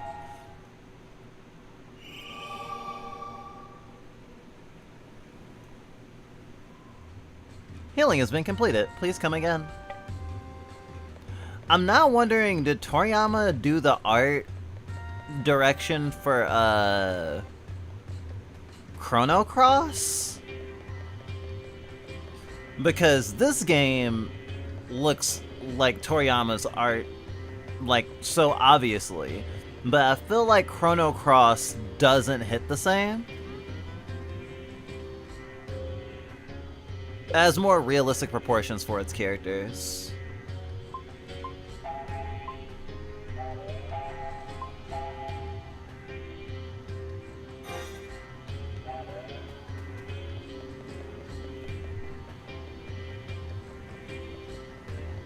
Well, of course, I still haven't played Chrono Cross.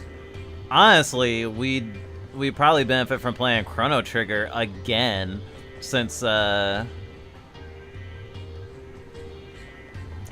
we got its one of its alternate endings, and kind of just went, actually, this feels satisfying.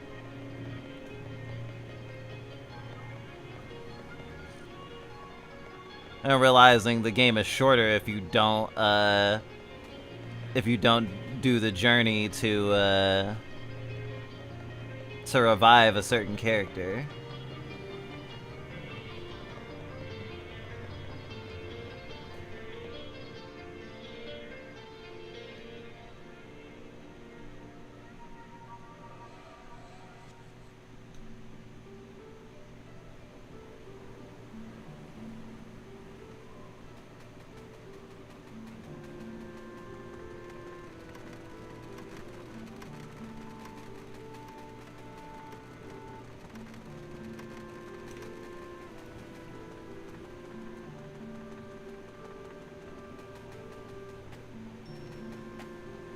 Climb down the rope bridge.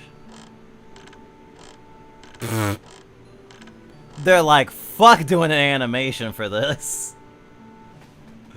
Which I respect. What?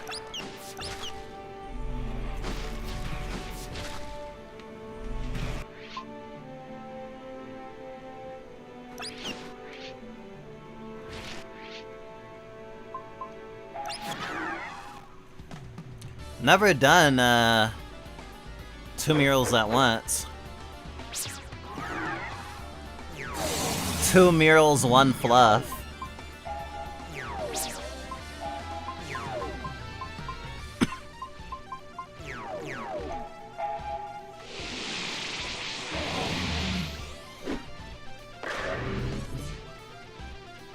At least not like this. I think I've done the red mural and one of the first murals, which I think is a different color. But I've never seen this purple one, I don't think.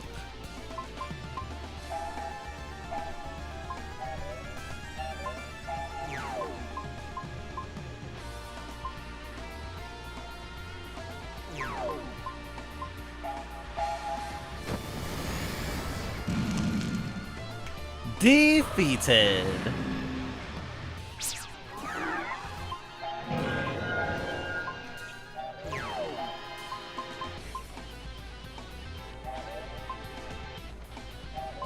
Yeah.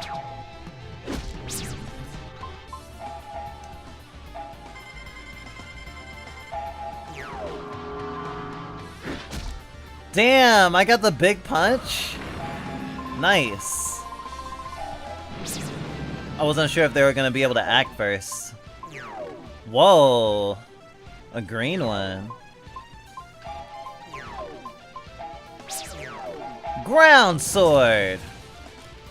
It's a grounder. I don't know how to play baseball, but I know that's a term. How about... Damn.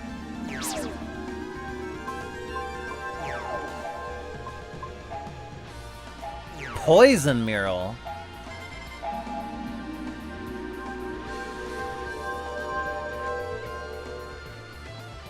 Burn!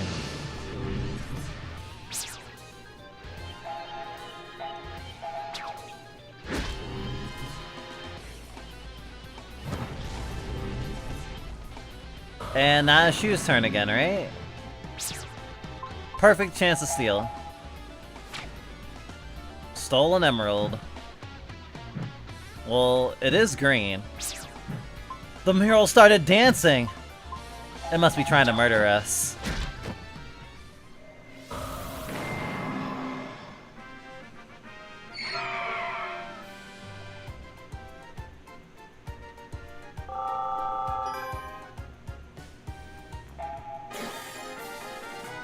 White magic level 3, damn.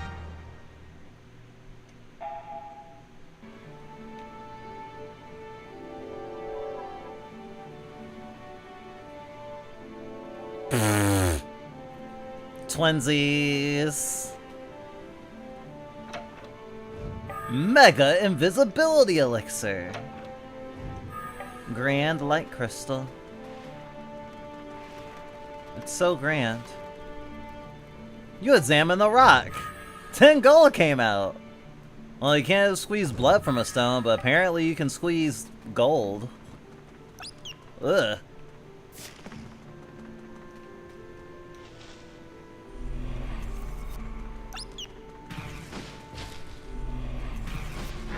Ah! Damn. That mural slapped Shu's ass so hard we got into a battle.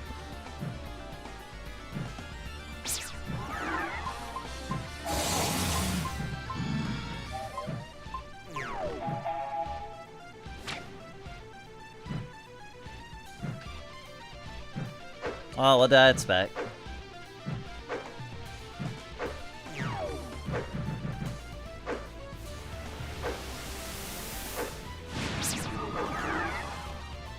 Wow. 2 of us dodged it. That's pretty cool.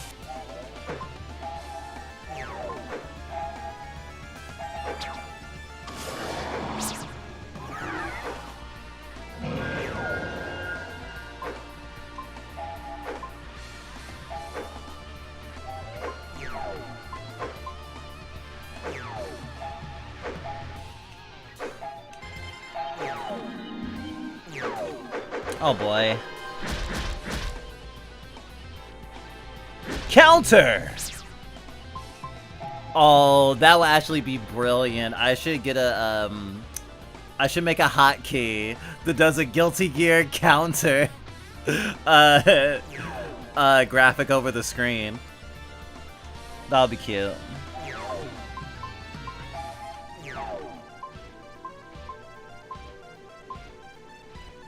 Cure poison.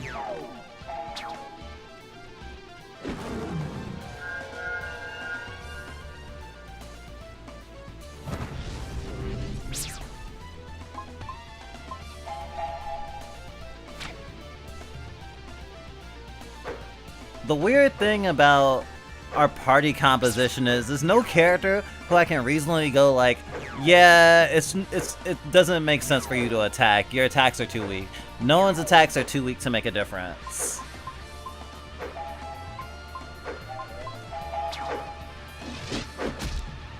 Although some people are definitely stronger than others.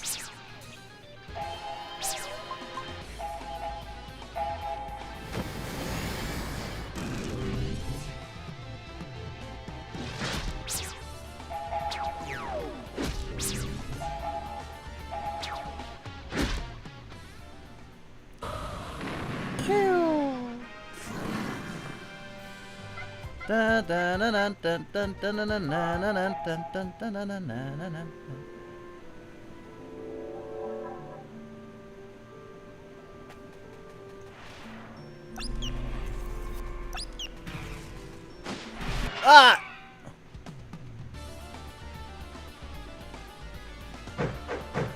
Wow, the gang's all here. Ah, shit, and it is a back attack.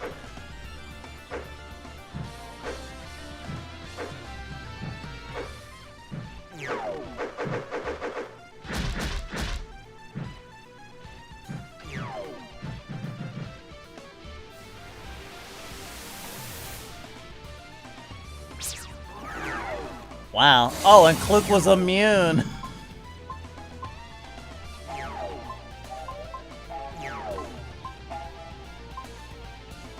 I thought I'd been collecting more attack gems than I had.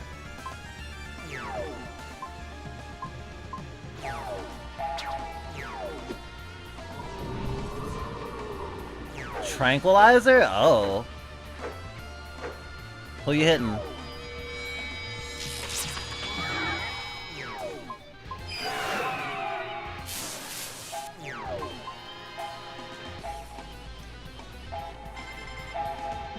I won't say that's not troublesome. They shouldn't be able to KO Kluk, though.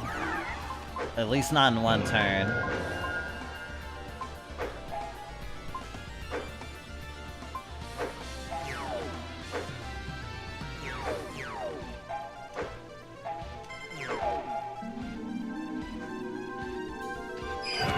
Water?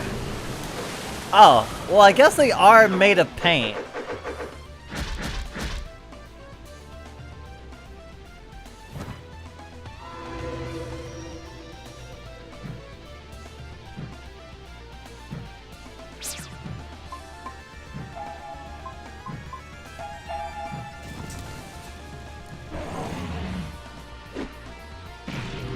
My mural is dancing so dangerously.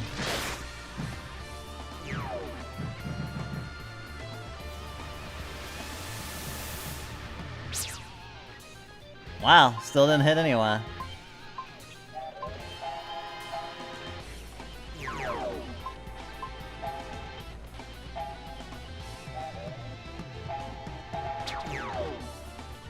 Wash away! Oh wow, really? Oh damn, I actually thought you would be down by now.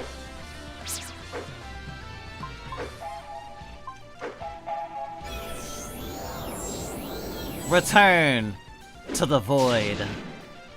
Wow, 100 even.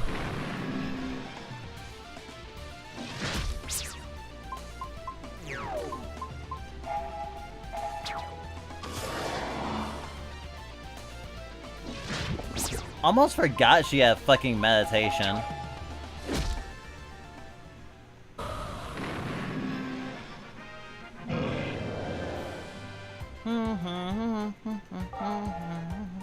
New skill, huh? Stealth. I'm assuming that means that enemies have a hard time. Ah! Motherfucker! You.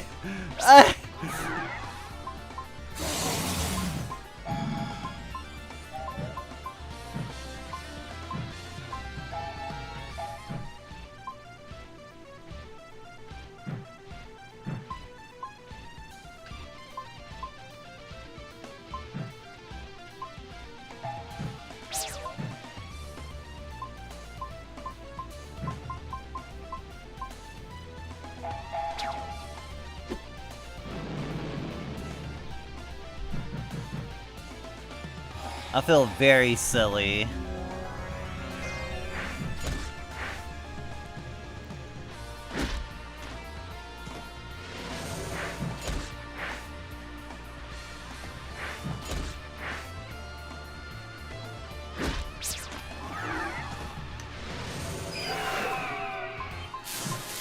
Maru's still putting in work.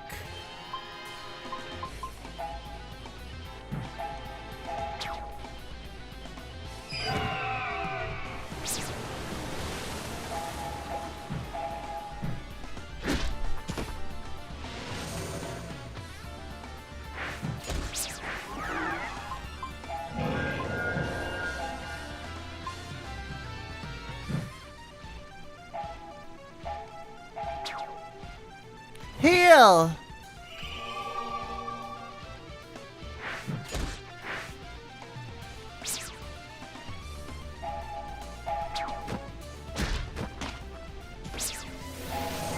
Weak.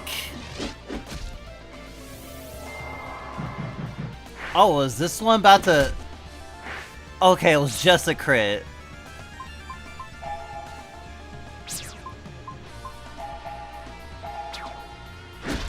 Smack. Yeah, it had that angle. I was like, wait, that angle means I'm about to get fucking wiped. I don't want to die.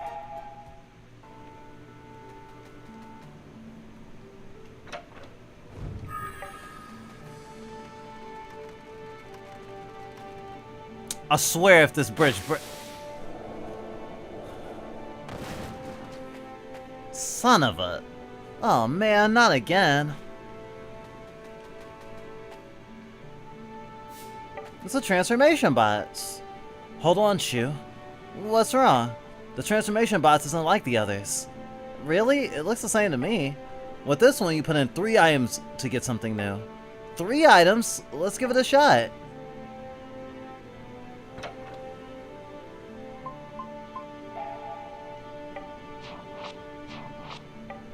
The transformation is wiggling around. That makes sense. Kind of annoying, though. Ultra magical medicine. Punches the wall. You can't get the drop on me, you mural. So water attack should do good damage, right? Hell yeah!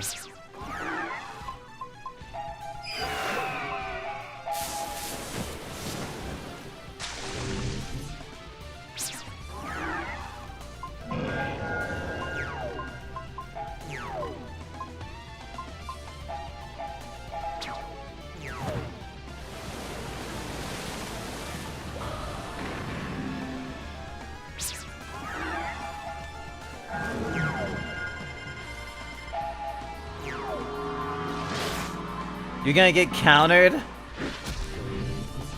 Oh, no, that wasn't a counter. That would've been so fucking funny, though.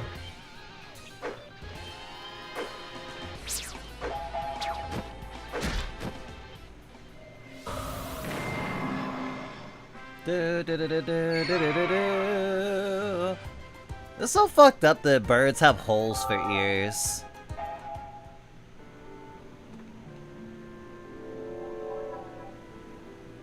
Huh. I was like, haha! We knew you'd be back over here.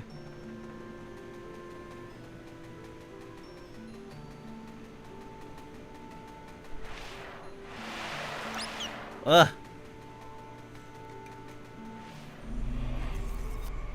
Oh, okay.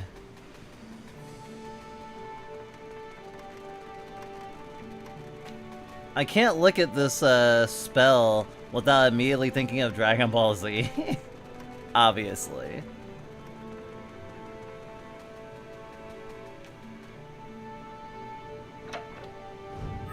Prismatic Crystal. I bet that uses like holy or something. Though I suppose light magic is usually do like a pearl, right? At least a lot of times.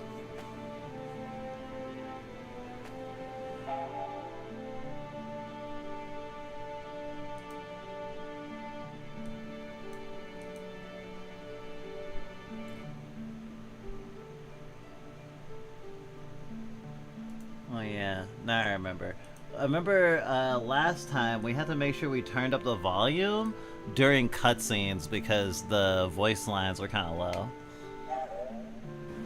But we haven't had any voice lines yet. Sleep powder.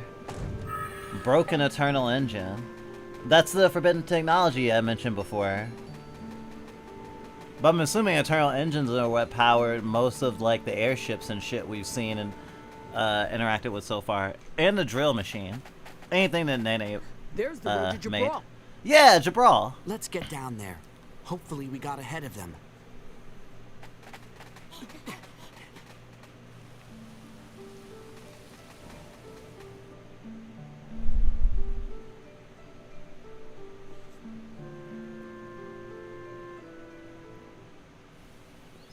What is it?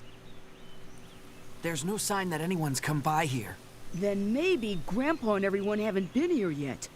Probably not. Because I think this is the only way they could take to get to Jabral. But what if you're wrong? We have to think positive. What should we do? We might meet up with them if we doubled back toward the village. Right. We really need to find them. Okay, let's go! Say, what does your grandpa look like anyway? Forget it. Just follow me, all right? Gotcha! It's hard not to like Marumaru. He's so earnest. Marumaru is more Naruto than Shu is. Which is which is a little surprising.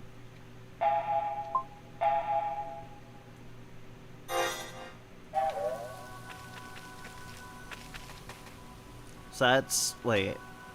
This is the way we came? I feel magic power coming from that waterfall.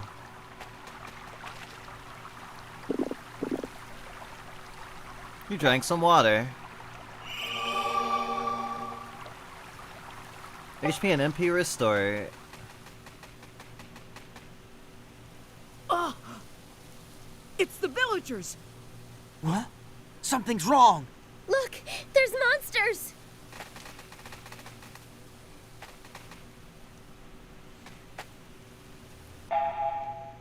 I'm actually gonna do a new setup.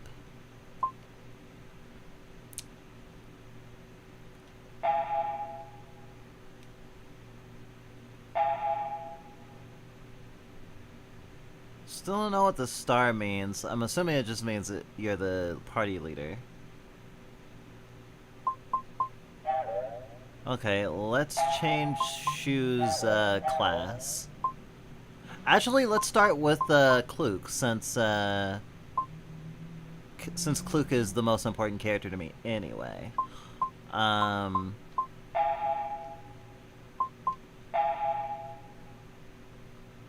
Doing pretty good as a swords master. Maybe I'll actually keep her a swords master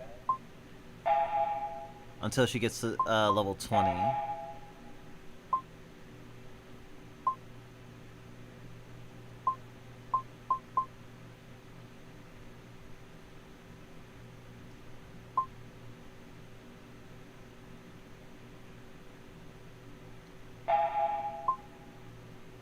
Not doing a lot on black magic, actually. So I'll actually give her the counterattack boost. Then she happens to get hit, she will attack. But since I only have level 1 black magic, it's not doing me that much good.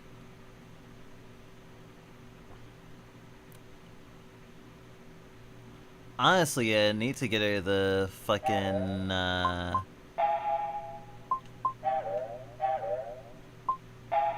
like that tank class, the Guardian. Need to give Kluk Guardian next.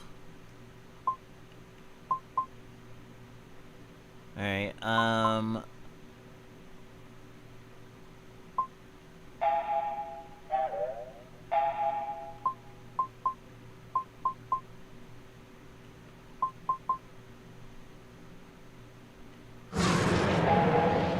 will actually put Shu into White Mage. I forgot he had a fucking mow down. Have not been using it. Keep your finger inspired by enemies in the field. Negotiate. Improve your odds of getting a better price at shops. Stun bomb. Sentinel shield. Defense the same as your guardian class. Not that much better. Absorb HP. Guard. Protect an ally from attack. Ninja swiftness. Agility the same as your... Oh my god, that's way faster. Ninja swiftness, magic sword, steel, white magic. That's fine. This white magic is gonna be pretty weak though.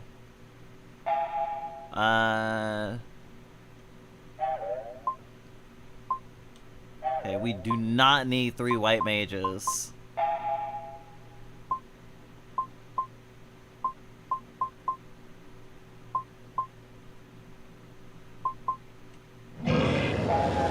So back to barrier magic you go.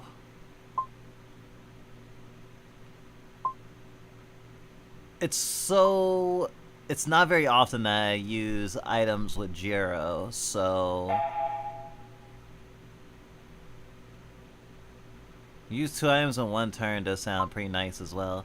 Magic defense will be the same as your barrier class. Eliminates previously defeated weak enemies.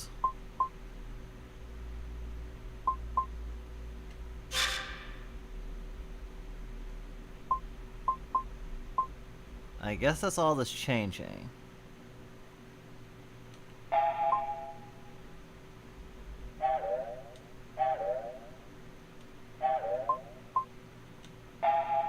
Alright, Maru, you've been a white mage for a long time.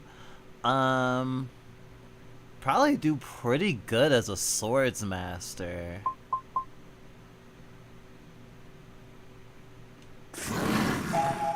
But since you can really do anything, I'll just put you into generalist for now. Let you get some more ranks in that.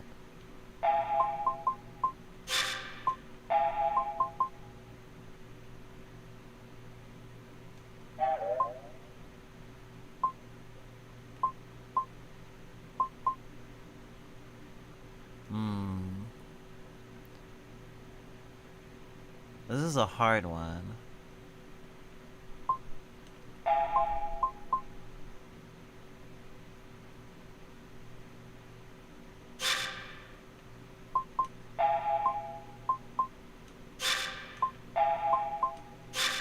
Still want access to charge attack, but I don't have access to meditation if I do this build.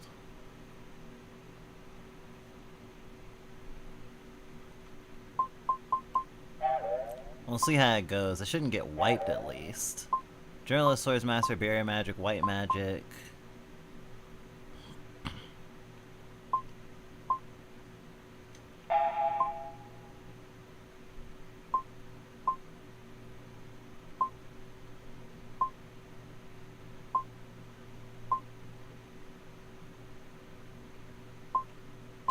Yeah, I'll do Kluk as a monk.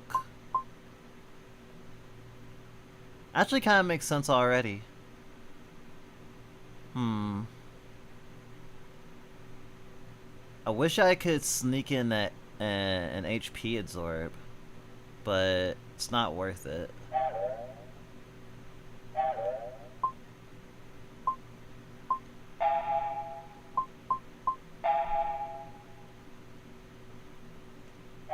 Okay, so Maru and Kluk in the front.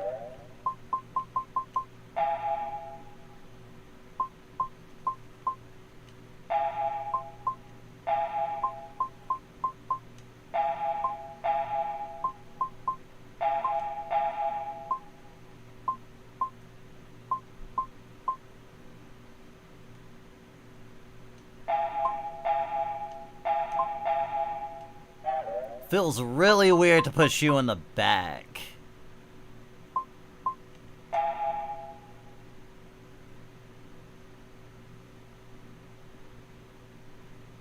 Will he be able to score physical hits? I guess we'll find out. I want to struggle a little bit. Maybe.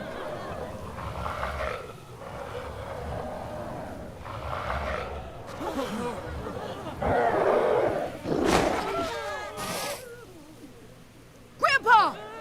Mother! Father! Shoo!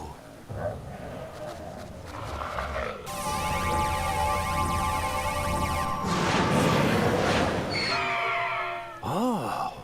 What is that? Come on, pick on someone your own size. Jiro! Jiro! Your shadow! It's okay. Don't worry about it. Come on, let's do this! Gotcha!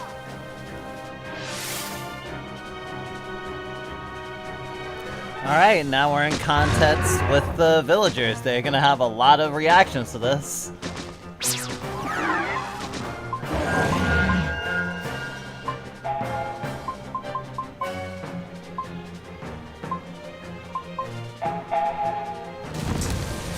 Okay, I can't hit it from the back.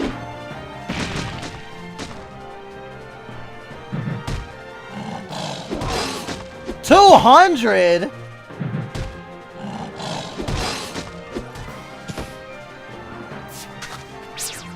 Sorry?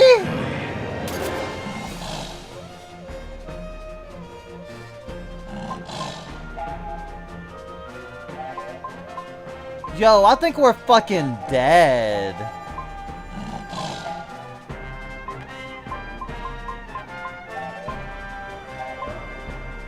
We got like some... that's sleep powder.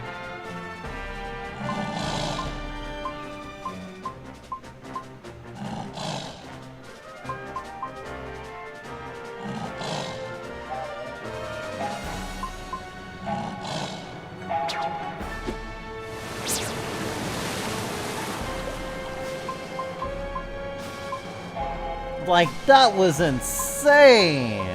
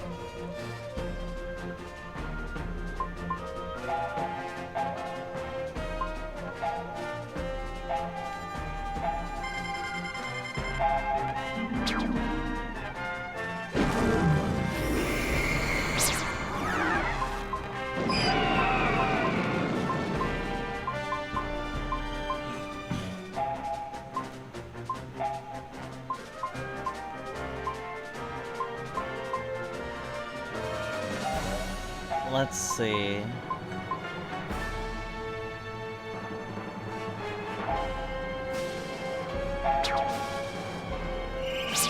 There's your repeater weed.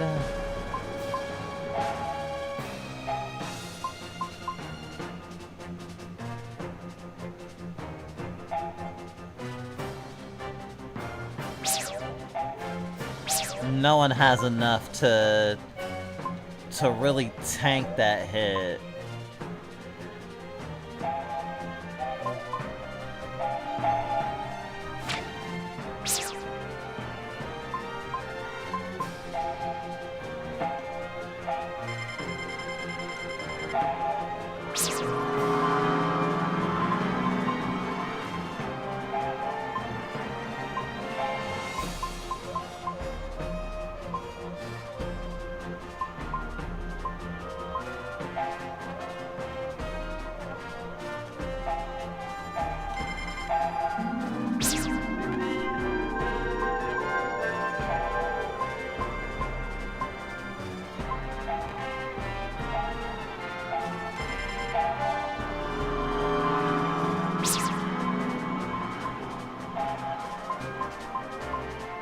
I'm so fucking scared.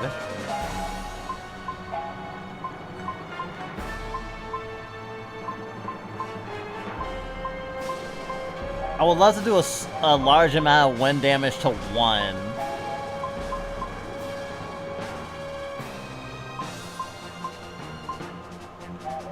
Actually, Shu, you just fucking defend.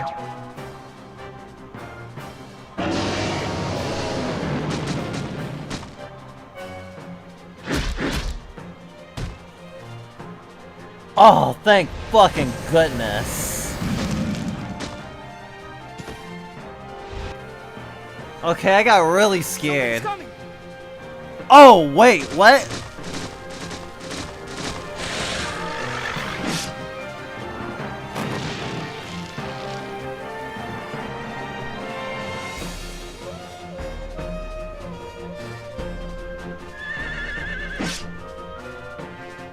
This doesn't seem normal at all. Erase? What did that do? Am I fighting fucking Odin? This goes so fucking hard! It's a Doulahan!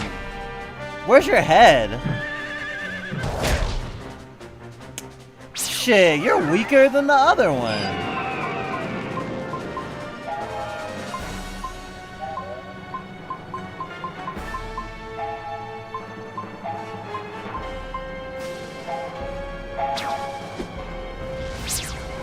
Oh. You can't be poisoned.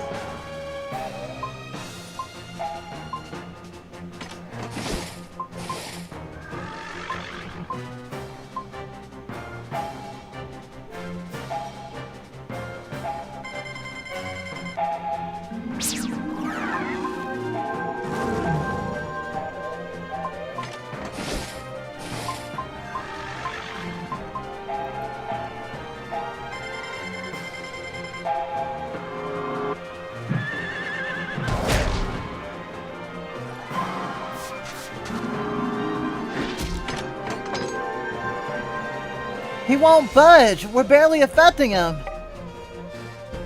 How about knocking him off his feet, Kluke?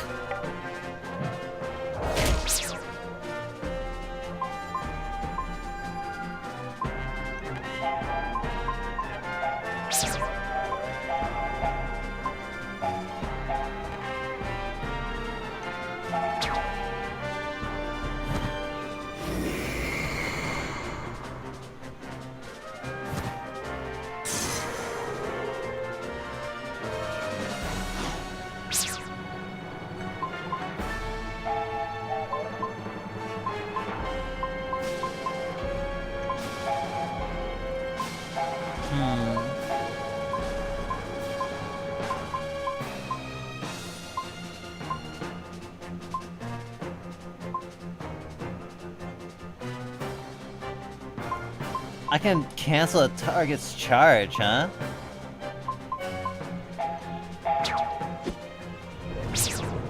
Alright, so status effects just don't work on you. Got it.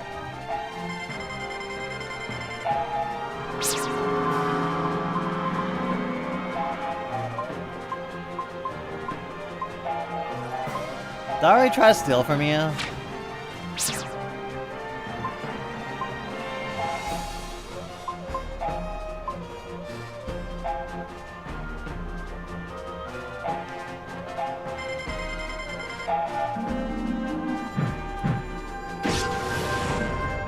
Huh.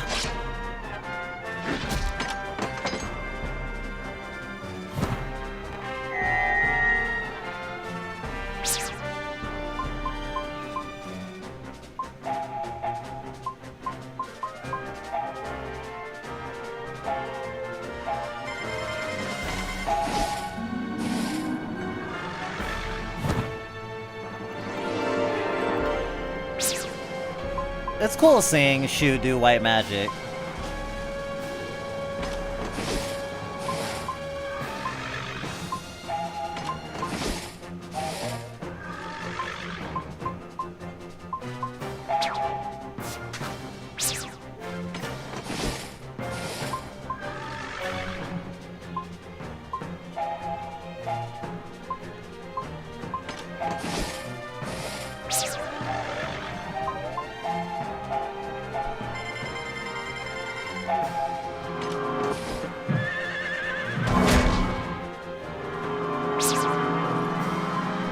Knocked Maru ass to the back row.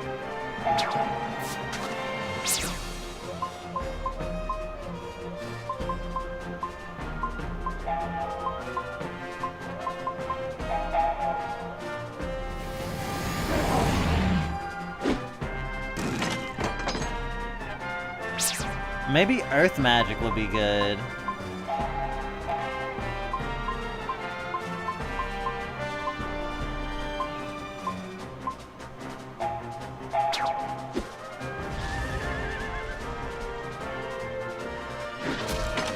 Oh, yeah.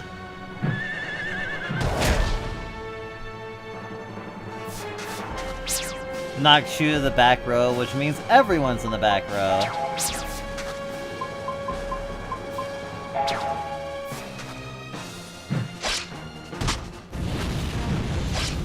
Oh, and now's an attack that only hits the back row.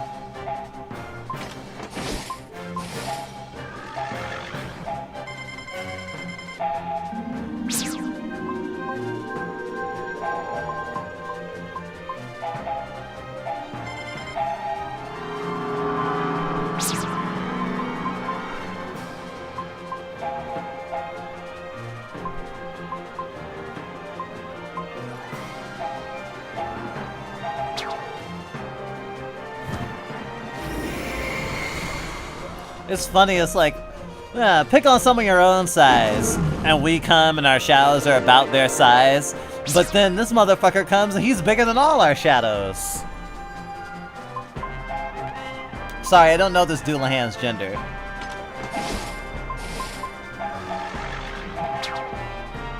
And they're bigger than all our shadows. Damn!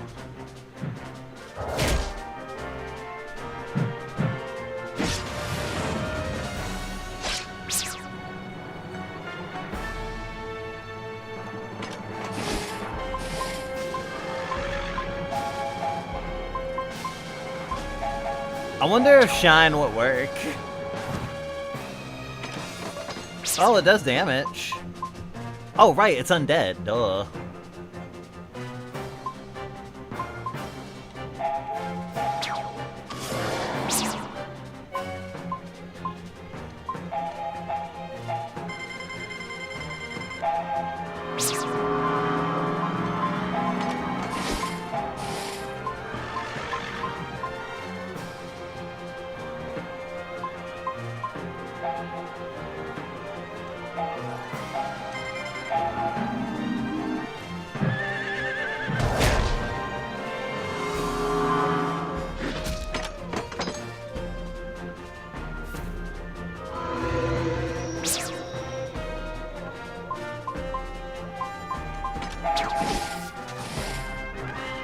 Steel Prayer. Oh, you healed. And you're blocking. Oh, you did a chess move. You fucking castled.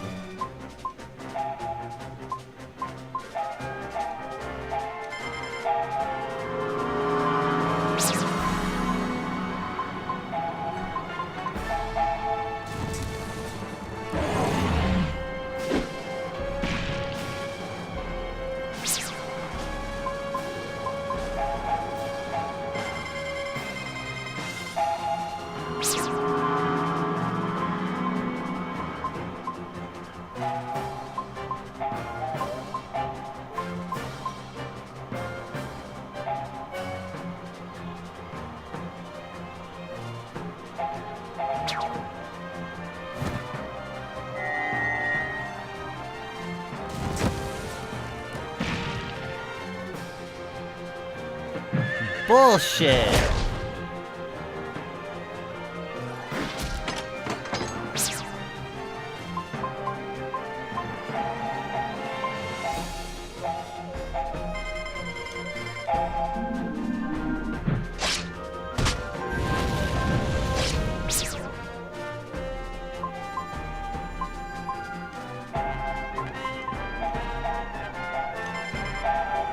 Yes, critical.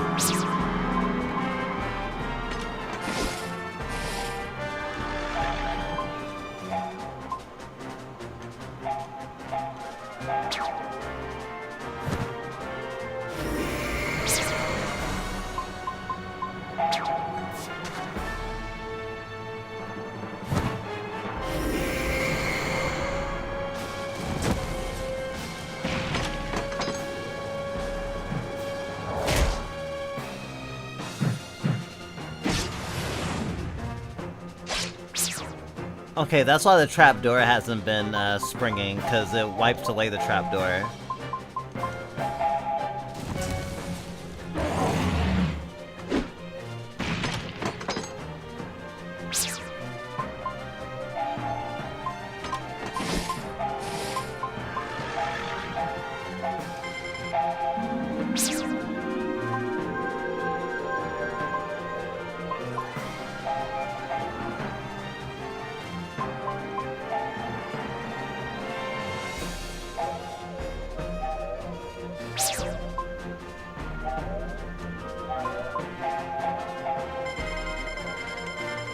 Gotta keep the heat up.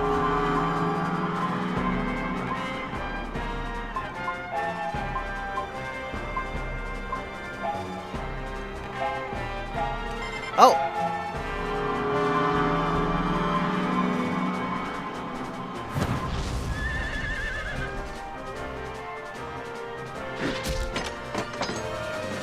Last resort, huh?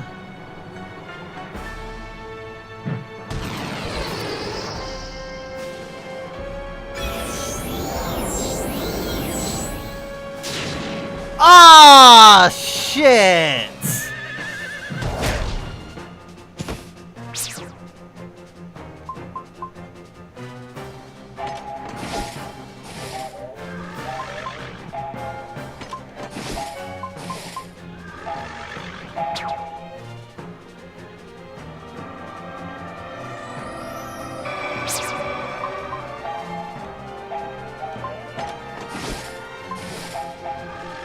It's okay.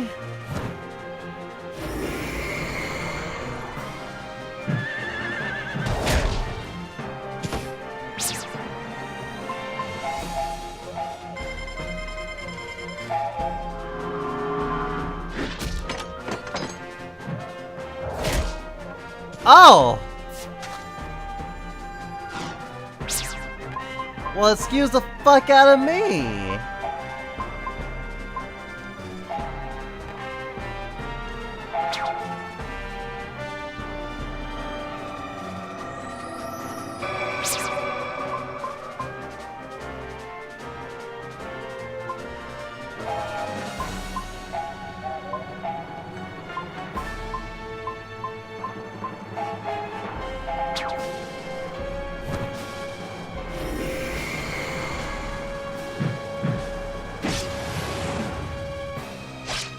Wow, that does a lot more damage now.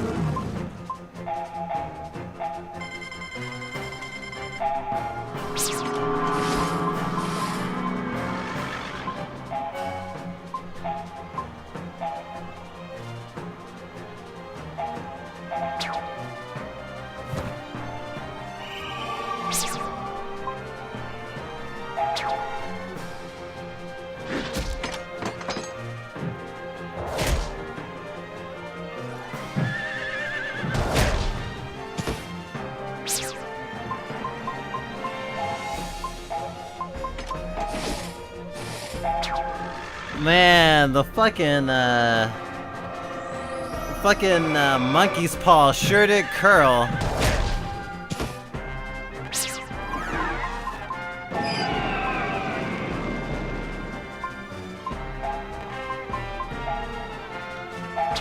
Really wish I could revive more than one person at a time.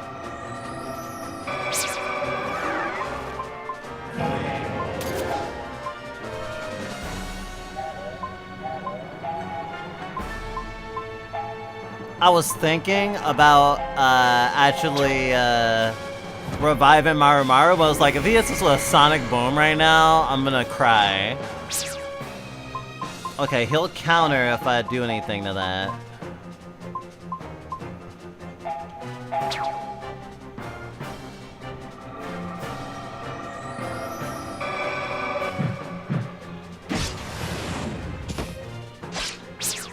And Maru's down again.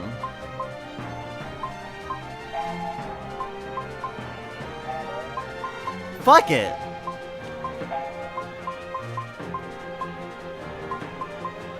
I'm taking you fully, completely seriously.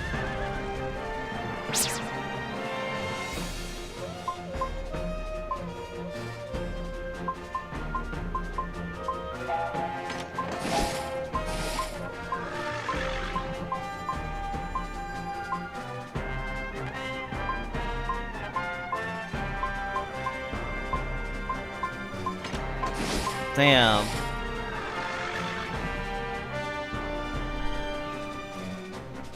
A 100 to all really's not gonna do it, but...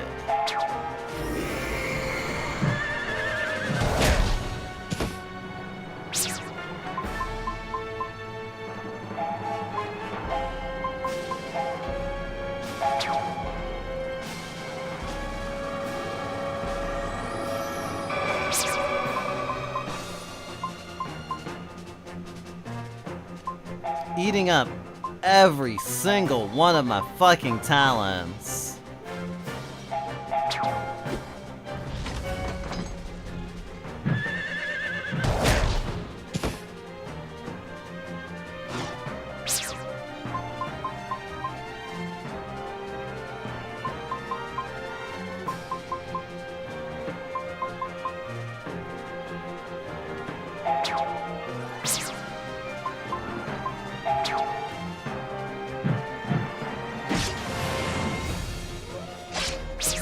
Wow, I didn't expect it to be that weak.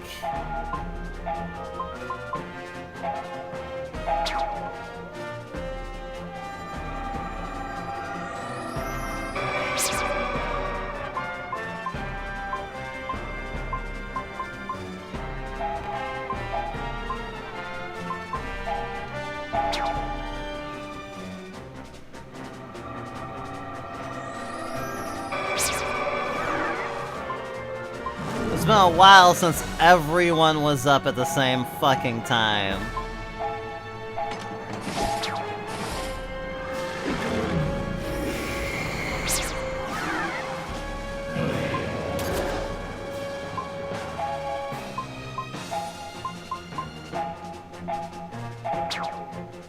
Casting Shadow really did fuck me up though.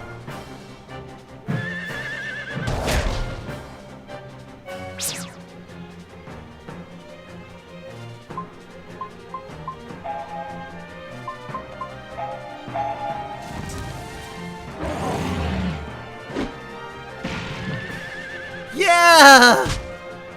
Fuck! Oh god, I feel like I was fighting fucking Ruby Weapon over here.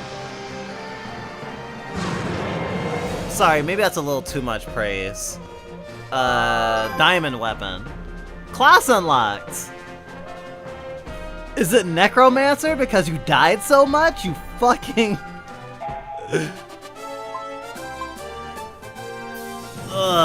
but Jiro's not the one I really wanted to unlock a new class right now. But...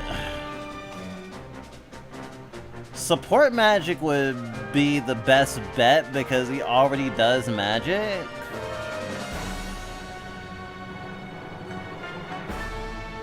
But I'm actually gonna leave Support Magic alone and have like one of our new party members when we get another new one do Support Magic. If that's really the only one we haven't really spec'd into at all. So Jiro will unlock Assassin now. Oh, is it at level 20 that you get a new class? Is that it? I guess we surprised everyone. Grandpa!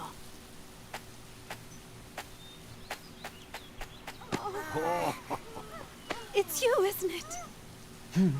Ah, you made it. Yeah.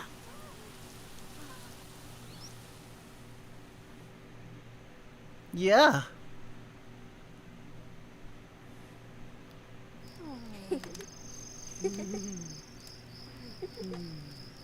And this is Maru Maro. He's a Devi. His village has had problems with Nene, too. Hey, Maru Maro, say hello to everybody. Okay then! Here is the Devi Dance of Greetings!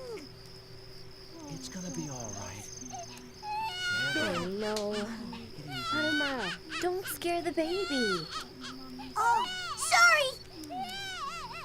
In that case, here's the Debbie dance of sorry!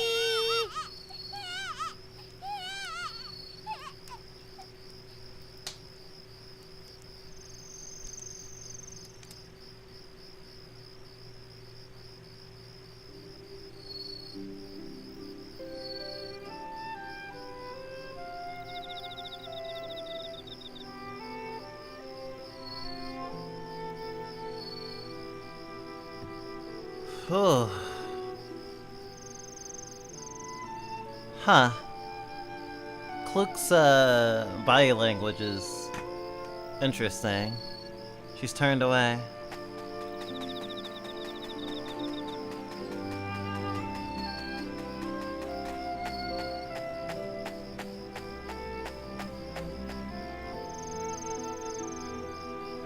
Hey, Shu, nice night.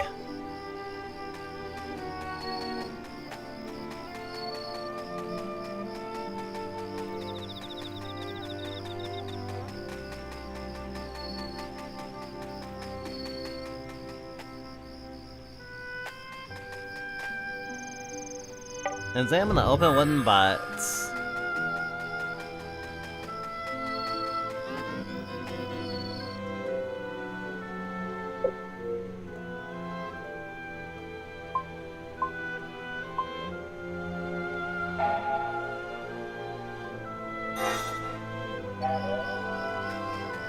Looks like we're right outside Jabral now.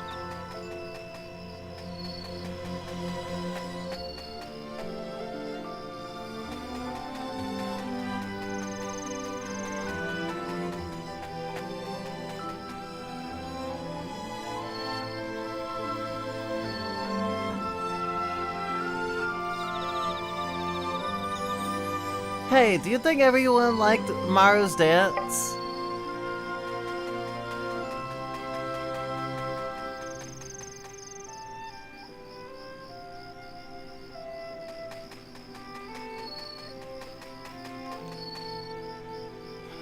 I knew that you'd read that letter. Although everyone thought that the land shark got you. But I didn't believe that for a second. You're my grandson after all. I know a lot about not losing heart. You just have to say, I won't give up.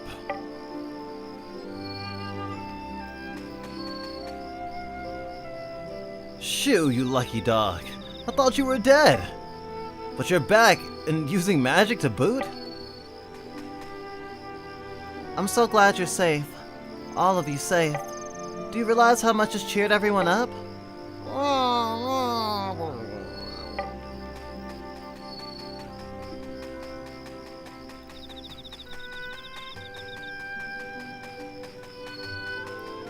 Where's Jiro?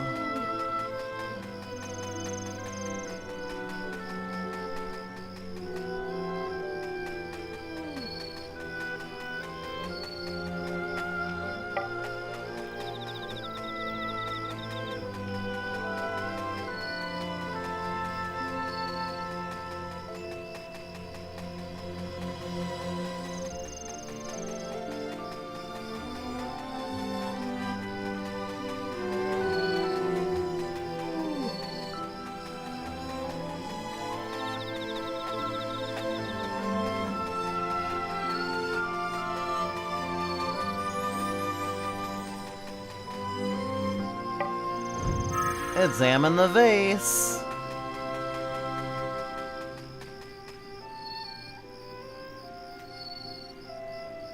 Oh, she's looking at Maru. I thought she was like lost in thought or something. It's nice to have a family, isn't it? If my mother and father were alive, I'm sure that they would have been just as worried about me too.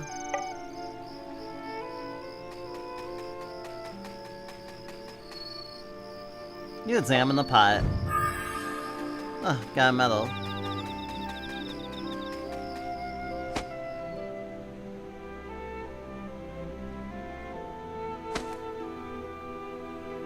Ooh. Looks all pre-rendered in here. Shoo, you're safe. There's too much damage for us to stay in Talta Village. So I decided that we should move to Jabral Castle. I thought I'd never leave the village in my lifetime. I'm not used to such excitement. Shoo, we'll be able to go back to Talta Village, right? We'll be able to go back for sure someday, right? Makes me think of that play, Three Sisters. It's about a Russian family who were like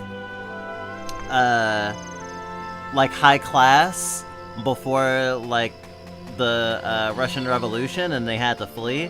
And they keep talking about, and their daughters, the three sisters are daughters of he was like a politician or something. And they keep talking about, oh yeah, eventually we'll go back to Russia and we'll have a big house again and all this stuff.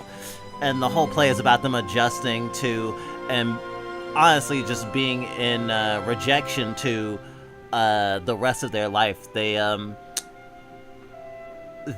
press no at Deltarune Chapter 1's EULA when it asks you, I will accept everything that will happen from now on. Sometimes you can't go back. Sometimes a home is a place you can't return to. You have to make a new one. I'm amazed everyone's safe. If you need to buy anything, just let me know.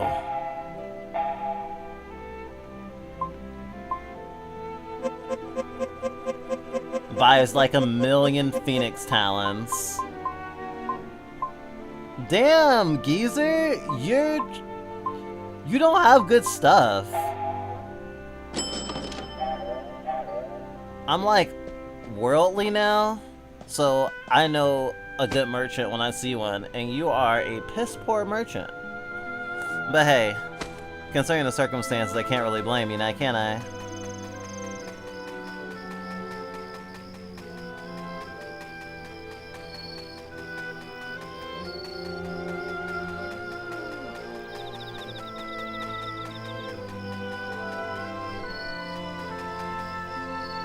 Oh. How long has that been like that?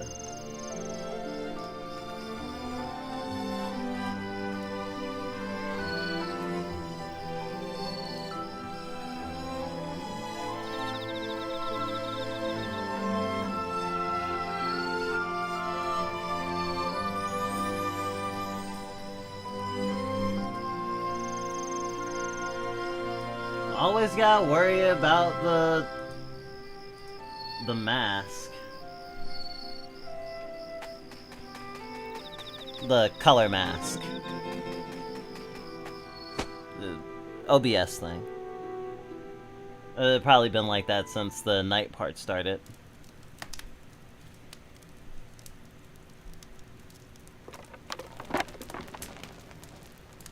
Oh, this. You noticed. Yes. You too, Mother? Well, after you and the land shark were swallowed into the earth... Your mother started to dig. She just kept digging even after her fingernails were split. She thought you were buried alive, and she was going to do whatever it took to get you out of there. The other villagers tried to stop us, but we wouldn't listen. So they say. We don't remember.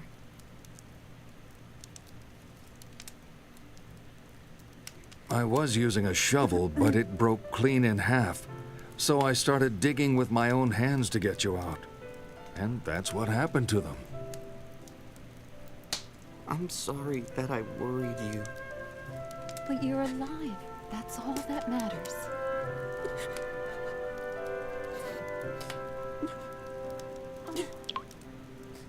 Stop getting in harm's way. I can't do that. There are things I still have to do. We understand, son. You can do it.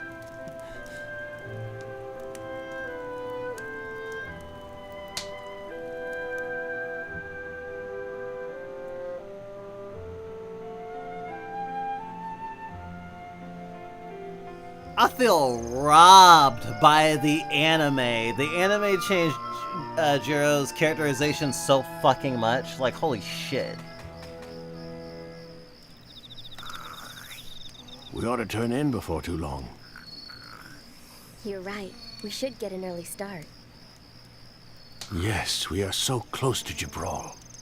I'm ashamed that I'm the one who always needs saving. Don't worry about it, Grandpa. We'll protect everyone. And we can do that with our magic. Here, let me show you.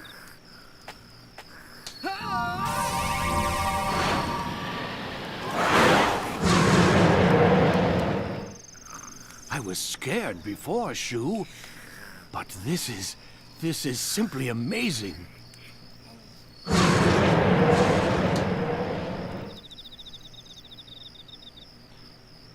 That is gonna be such a badass thumbnail. Honestly, putting that in Crinkle Bump too.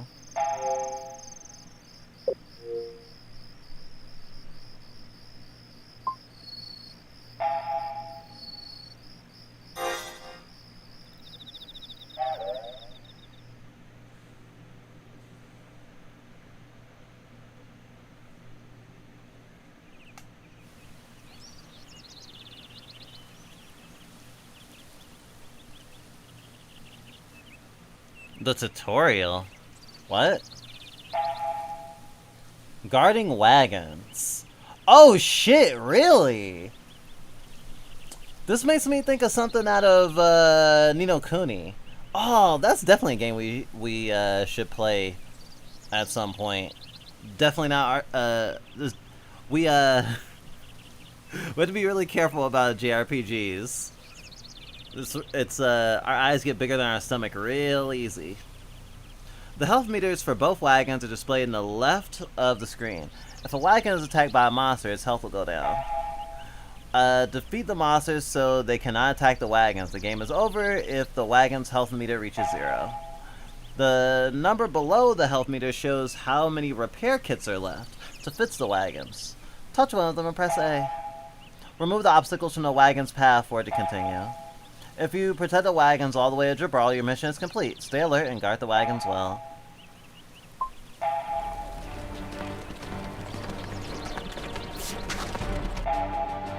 Alright.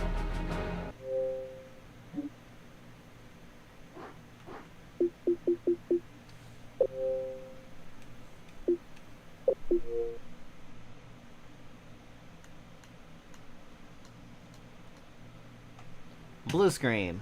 Alright. I think that was a great session, honestly. And not super long. But we got that new plot thread, and now we're in a more neutral place because, you know, ultimately we're gonna run into Nene again, and we're going to fuck him up or at least we're gonna try. So I'm imagining that we'll get to Jabral and understand the state of the world a little bit more, because we still don't really understand like how the rest of the world is treating everything, because maybe the stuff that's like the land shark attacks are not were not considered something like monster born or supernatural by the rest of the world, and other countries know that there is some guy out there just wrecking shit for his own benefit, and, you know, poisoning whole towns and fuck. So I don't know.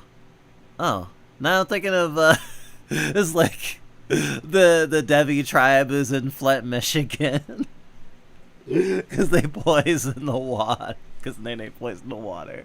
Oh gosh. All right, I have some good jokes. I have some good jokes for this game.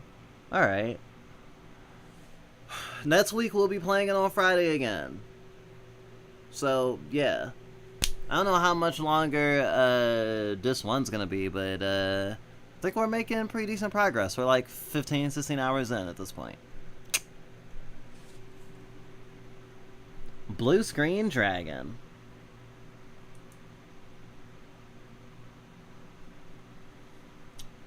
Alright, I've cut the VOD, and we are done with our regularly scheduled programming. Alert.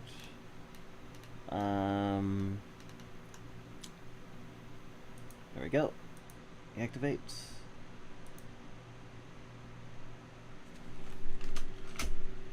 There we are. All right. I do have actually a game in mind that I want to try out, specifically to get some footage. I thought it was neat. I mean, I already own the game, and actually we had this game I think before we became a streamer, but we're really looking forward to trying it out.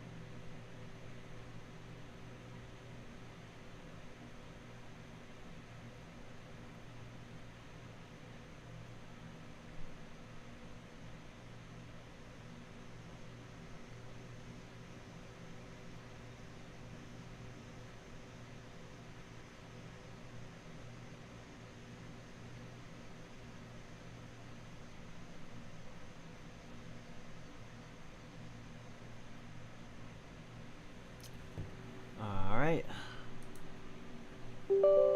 Oh.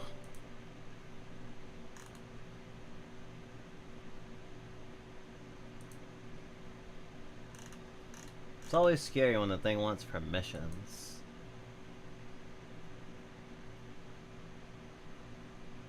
Oh, it has to watch a whole script.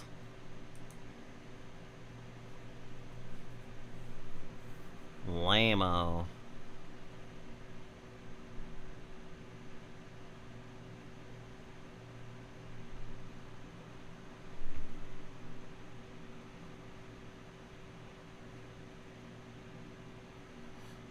Sometimes it's really misleading when you think you have a game installed, but really you've installed the package to install the game. And that's what we have done.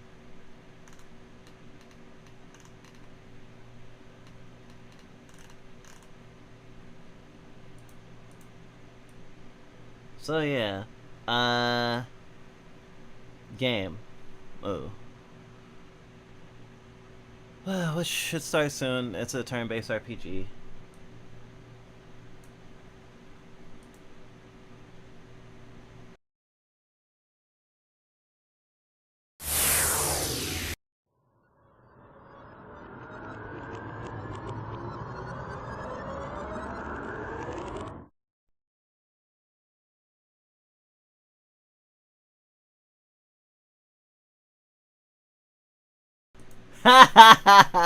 Sure they are.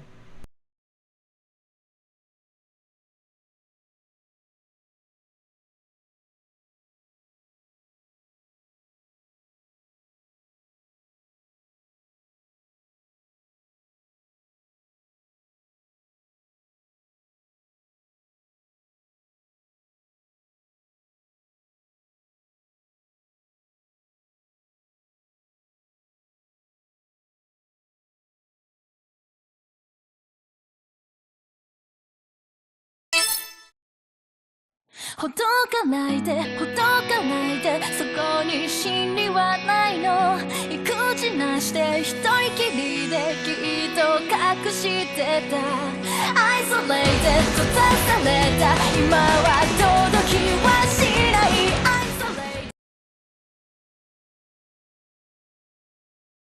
ここで手を差し伸べよ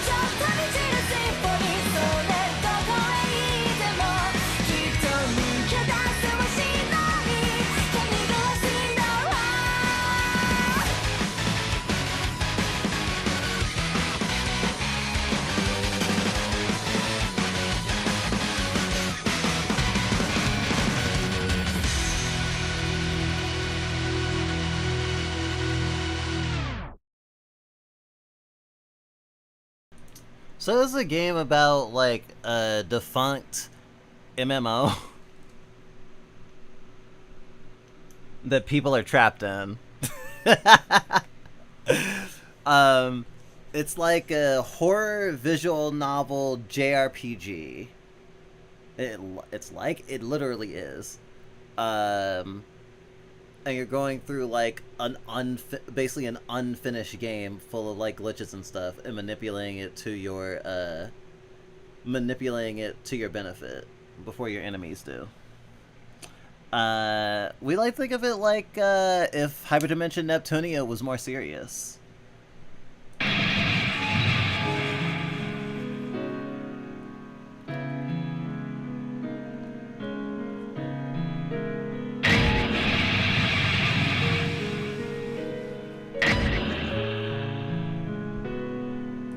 Damn, this shit is loud.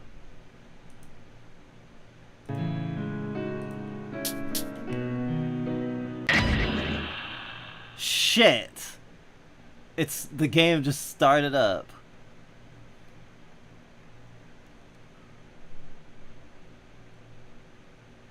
I want to go to settings.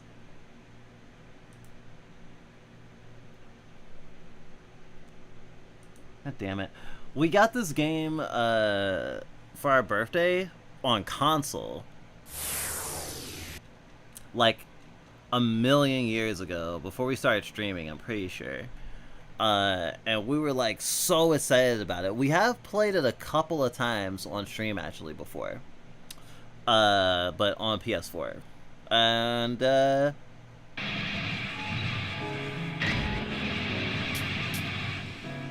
we're less invested in Sony lately.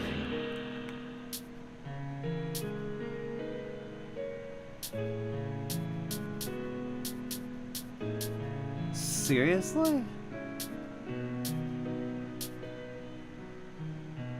You don't have a normal volume meter?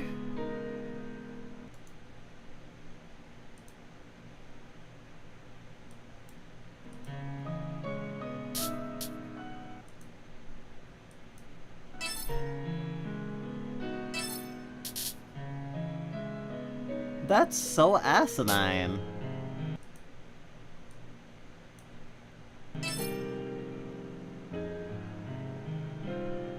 It doesn't sound any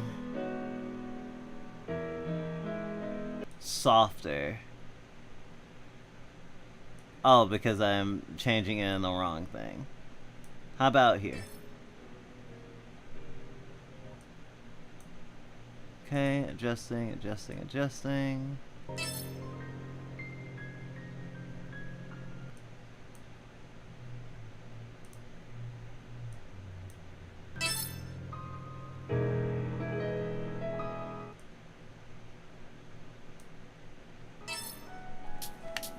Okay, I think I got it.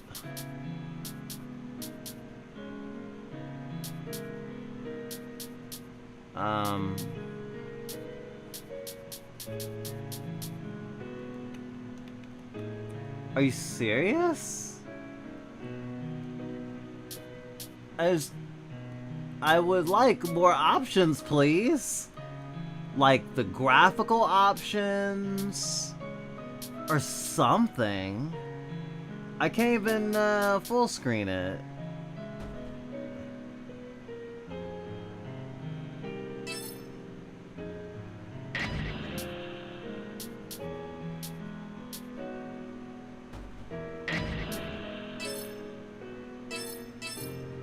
Here we go.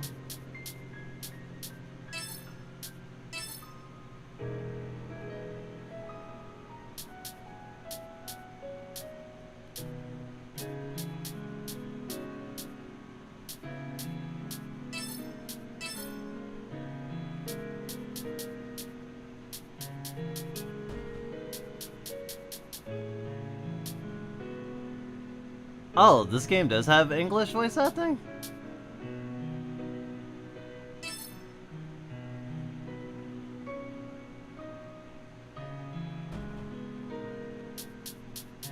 I would have just liked the buttons to be you know, PlayStation.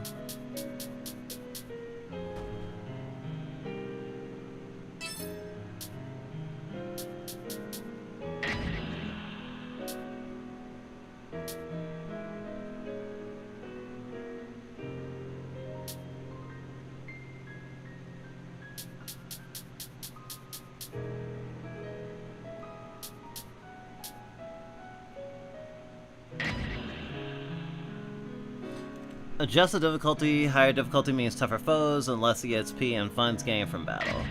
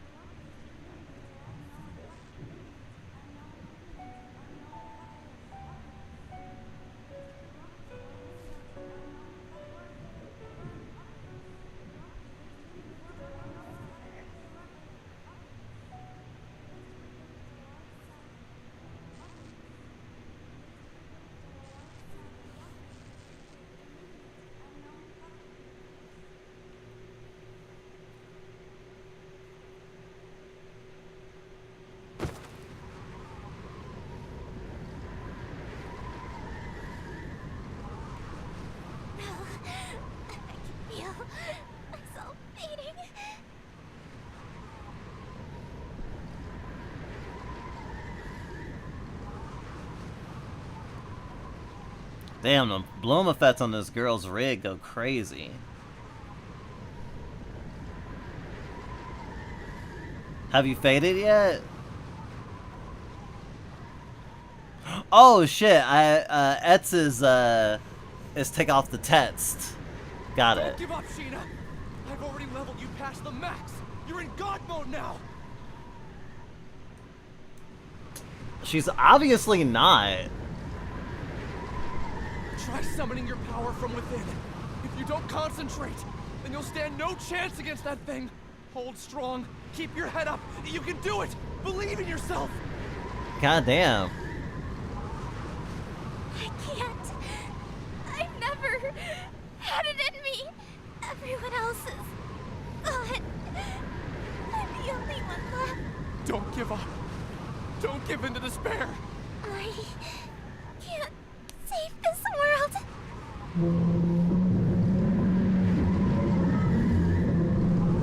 Sheena, behind you! Watch out! It's not behind me at all. Oh. No. You're, shit. A monster, infected by a deadly virus, opened its sinister maw and sank its razor-sharp fangs into her flesh, locking its jaw onto her before spitting her out.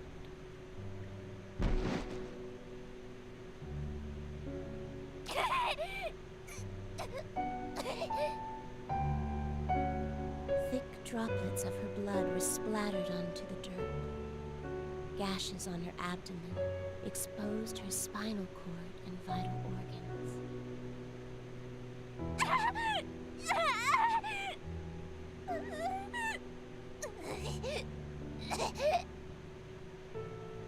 She made 2 tepid steps backward before crumbling to the ground like a marionette with snipped strings.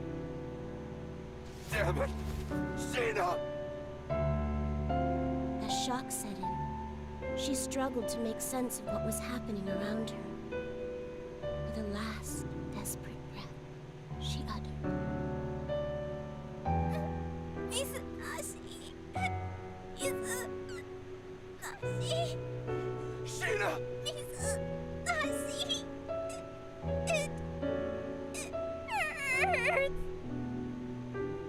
Sheena, don't! Hurry! Get away from there! Please! Stop! Stop!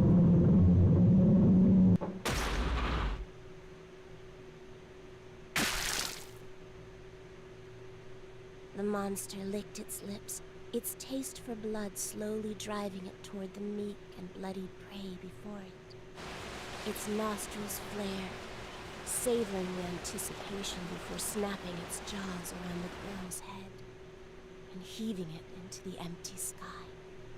Her freshly removed spinal cord trailed behind her mangled head like a nightmarish comet. Her headless body slammed into the dirt, color draining out of it as it settled into the ever-growing pool of blood.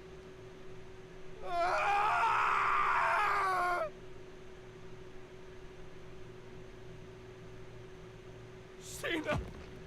Sheena! Damn it! I couldn't save her in time! God! Buddha! Whoever the hell is listening! Damn you! Damn me? Just for listening? It's horrific! You... What is your purpose? God damn it!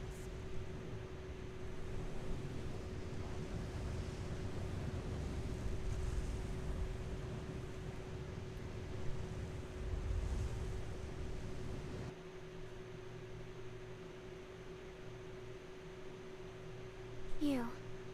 Staring at me. Oh, yeah? Who are you? I'm Scribble. How are you? I mean, who are you? Are you God? Or are you the devil? Well, it depends. Have you played Deltarune? What does the end of the world mean?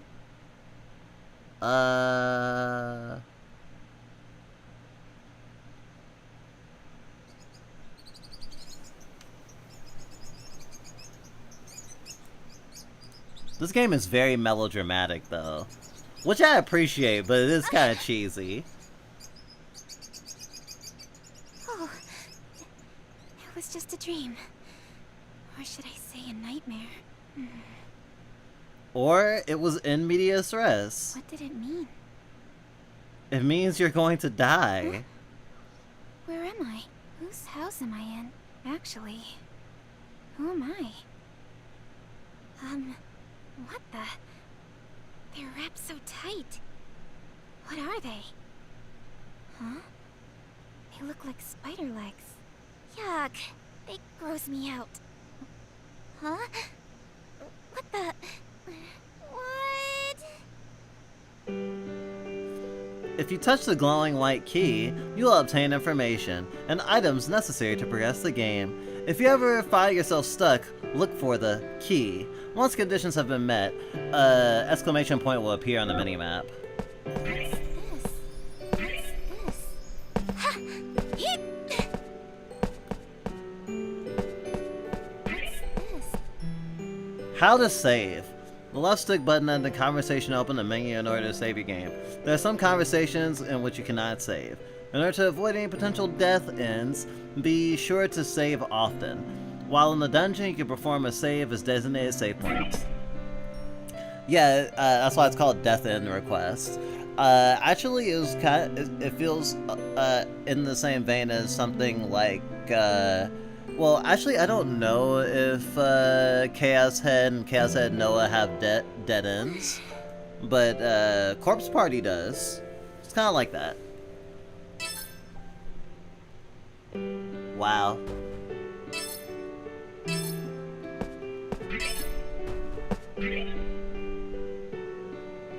Welcome to the menu for World's Odyssey. In it you can find numerous functions that are sure to be useful for any beginning adventurer.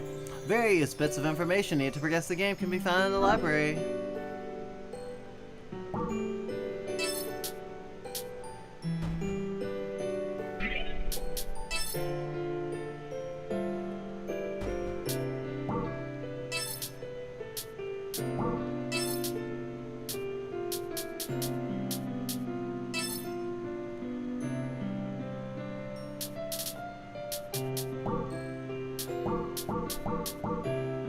A silver weapon reserved for beginning adventurers. Sheena. Mete. Firevel. Trally Bloom. Luminous.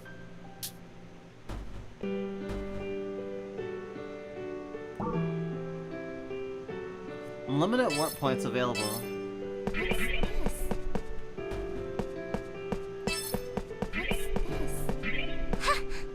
What's going on here? This bed is for dressing? I can't go. I will accidentally skip things if I go too fast. What's going on here? What a precious family photograph. There's a young girl and her mother, maybe? Huh. The mother looks strangely similar to me. It can't be. I must be imagining things.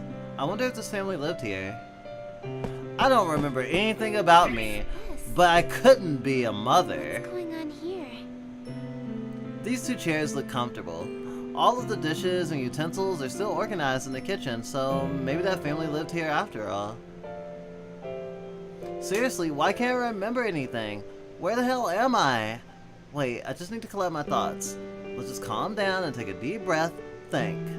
If I can't recall my memories, maybe I just need to retrace my steps. Start wherever I can remember and take it from there. It'll all be fine. Piece of cake. Okay, can I remember my name? Sheena. Yeah, that's it. Sheena. I only remember my first name. But that's okay, it's progress. Still, have no idea where I am though. This house must belong to whoever is posing in this photograph. Something about this house is oddly familiar, like I've stood here before. This girl too, in the photo, I recognize her from somewhere. Besides, there's still no sign as to how I ended up in here in the first place, is there? Perhaps I can let this go for now. Okay, what did I do yesterday? Oh, nothing's coming to mind. The longer I stay here, the more depressed I'll become. Maybe I should go outside. If I get some fresh air, it'll come back to me. Stewing in here without a clue won't do me any good. The only way to get out of a rut is to keep going.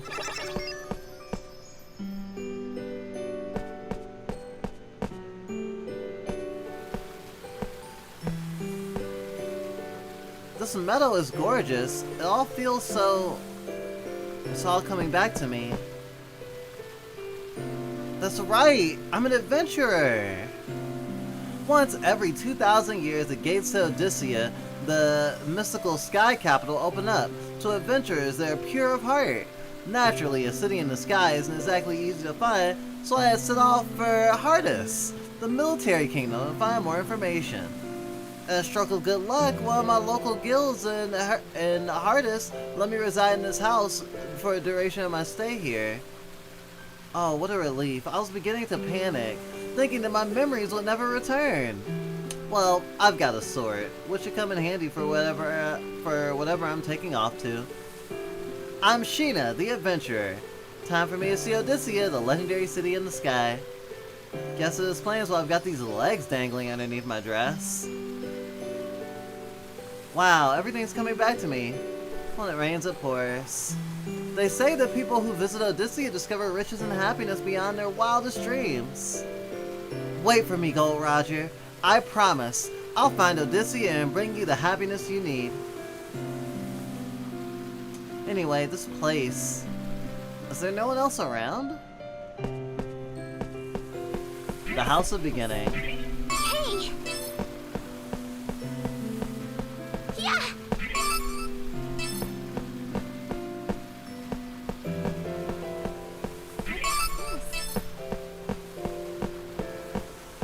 Elf tonic. I think it would have been insane if for the marketing campaign they sort of like did Doki Doki Leisure Club, because this feels like the sort of heartwarming parts of like Sword Art Online right now, especially with the music. And I'm just sitting here like,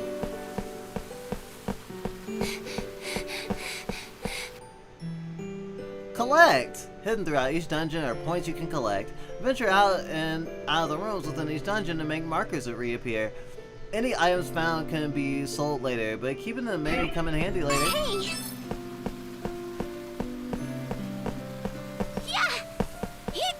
I mean, it probably would have been a bad idea, because they might have attracted people who didn't understand. Or maybe they could have done it in a sort of like a wink and a nod sort of way. Like have commercials glitch out or something. Because I'm thinking like how they're sort of playing it. I mean, they had the horrible nightmare and they're just like, okay, we're playing this straight, right? Hip hop.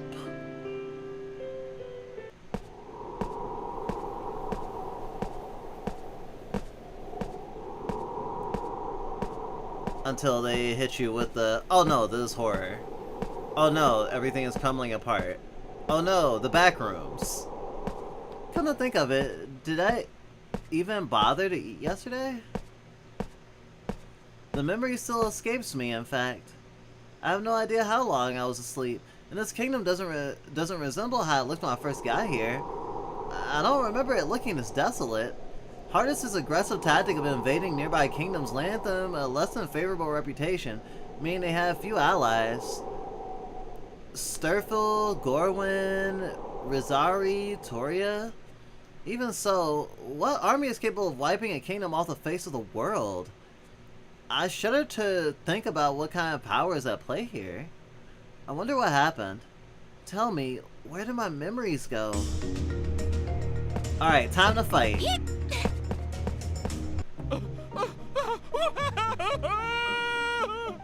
Oh boy. Did someone scream just now? Where did it come from? Where are you? Please, answer me! Where'd you come from? Where'd you go? Where'd you come from, Cotton Eye Joe?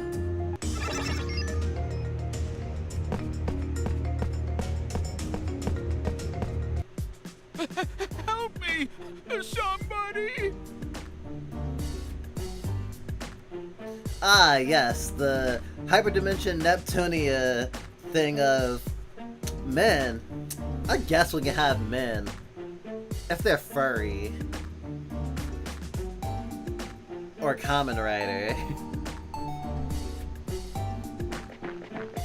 Oh no! Someone's being attacked by a monster.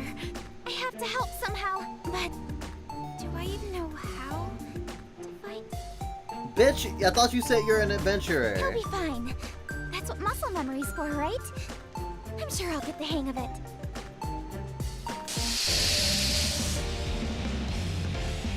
All right, let's go!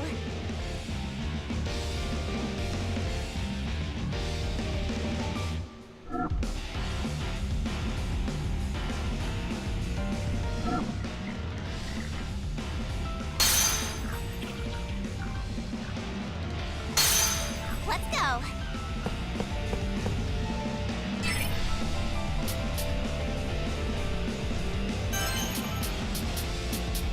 All right. Hey! Out of here! Blast off!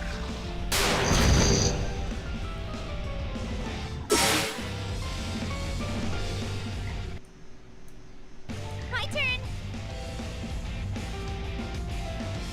Wow, you must be really happy to see me. All right. Say, yeah! Got him!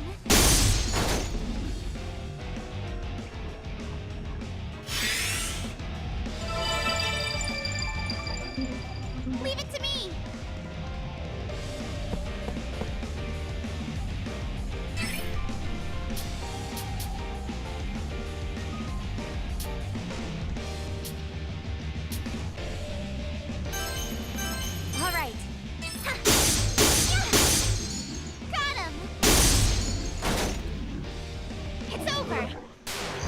having enemies knock into things makes them die.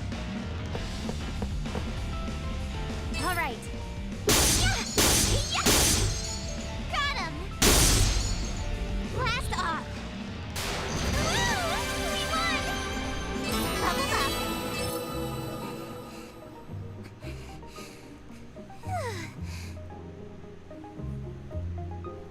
up. It's tiring swinging a sword. It is interesting because, you know, it's so easy to forget when you're watching media with combat and all the time, but you don't do a lot of exercise. Like, swinging a sword like a dozen times takes a lot out of you, actually. I managed to kill it. Are you all right? A little bruised is all. Forgive me. It's all my fault. No, I'm just glad you're safe. Oh, you are far more heroic than you look. Allow me to extend my gratitude by tending to those wounds of yours. I would appreciate that. Damn, I wish you would attend to my wounds.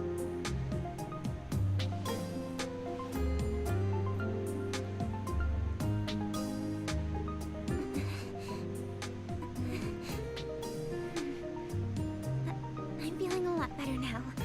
Thank you. On the contrary, I should be the one thanking you for saving me. Pardon me, I haven't yet introduced myself. My name is Rook. As you have likely gathered by now, I am a traveling merchant by trade. Nice to meet you. I'm Sheena, an adventurer. Even your backpack has mouse ears. A pleasure. Lately, martyrs have been taking to crowding these trails, making it impossible for me to sell my wares in peace. What's a martyr?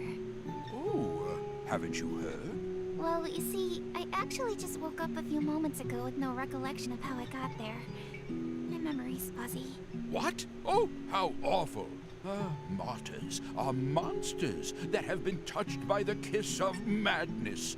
Yes, for a few months now, reports of monsters attacking people have been increasing to a frightening degree. What? Did you say a few months? How did I not remember any of this? Much has changed in the last year. Do you really remember nothing? Not a thing. Not even what you ate yesterday? I got eaten yesterday. Nope. Most unfortunate. Well, I can't let it bring me down. Things will turn up sooner or later. What makes you say that? My mother always told me that someone up there is watching out for me.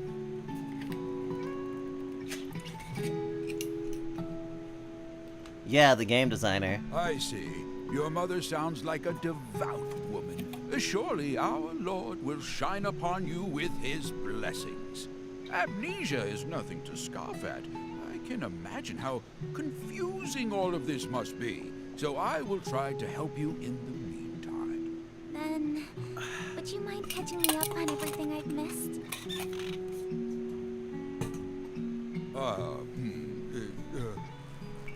Yes. I'll tell you months of current events.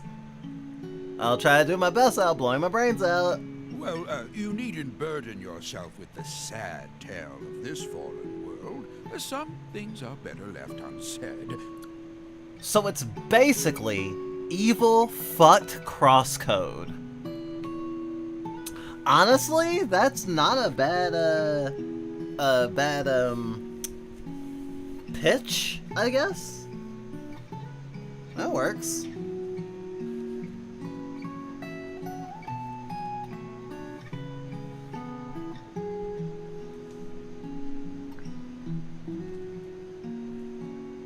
I want to know it all. Please, tell me.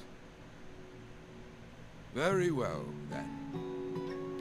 Although I say, throw in some Boogie Pop Phantom.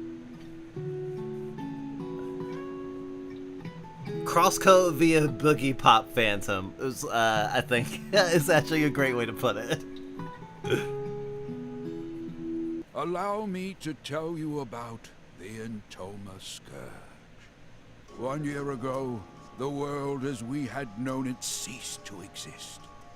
On that fateful day, a terrifying beast came down from the heavens and unleashed catastrophe across the entire country. What? What do you mean? What's an Intoma? The Intoma was a curse from the gods, a living, breathing embodiment of atrocity, brought to life by the despicable sins committed by our people. Which Vanity ones? and greed became the gospels of our time. The rich became richer, and the poor became poor. Well, isn't that the rich people's fault? Shouldn't the monsters be, you know, I don't know, eating the rich? Soon, it seemed people had forgotten how to love. In no time at all, the thin fabric holding friends and family together was torn asunder. Constant threats of war and invasion gave corrupt nobles the chance to tax every cent from out of their subjects' pockets. Desperation birthed from a widening gap betwixt the rich and poor. Thievery and violence became commonplace. Lives lost over loaves of bread. The nobility cackled atop their high towers, taking pleasure in watching their subjects turn on one another while they sipped their wine. Maybe it just my brain glazed over this part, but when we played this game like 7 years ago or something, I'm like, damn, this didn't hit so hard back then. It's like, I wonder the fuck why, even though it still has been happening all throughout history. And certainly throughout my lifetime and anyone who's watching right now. And yet now it's just like, wow, blood boiling.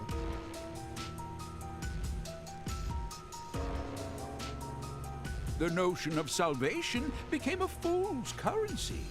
Eventually, the destitute and starving citizens had reached a point of no return.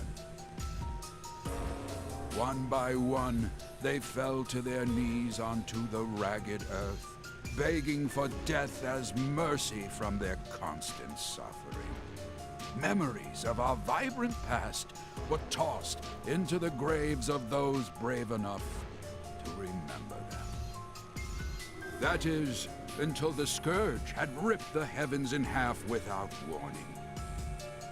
It cut through the sky like steel through flesh, flattened our mountain ranges, and ruined our forests and seas with a divine rainbow light.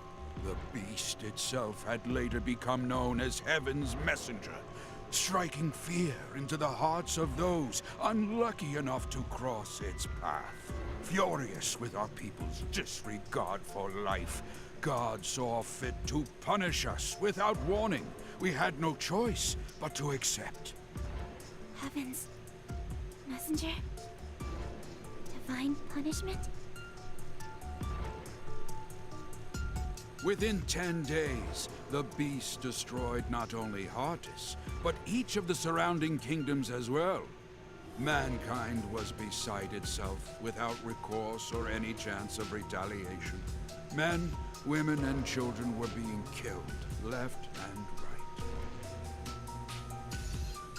Because as we all know, children are a distinct gender. Just when we thought that all hope was lost, our long-awaited salvation had finally arrived. The monster's body had suddenly frozen and shattered into pieces. What happened to it? That I do not know. All we know for certain is the monster's shattered fragments rained down upon our world, leaving little behind save for its terrible memory in our minds. Spared from their accursed tyranny, The people celebrated in the streets. So there are survivors aside from us. Yes, although few and far between. Some of them still live in small enclaves. However, the fact that you lack any recollection of this event means you were asleep, not for a few months, but for over a year. I have no idea how I lost my memory, so we'll just have to fill in the blanks somehow. Ah, Sleeping I Beauty. appreciate you taking the time to recount what I've missed. Seems like I've got a lot of catching up to do. Ah, you impress me. It's rare to find someone whose nose is still pointed towards the future. Sheena, there's a bit more to this story. Many who survived the calamity experienced a strange emotional shift, proclaiming to dedicate their lives to piety. People had interpreted their salvation as a miracle, and thus were eager to pay it forth to prevent another monster from appearing. As of a few months ago, however, this ended with a few alarming consequences. How so? An event known as the Mass Consternation. Odd, unexplainable happenings popping up out of nowhere. In one instance, a man had evaporated like smoke in his own bedroom. A woman claimed to see God's light before slitting her own throat. What? I heard of one village that committed a mass suicide by drowning, jumping into the ocean like a pack of rats from a sinking ship. Hilarious coming from you. Why would they do such a thing? I don't know. It was as if they were martyrs, suffering for the sake of avoiding retribution. It was around this time that monsters started to appear yet again, igniting fear into those who had survived to remember their ghastly deeds. Eventually, people began suspecting that the souls of these recently departed martyrs learned how to inhabit the bodies of monsters. Hence, monsters began attacking innocent people without warning. At least, that was the rumor.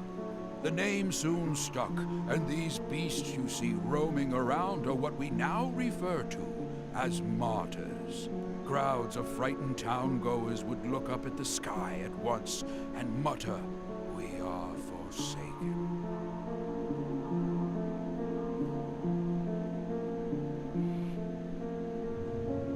I don't understand. What could compel people to end their own lives? There has to be some explanation, right? You're wise, Sheena. As you stated, we had eventually discovered the reason for the mysterious slew of mass suicides. It appears you have one attached to your leg as well. That is the mark of the Entoma, the catalyst that drives people to madness. Oh, well, that's just great. Unfortunately, you will soon feel its effects as it slowly eats away at your mind. What? He must mean the spider legs. Ah! What the? It's moving? Ah! Spluttering up my skirt! That, my dear, is proof of your curse. It has a mind of its own, ensnaring its hapless prey while slowly corrupting it over time. If inorganic matter is touched by the curse, then it eventually withers away. If it latches onto a living thing, however, Then what happens? their brains become infected to the point that they spiral out of control. You might be a bigger threat to yourself than you think.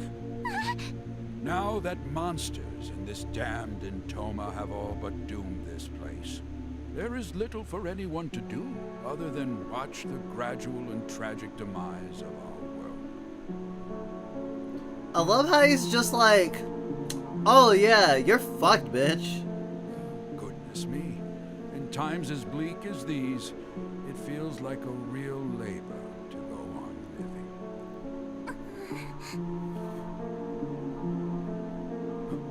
What's the matter?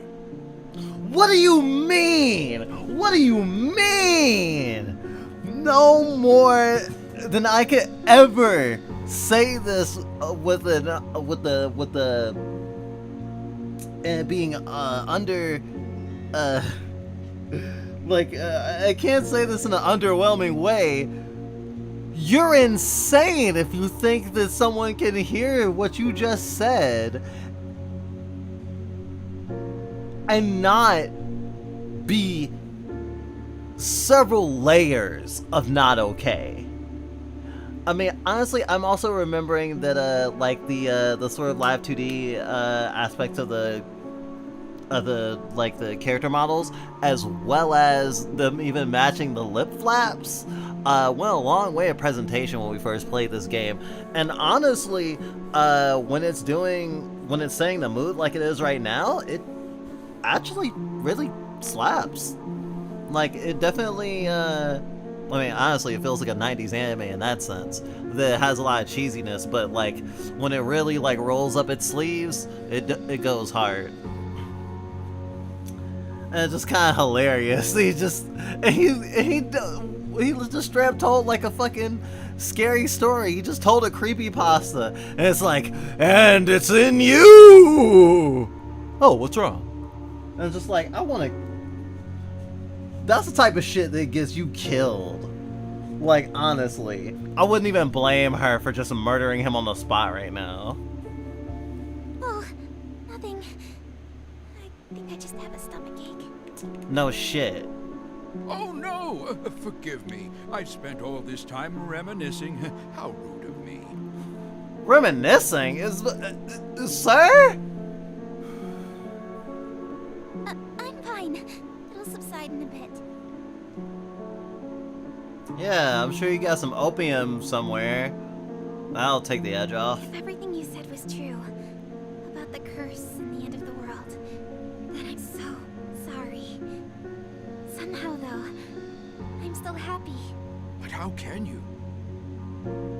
I hate you. I hate you. Rook, you deserve to die. I'm sorry. It makes me think. Meeting someone new and learning something about them is like a miracle of its own kind. Oh my god, the emotional whiplash! I'm having an aneurysm. And the music? This game was made by absolute dorks. Yeah, no, very Doki Doki Literature Club coded. Fucking Christ. Actually, we played this before we played Doki Doki Literature Club, because we knew about Doki Doki Literature Club, but we didn't have a computer.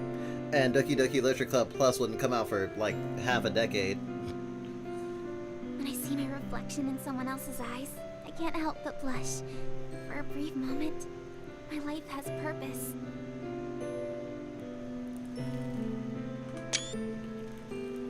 I think I want to remember that quote. Knowing that I matter to someone else brings me joy. It's hard to explain. Joy, huh? Yes. So, Rook, you just need to... I'm so sorry.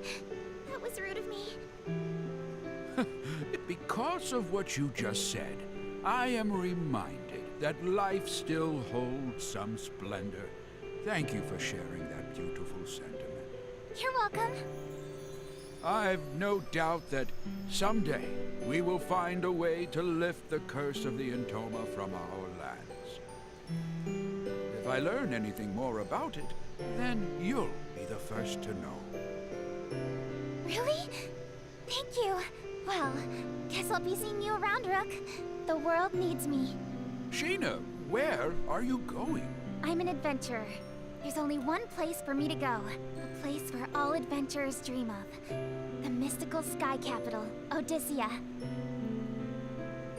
Odyssea? Are you sure that such a place even exists? All of what I just mentioned, including Heaven's Messenger, is a little more than hearsay. Stories to scare young children. Of course it exists. Dream a little, Rook. I'm sorry. I spoke out of turn again. I think I identify with her more than than we did before.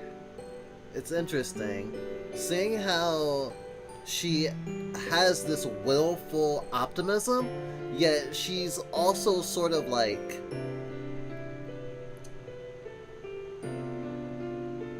and she has some abuse victimisms. I don't know. Although I feel like it probably reads less egregiously, or I should say less jarringly, to say a Japanese audience because, well, like respectability and especially in talking to like strangers and people you barely know is a lot different. Whereas from a Western lens, bitch, what are you doing? I know he's old, but like you don't need to pay him that much respect. Like she's being very careful about giving people orders or like saying a declarative statement, like specifically. Like that's something tying up in knots about that. And you know, considering the thing about mothers, a mother who looks like her could have been her mother in the picture. And like her remembering something her mother told her, and her mother having sounding like a devout person who, if they existed in this world, probably would have ended up being a martyr if they had lived through the calamity, sort of points to maybe a light side and a dark side, and the light side, the religious side, covering up bad stuff. I don't know. It's interesting. Oh, please, I don't mind. So, do you have any clue how to reach Odysseia? Oh, Additionally, extensive travel requires adequate funds. Are you well prepared? Apologies. Judging by your reaction, the answer would seem to be no. Oh, come to think of it, I recall the king had announced that he was recruiting new guards. Why don't you try gaining some money that way? Really? Yes, I'd love to. In that case, let me show you how to reach the palace. Follow this corner, then make a left down this path. Here is a map. Wow, thank you. See you around. Good luck out there, young traveler. bless you, Rook. Good luck to you too.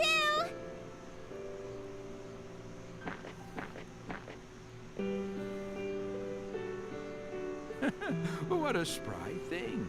If the next generation has as much spirit as her, then perhaps there's hope yet for the future of our world. Yeah, because it's too late for her. However, it might be too late. Damn, bruh! Alright, I guess we're on the same page. Also, we got really close to naming ourselves after this character. Or at least one of our headmates did.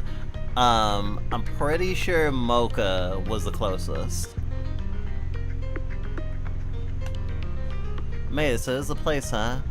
It's humongous from the outside. Hardis, a sprawling kingdom with one of the biggest armies in the world. This place certainly lives up to its sizable reputation. I can't forget, though, that the king is infamous for being a power-hungry conqueror. I should keep on my toes while I'm here. I wonder if I'd ever visited the place before I lost my memories. What if this isn't my first time here? Oh well.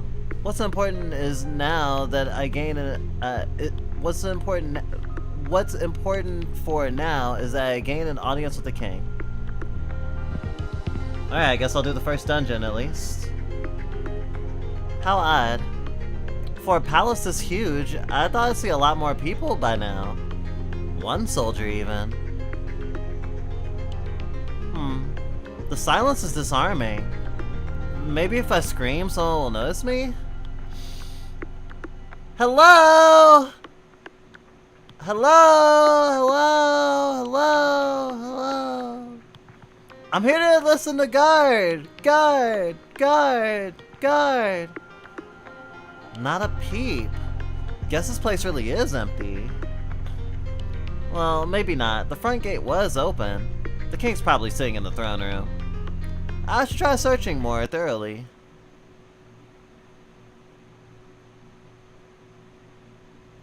You killed my wife. Off with your head!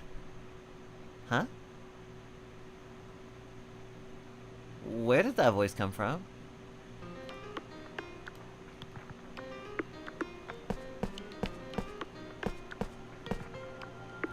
This makes me think of the old mansion in Kingdom Hearts 2.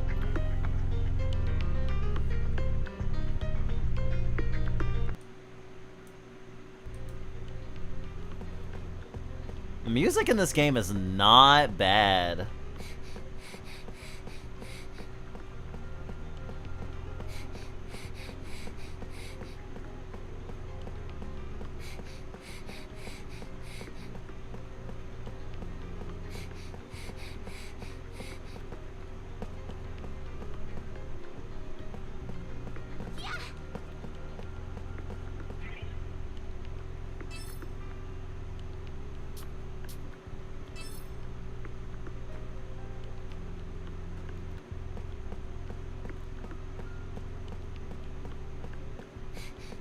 Oh right, there's a map.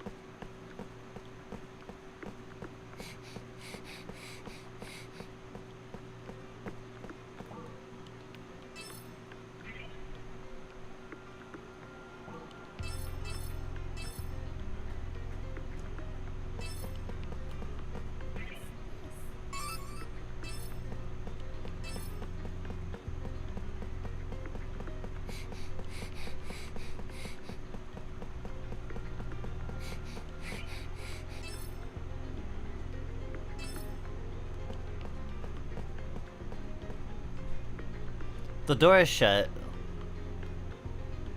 Well, I like to make it unshut. Wow.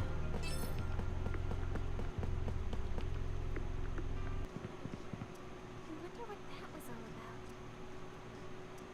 about. Oh, you scared me. I thought no one was inside, so I went on ahead and... Gosh. Yeah, that was way too low.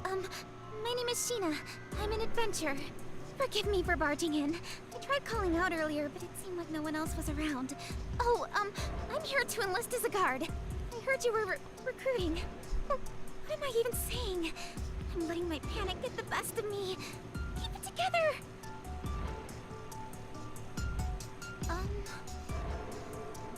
Something is wrong. Hey! What do I do? I wonder why he isn't responding. His eyes are vacant and placid. No matter how much I move or speak, he doesn't budge. I wonder if that Intoma Scourge thing has something to do with this. My goodness, though. I can tell why the king would enjoy living here. I've never seen anywhere so lush and extravagant. You don't know that you haven't seen somewhere so lush and extravagant, right?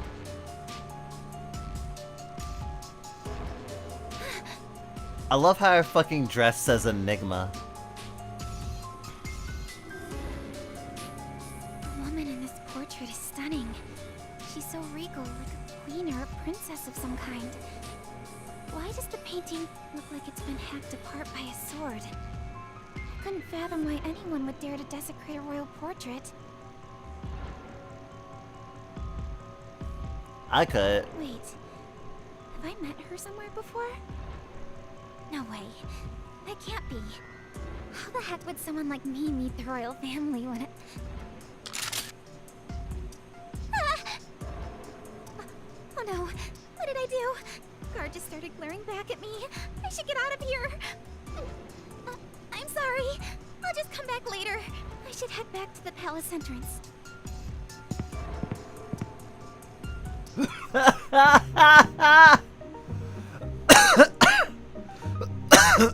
I forgot all about this part, actually. Wow, I didn't know she was such a coward. Oh, I forgot she was such a coward. It's and when you have a little bit more context, it'll make a lot more sense why she is. Because it's incongruent, right? It's like she lost her memory, but she knows she's an adventurer, and she does have combat skills. She has a sword, but she has a beginner adventurer sword, right? As far as she knows, this is the normal world. But she's incredibly socially anxious for some reason. Like some sort of hikikomori otaku. But that couldn't be right. She's Sheena, the adventurer. Destined for Odyssea. She obviously has been around the block at least a little bit. It must be her memory loss. Because, you know, things like muscle memory apply to your body. And there's nothing like that for your personality or anything. So this couldn't be how Sheena really is, regardless of her memories. Right? What's going on here? This whole castle seems a bit off. Oh, I know. Why don't I ask the king? You just left! I have to find a way to speak with the king. As the thought crossed my mind, I decided to head back into the throne room. Excuse me. Sorry about earlier, but there's something urgent that I need to ask the king. I hope I'm not being too rude, but would you let me through to speak with him? He isn't responding again. Maybe that means I can proceed? Proceed! Proceed! I see someone standing over there. Is that the king? He might not be able to hear me from here, so I'll have to get closer. Hey, you there! Run! Huh? Huh? I thought I heard a voice just now. Am I imagining things?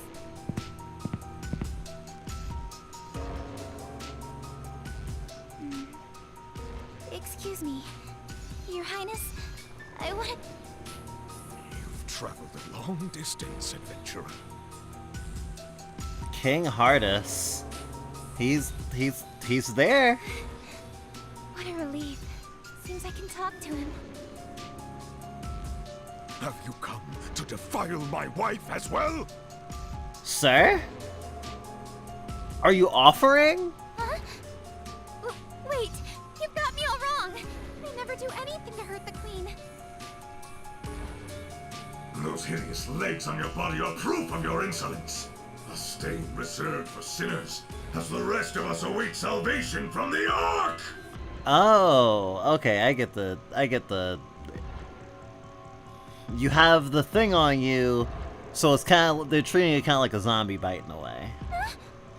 Is that thing fidgeting again? It was hiding under my skirt a second ago, but now it's traveling up my thigh. The king is staring at me. It's making me uncomfortable.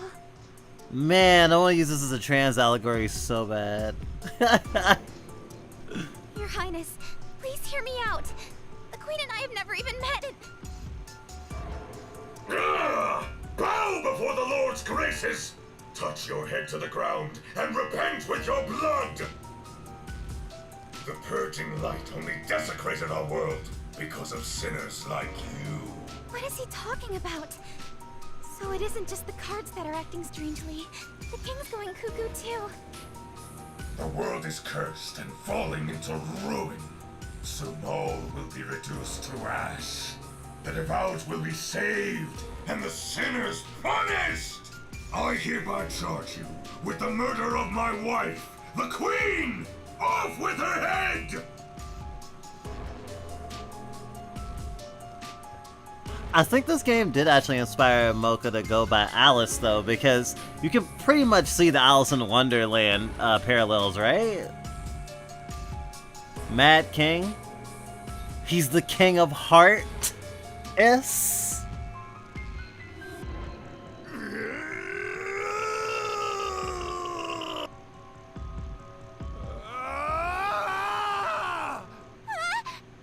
What the? No!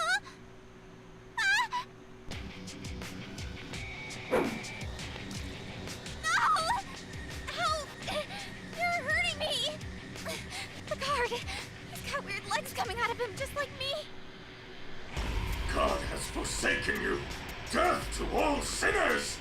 Damn. That's a really effective horror, like, symbolically, though. Like, the things trying to kill you have the same thing wrong with them as you do, but it just hasn't caught up to you yet. God has forsaken you! Death to all sinners! Welcome to your demise, adventurer.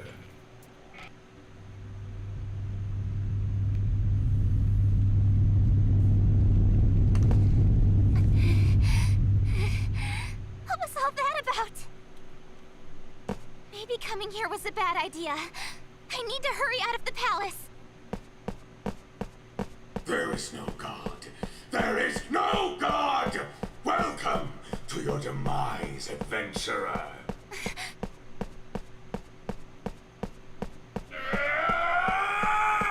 Wait! Wait! Wait! Wait! Wait! Wait! I'm scared. What's happening?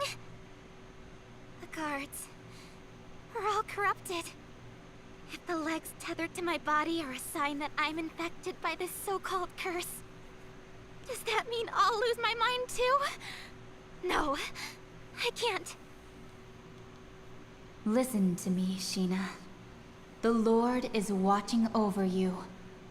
Follow the righteous path, and you will be showered by his blessing. Mom, there is no God. There is no God. Wow. Ouch. My thighs, they're being constricted. End of the world. It hurts. Ow, my legs. They're on fire. Ow. It feels like my insides are gonna burst. Ah! There she is! The intruder! Capture her! She's the culprit. Don't let her escape. Guards! Seize her! No! No! Someone, anyone, please! Help me! Hey! You there! What? Wait. Are you? No way. How'd you get here? Whose voice is this? Where is it coming from? Feels like I'm hearing it inside my head. Could it be? God? Please, save me! I'm being chased! Huh? God? Excuse me? Where'd you go? Answer me! Oh, that's cruel. You've turned your back on me. That was moe as hell.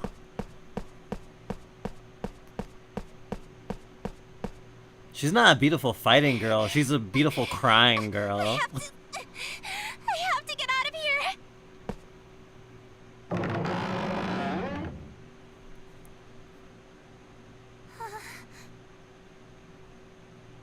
What's happening?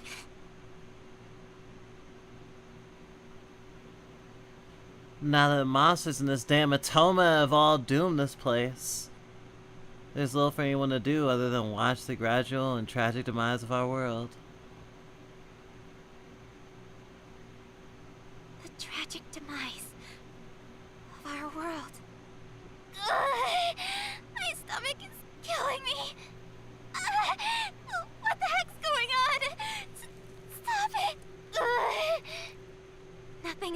will make the pain subside. Why is this happening to me?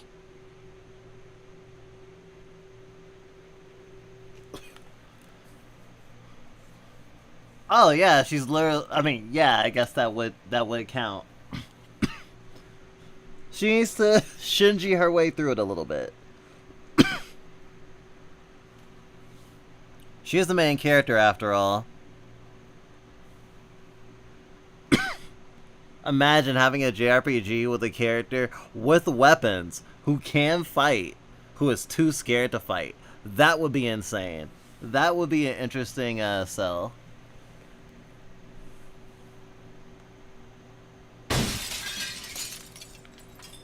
Error occurred. Please reboot World's Odyssey server. What? What's going on? I'm terrified. Someone, please help me! We're connected. Hey, can you hear me? Yes. Are you crying? No. This place is swarming with guards. You need to sprint out of there as fast as you can. Listen to my directions very carefully. Okay. Turn around and head down the hallway on your right. What? I just escaped from that hallway. You want me to go back? Just shut up and move! Okay. Thank you, God. What did you call me? Were you able to make it out?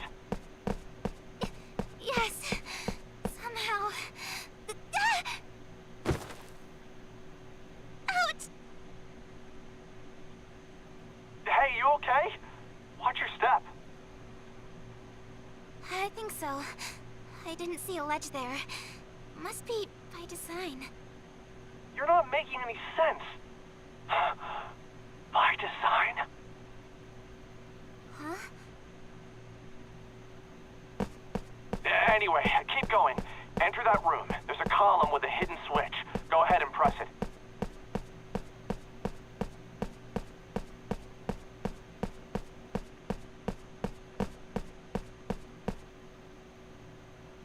This is still an alpha build, so I can open up a way to pass through the column. Use this shortcut to escape the palace. Alpha build? Shortcut. I have no idea what he's going on about, but I should listen to him.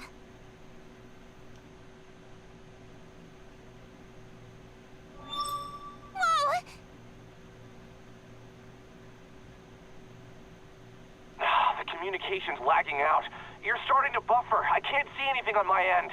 Were you able to make it through? Yes. Safe and sound. Playing Deltarune, but you're hacking the game. Good. Go ahead and continue down the path. There are some enemies up ahead, so don't stop for any reason, okay? Okay. What's so funny? Oh, nothing. Just bewildered that God really does exist. What are you talking about?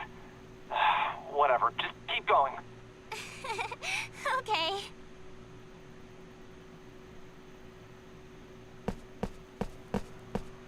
Sheena, I have a question for you, but don't stop walking.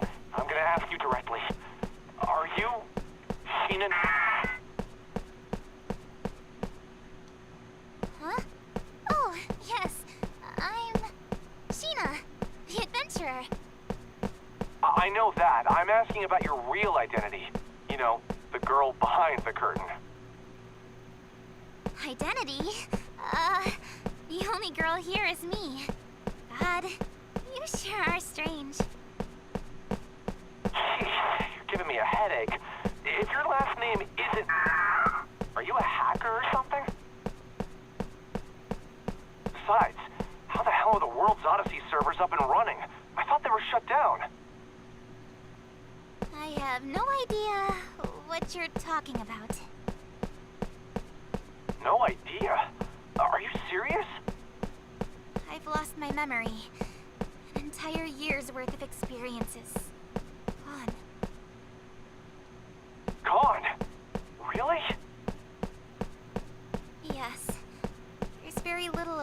myself that I remember, so I don't have all of the answers.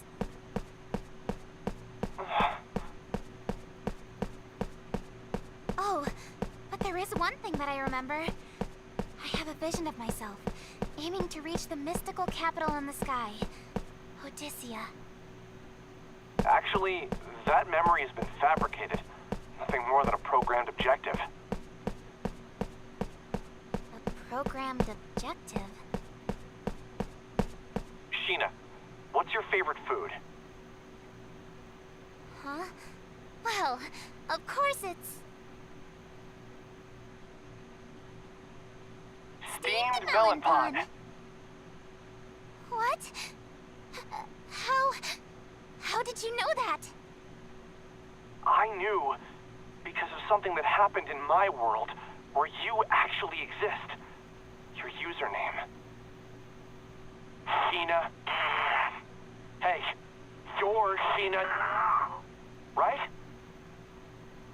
Where have you been for this entire year? Everyone's been looking all over for you. Wait, what? Excuse me.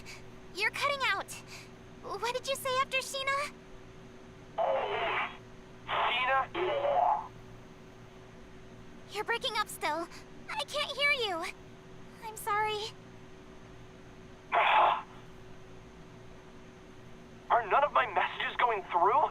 Even in the backlog? Wait, is there a chance that the game is cutting me off on purpose? How is that possible?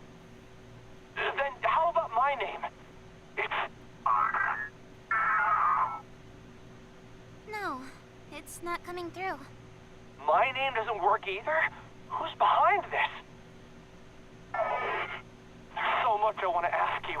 What happened to you a year ago? Where are you right now? Huh? I think you've got me mistaken for someone else. I'm an adventurer.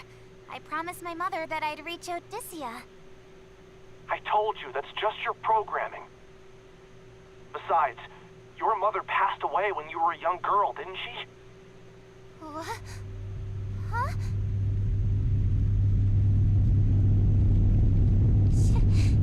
She passed away when I was a young girl? You're lying. I promised my... Huh? What's going on? I hear a ringing from the back of my head. That can't be. Do you remember now? It's true. You're... Stop it! That's ridiculous! I just spoke with my mother recently! We had a conversation when I left my home! It's clear as day! Oh. How cruel can you be by telling me that my own mother is dead?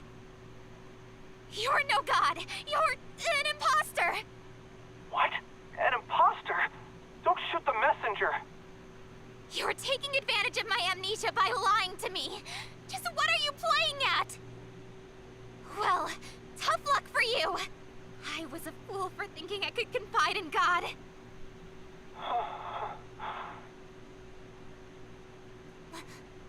What? Are you crying? No. It's true. You really are. That's not me. You've got me all wrong. There she is, the intruder in the East Wing. If she's killed by those guards, then it might cut off our line of communication. Okay, whether or not you trust me is beside the point right now. If you want to live, then listen to me. Get the hell out of there! I hate how bossy you are.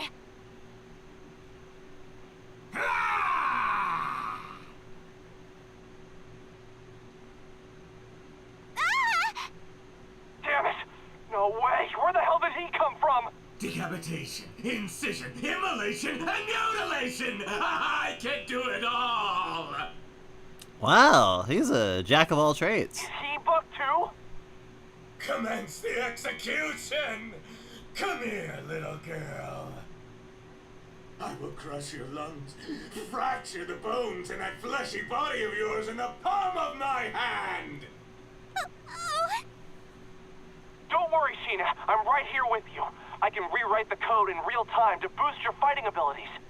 I have no idea what you're talking about! Alright. Ready for battle. Avoid stepping on the glowing bugs scattered all over the battlefield. Party members can become corrupted. Each party member accrues corruption at a different rate. If corruption reaches 100%, the party member will be unable to battle. Enemy attacks can also boost corruption. Some enemies are strengthened by corruption. If you perform a knockback against an enemy and it collides in the field bugs will be safely eliminated. You may verify each bug's attributes by using search. Corruption may accrue differently for each of your party. Oh, right.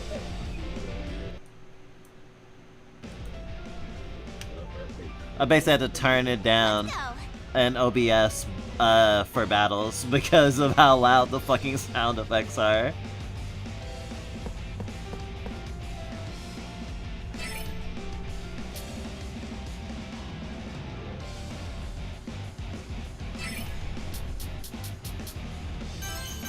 All right.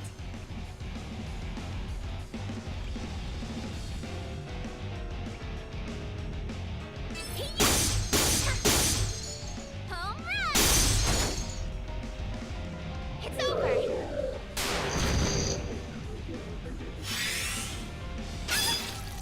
Oh, that's a quarter of my health. Sure is. Let's go.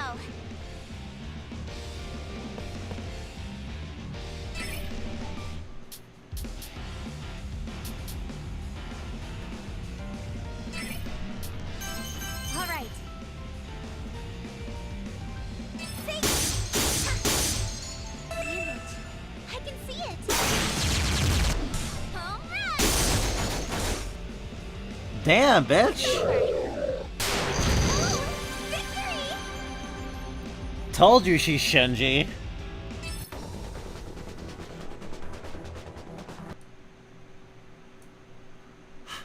Why? No matter what I throw at it, it just keeps getting back up. I figured it out, Sheena. The reason you're so out of sorts is because something is causing your character's code to go haywire. It might be those spider legs. Haywire. The curse. Those legs are a sign that you're bugged. A piece of corruption data is altering your configuration. I'm trying to remove them. What do you think? Why are you asking me for my opinion?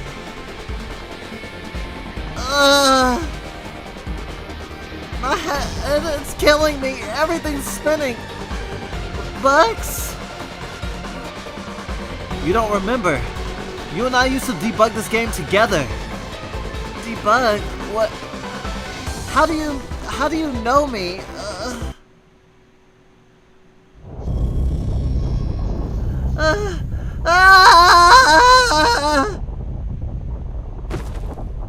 Oh, no, it hurts. It hurts. It hurts. Sheena! What the hell's going on? She's freaking out. I gotta do something, or Sheena will... Oh, it hurts. Mom.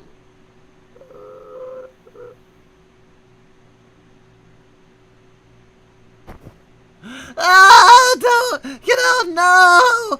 Ah, ah. Sheena!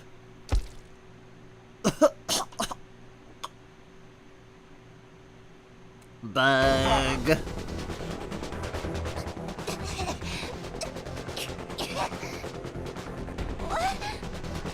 What is that thing? It looks like an insect. It's bouncing in the air, almost like it's buzzing.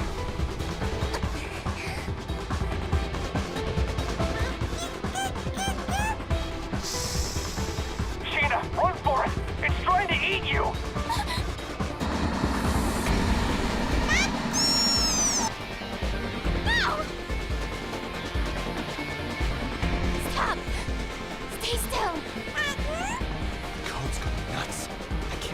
happening? Wait, she isn't going mad? Is this for real? How is she able to withstand being corrupted by that bug? Wow. Sheena, whatever it is you're doing, keep doing it.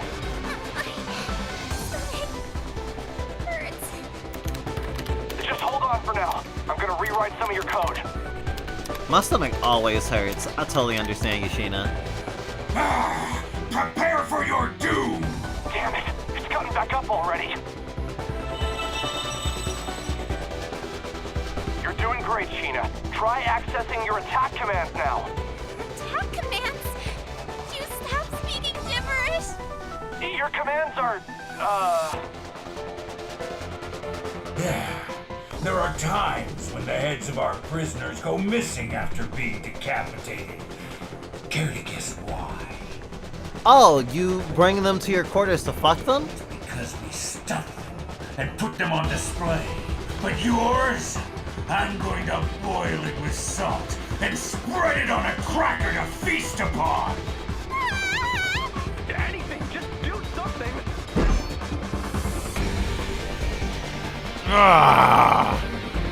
I was surprised I touched him, and the guard blasted off. Okay, you're ready to go. Wow, what kind of magic is this? It's not magic, it's a cheat. Too easy. I guess being able to manipulate the world with the tips of my fingers has its perks. What do you think? Are you impressed? Who are you? Are you a god after all? I'm no god, I'm a programmer. I can sense power surging inside me. Ready for battle.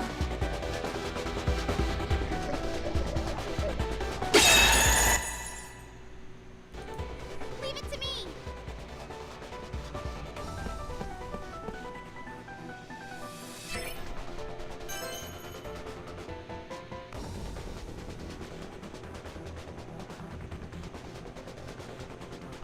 Scanning.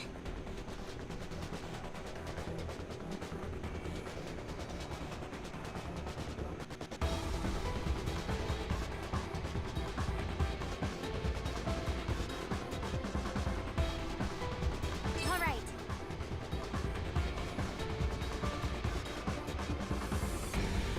Identifying enemies' weak points.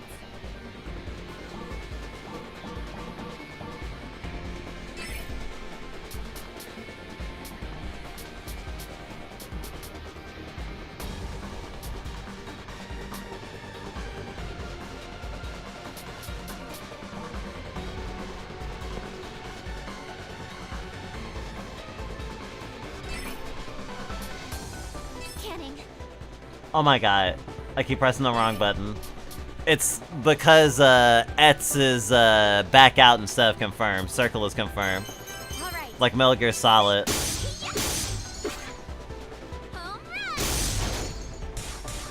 Oh damn, that was pretty good. It's over. Oh, victory! Leveled up. Ah! Programmer? Hey, you alright? I missed your name. Who are you? Oh, right. Well, we can sort our names later. Let me catch you up to speed on your situation. You and I made this world together. We're the creators. Creators? Yep. Everything you see here stems from your vision. Then, our team and myself expanded all of it. And that's how World's Odyssey came to be. World's Odyssey. Bagu! What's going on? Bagu Bagu! Kisya!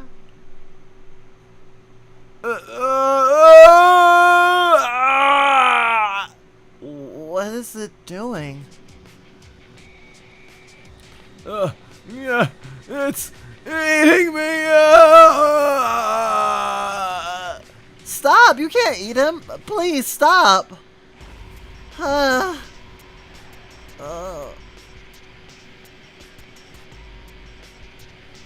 I ran to stop it, but that thing flung me away and began to devour the guard's body.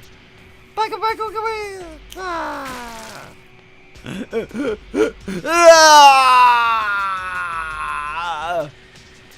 Oh no! Don't! Stop! Please! Help me!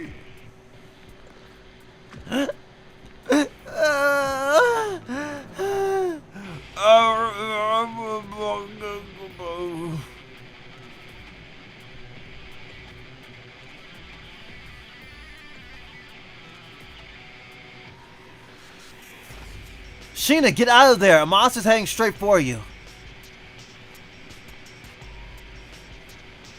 That thing can't be real. It's huge. There's no time to cry. Behind you. Ah! Sorry, there's always time to cry. Sheena, damn it! She couldn't get away in time. Oh, it hurts. I can't get away. Kiki. Bago. Ah! What? Sheena?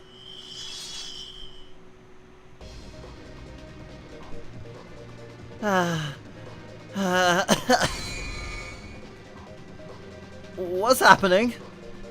Sheena's appearance is changing. Her expression too. Something's altering her character model. What? The bugs are swarming together. Her HP and SP bars are both pushing to the max.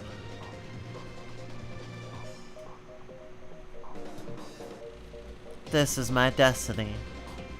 I must save the world. Talk about intimidating. If a party member's corruption reaches 80%, she can transform into her glitch mode. Attack and defense stats are significantly boosted in this state. At the end of each turn, corruption reduces by 10%. If the corruption dips below 80, glitch mode will end.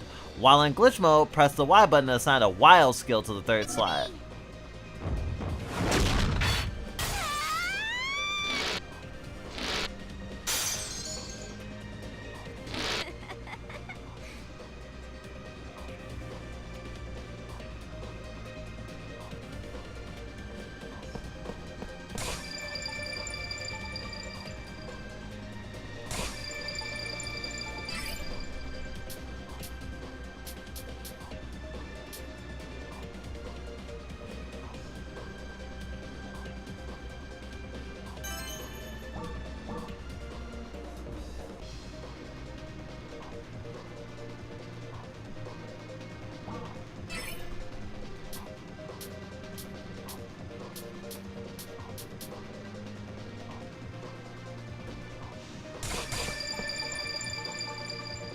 Okay, I don't know if I can actually bounce this motherfucker, but I'll try. Super Bloom. Only available in glitch mode and can only be assigned to the third slot.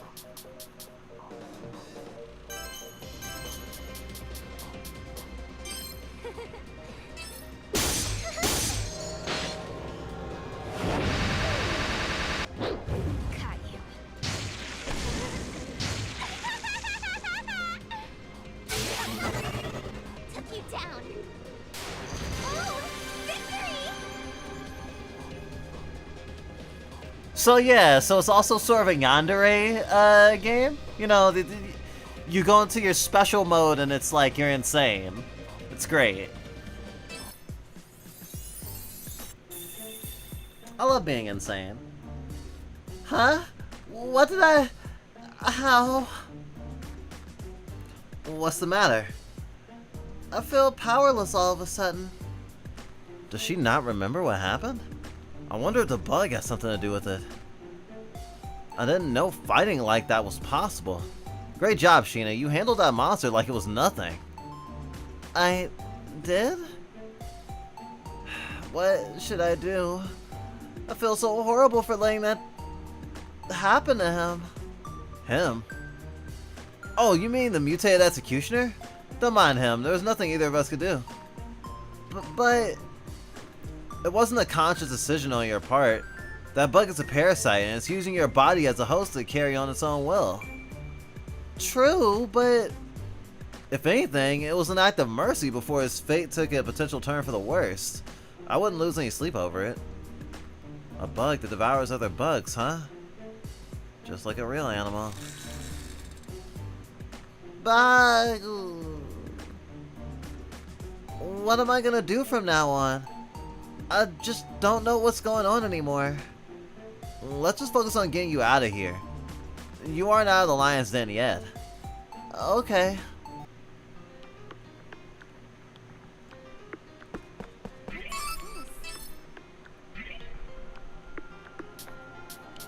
And here's where the game starts in earnest. We got our first girl, and she can transform now. She has her little fucking parasite.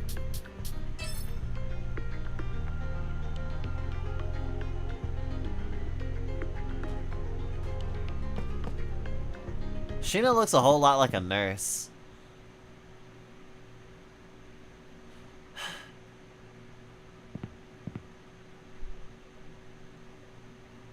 If I made it out this far, I'm safe, right?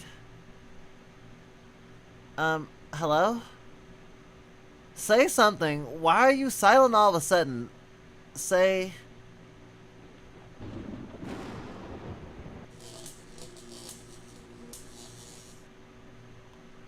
I don't hear your voice. Just... who am I? I feel ready to crumble. Oh. You don't know who you are? Huh? You're the bug from earlier, aren't you? Can you speak?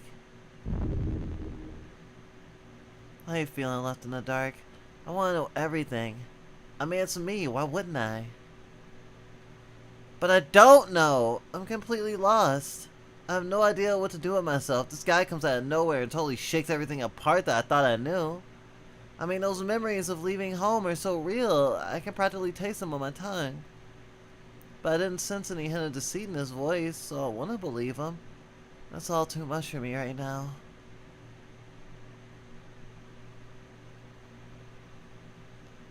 There's so many things I need to ask you. What happened a year ago? Where are you at this very moment?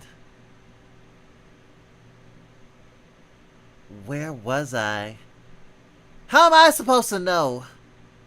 I'm here! Answer me!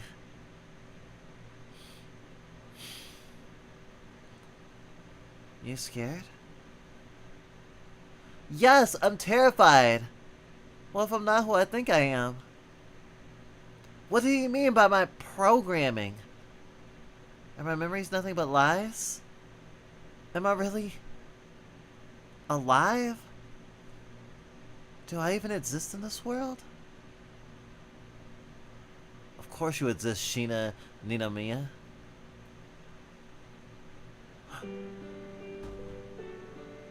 Alright, seems like you heard me clearly this time. Sorry if I kept you waiting. I managed to whitelist our names in the game's text bank. Can you hear me now? I'm Arta. Arta Mizunashi. Oh. Ninamiya? That's... my name? Yes. That's your real name. Mizunashi. I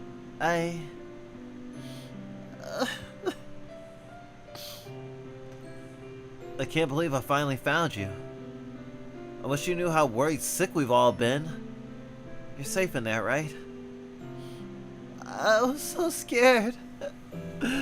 I missed you so much. Yeah, me too. Mizunashi? Where am I?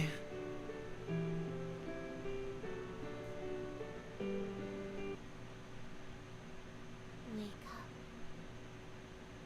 Wake up.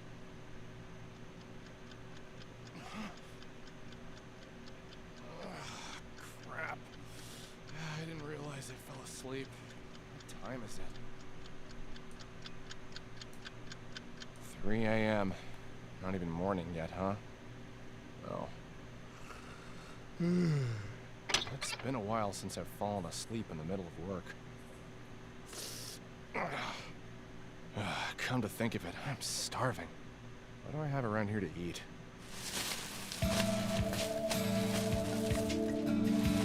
Name, Arata Mizunaishi, 27 years old, programmer. When not at home, at work, ebbs and flows. Each second pass is just another line of code typed. When did I wake? When did I sleep? When did I start working? When did I stop? And when did I eat last? I don't ever take the time to ask myself any of these questions. Each day bleeds into the next, and no one bats an eyelash. But it's all okay. I'll just keep on going. Yeah, steamed melon pond. Guess I forgot to eat the lunch I bought. Delicious. Again? You were obsessed with that bread.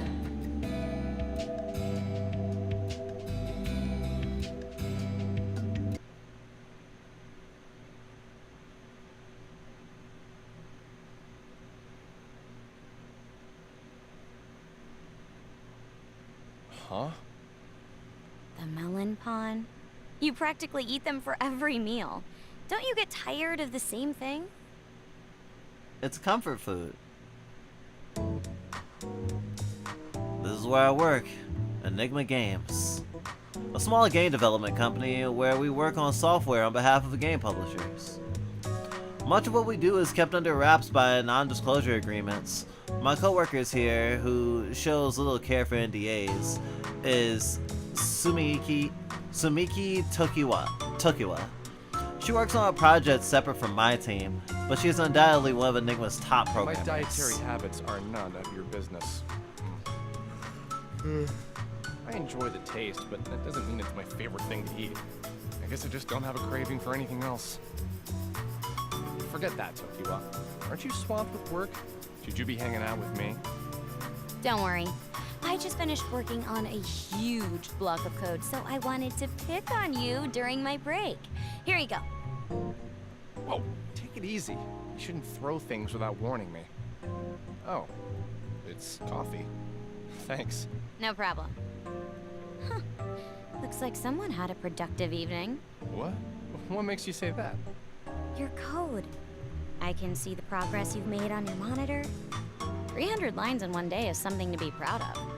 Hey, don't you have another project to work on or something? You can't just peek at what I'm working on over here. Oh, loosen up. Who cares?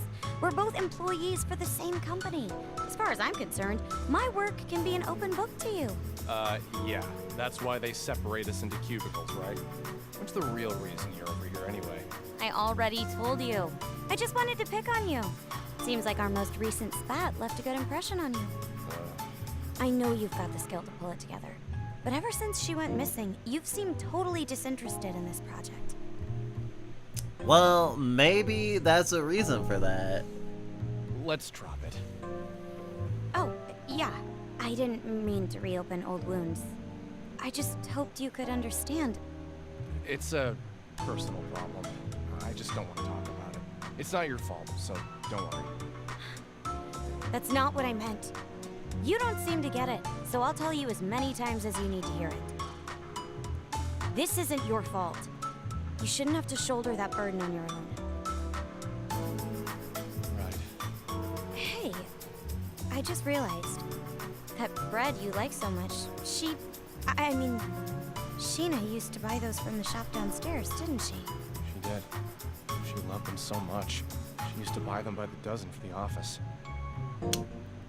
Bingo! That's why he's buying them all the time. Let me guess. Before you knew it, you were hooked. Sounds like some Pavlovian training. Huh? What's the matter? Pavlovian training, huh? I barely noticed. I think everyone's entitled to slip into bad habits now and then.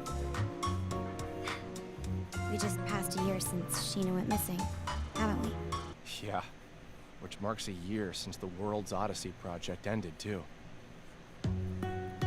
World's Odyssey. sometimes abbreviated as WOD, WOD for short. Enigma staked the company's fate into developing a VR MMO program, which is short for a virtual reality massively multiplayer online game. Much of its larger development infrastructure was put into place by the well-known corporation AGL Inc. A few years later, a game engine that they had released made headlines. It was an immersive cloud-based system known as the Alice engine. Shiina Niimoya, a fresh-faced director full of imagination and enthusiasm, helmed the project with her and the Alice engine confirmed. I hopped on the project as the game's primary programmer. We set out to make something never made before, a fully realized fantasy world. However, in the middle of development, the Alice engine began producing a series of bugs that were proving impossible to fix. To make matters worse, Shiina Niimura, our fearless director, had suddenly vanished, and we had no choice but to halt development for WOD. We made it to the alpha stage of the build, but the assets were immediately frozen, and AGL froze their funding too. We heard it all. We knew that it couldn't be done. It was too much of a burden for some young girl to do by herself. I couldn't help but seethe with anger, hearing everyone shift the blame onto her and whisper behind her When back. things go south, it's easy to push the blame onto a newer employee, but you're beating yourself up too much for how you handled having her on your team. From my point of view, at least, you weren't that strict. I don't think she took the pressure badly either. Don't be so hard on yourself. What the hell? Cut me open, why don't you? It's practically written on your face. You're all, everything's my fault, or I'm so sorry, Shiina. Leave me alone. Hey, would you mind doing that face again? Tokuwa puffed her cheeks playfully as she pointed her fingers towards my face. Come on, just one more time. I'll stop bothering you if you make that face again. You make no sense. Just leave me be. If you won't, then I'll just go home. Kaboom! I love her, I love her, I love her, I love her, I love her. Sorry. I want to steal her skin. I can't tell. Then, from out of the blue, something was thrown into my desk. Whoa! How about a warning first? Kinda pervy, don't you think? Arta, I have the sample you asked for. I followed all your design specs, right? For a heroine-themed booby mouse pad. Oh, yes, they're all perverts, obviously. Not right now. Wow. Did you ask the marketing team to work on samples for this? What a turnoff. Well, I guess considering our target audience, it shouldn't surprise me at all. I think I followed your suggestions to the T, Arta. What do you think? Does Damn. it resemble Shiina? I love all of her swag. The hoodie. I think those are some markers in her pocket, actually. Like, oh my god, and that's a tablet pen. Oh my god, I'm already wearing her skin. Pretty cool. Also, trans colors. Pink hoodie, white trim on the skirt. The skirt's blue, also the undershirt is blue. There's white and black on her hair ties. And her bag is white as well. Of course, there are other colors in her design. Accents, obviously, but she has a little bit of everything. She's got some blue for her eyes, purples and greens, red, white, orange, yellow, a different shade of purple. Like, she has a lot of accents. It's actually really interesting looking at her character design because, like, she has a lot going on without being too, like, she's not over-designed. Like, she's really balanced. If they had given her any more, like extra things, she would be a little bit more cluttered, but I think she's kind of perfect. Especially the little fuzzballs. And then comparing her to the other game developer, she has a lot less things, but you still understand a lot about her. Like, she enjoys comfort. She has her legs exposed, but she does have a cardigan on. I'm assuming that's some sort of gaming t-shirt. Those headphones are fucking huge, so she does like probably a lot of audio production or some shit. Or she just really likes diving into her work listening to music. The necklace, I can't tell if it's a I like jewelry and I'm adorning myself, or if it's like a if it is communicating something else about her. It has something like black or something in it. It's one of those things that invites interest and makes you want to peer in, lean a little bit. But the woman who just came on screen, like, she's pretty, with her design, it's pretty direct, like the type of person she is and what she cares about. Yeah, it's pretty cool. This feisty woman is Lydia Nolan. She's Enigma's chief character designer. Her Japanese is so good that it's almost hard to believe that she's a foreigner. Well, she's a fucking otaku, what do you expect? She's a master of the art of conversation, to the point I can't keep up with how quickly she goes through internet catchphrases. She's a ball of passion who pours her soul into her work and her hobbies. It certainly shows. You asked for this, Arta? Don't tell me that you used Sheena as a model for the heroine. About that. Jeez! And you even went ahead and got the right proportions for her bust. It's a little too flat-chested, isn't it? Nothing that can't be fixed. Just need to add some padding over here. Okay, good night. Stupid Arda. Huh?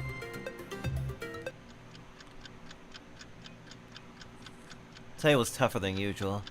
At least I've got this melon pan. Huh, a message. Let me see. Spam, spam, more spam. Yep, more spam here. Huh. Wait. This is... Wait. Does the sender say... World's Odyssey Management? The subject just says, you've got an unread message. I should have turned the preview field on. I couldn't see what it reads inside, but it looks like there's an attachment here. What the hell? It might be a virus, so I shouldn't open it, but... Pretending to have worked on World's Odyssey just to send an email to someone who's actually worked on the game is so Wait a second! That's when I put my mouse cursor over the sender line. The email address being displayed was... Sheena@wad.com.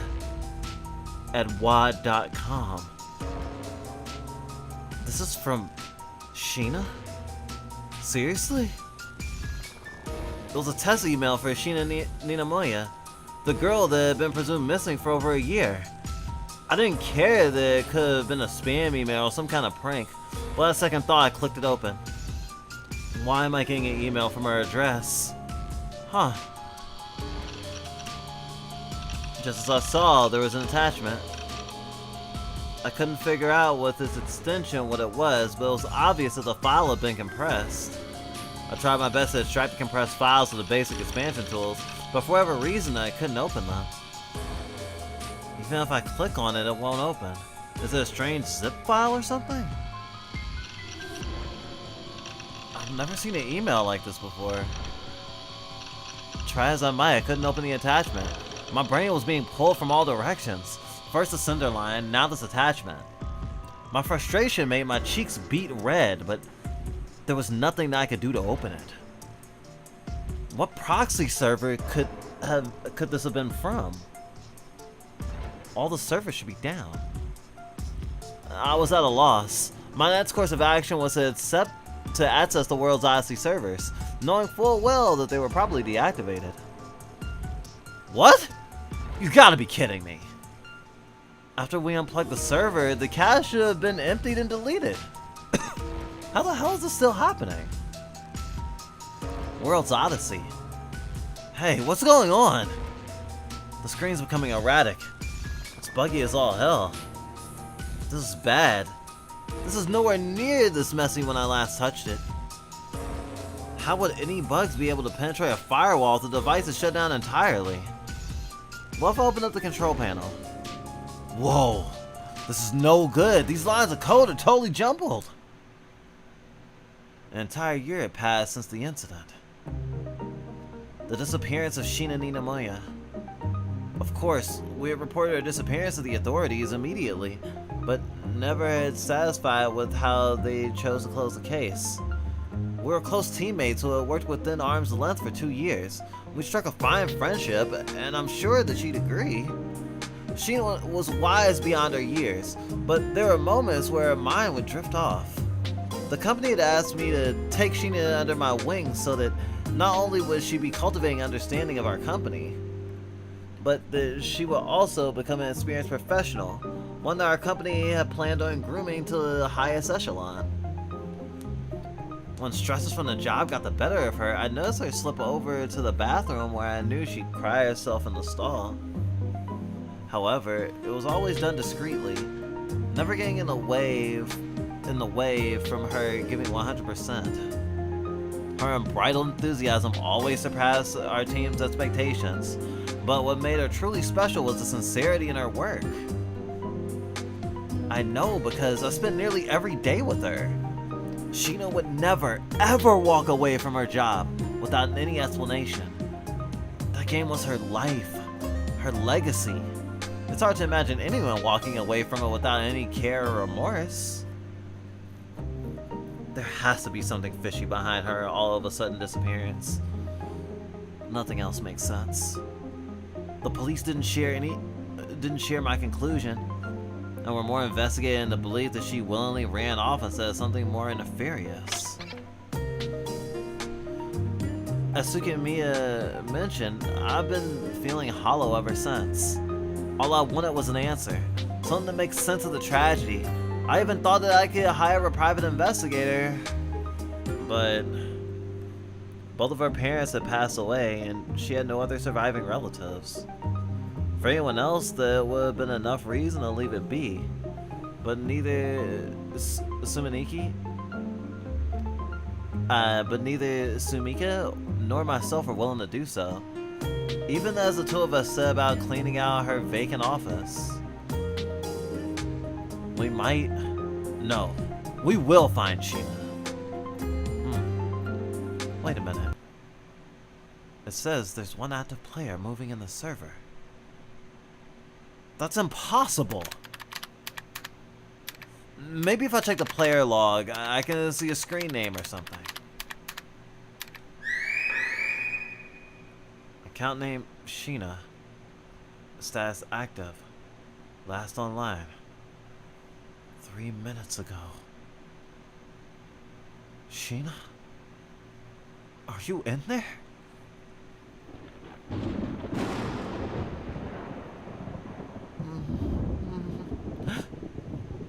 Oh, I must have collapsed from the fatigue after trying to escape the palace.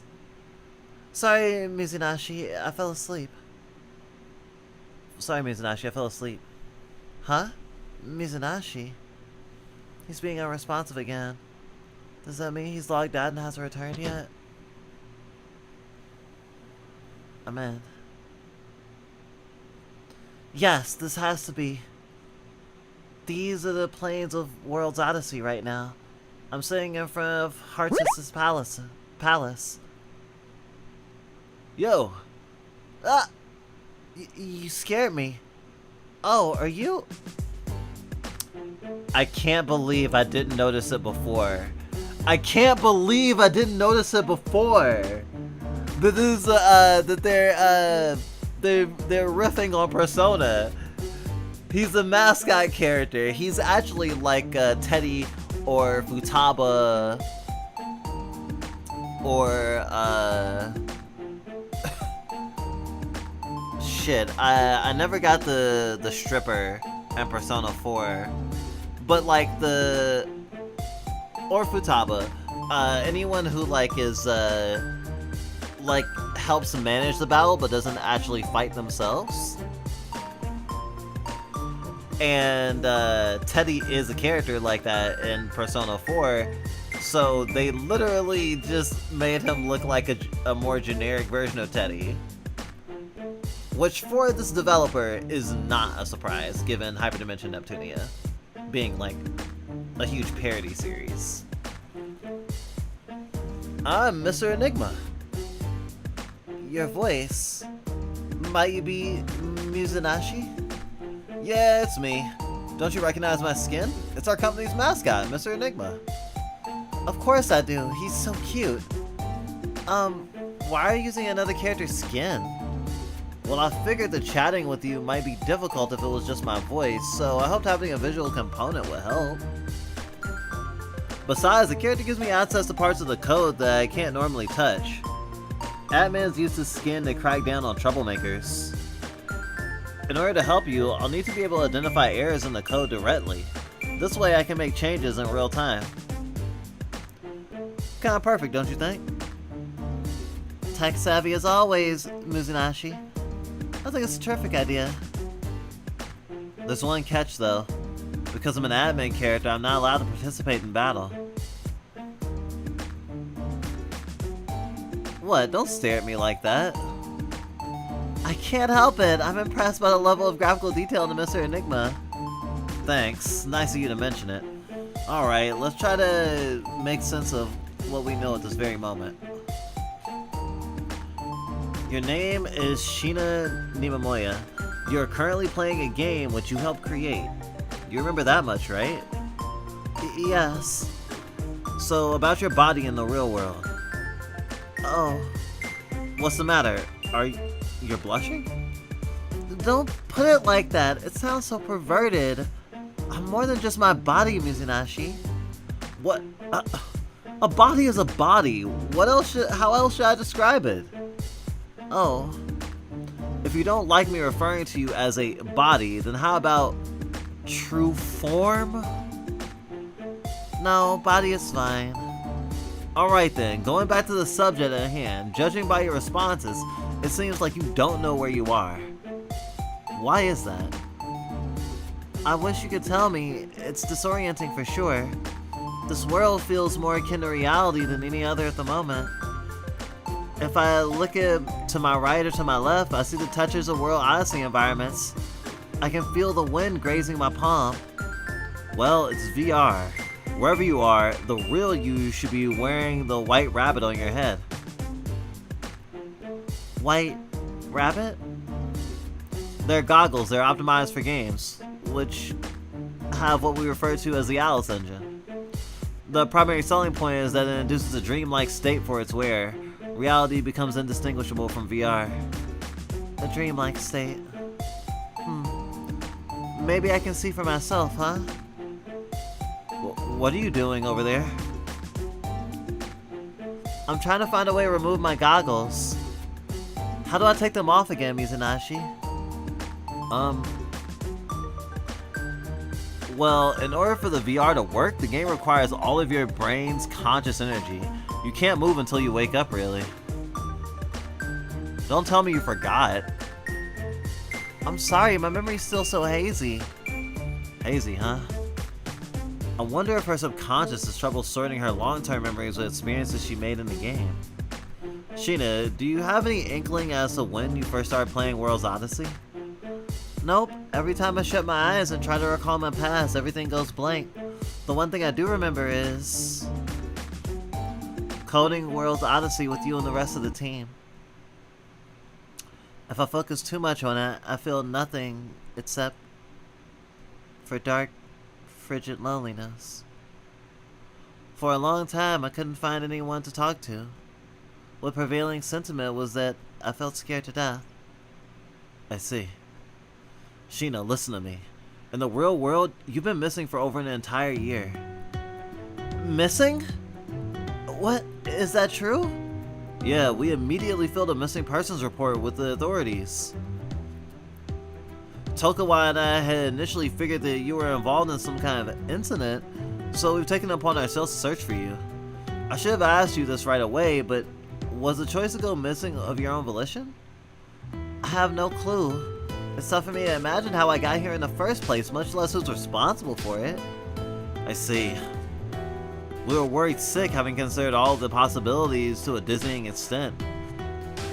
If her resounding sentiment was in fact fear, perhaps she experienced some form of intense trauma that scarred her memories, making them inaccessible for the time being. I can't help but wonder what kind of incident might have left her in this state. You see, even what I've retained of the real world, somehow it doesn't feel as tangible as anything I've sensed in this world. Sure, I don't remember seeing Netsuke with my cup of coffee. Working on lines of code. But I remember the sights and smells of walking in a meadow in World's Odyssey just as vividly. It might have something to do with the Alice Engine's artificial intelligence control kicking in. What? I have a suspicion that the game has identified you as an anomaly and is trying to erase you, or is trying to consume control of your character. Please don't tell me that!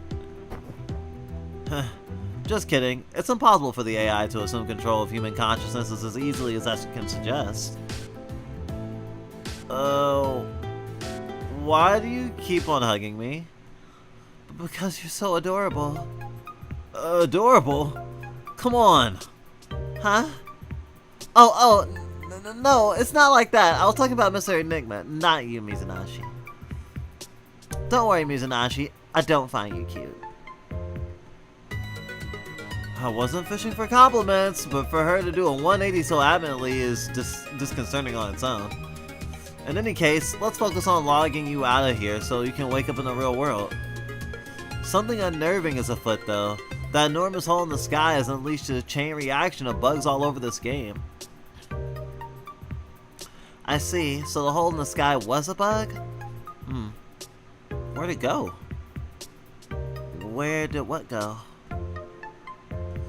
I've been trying to access the master UI panel to initiate a manual user logout, but the menu is nowhere to be found.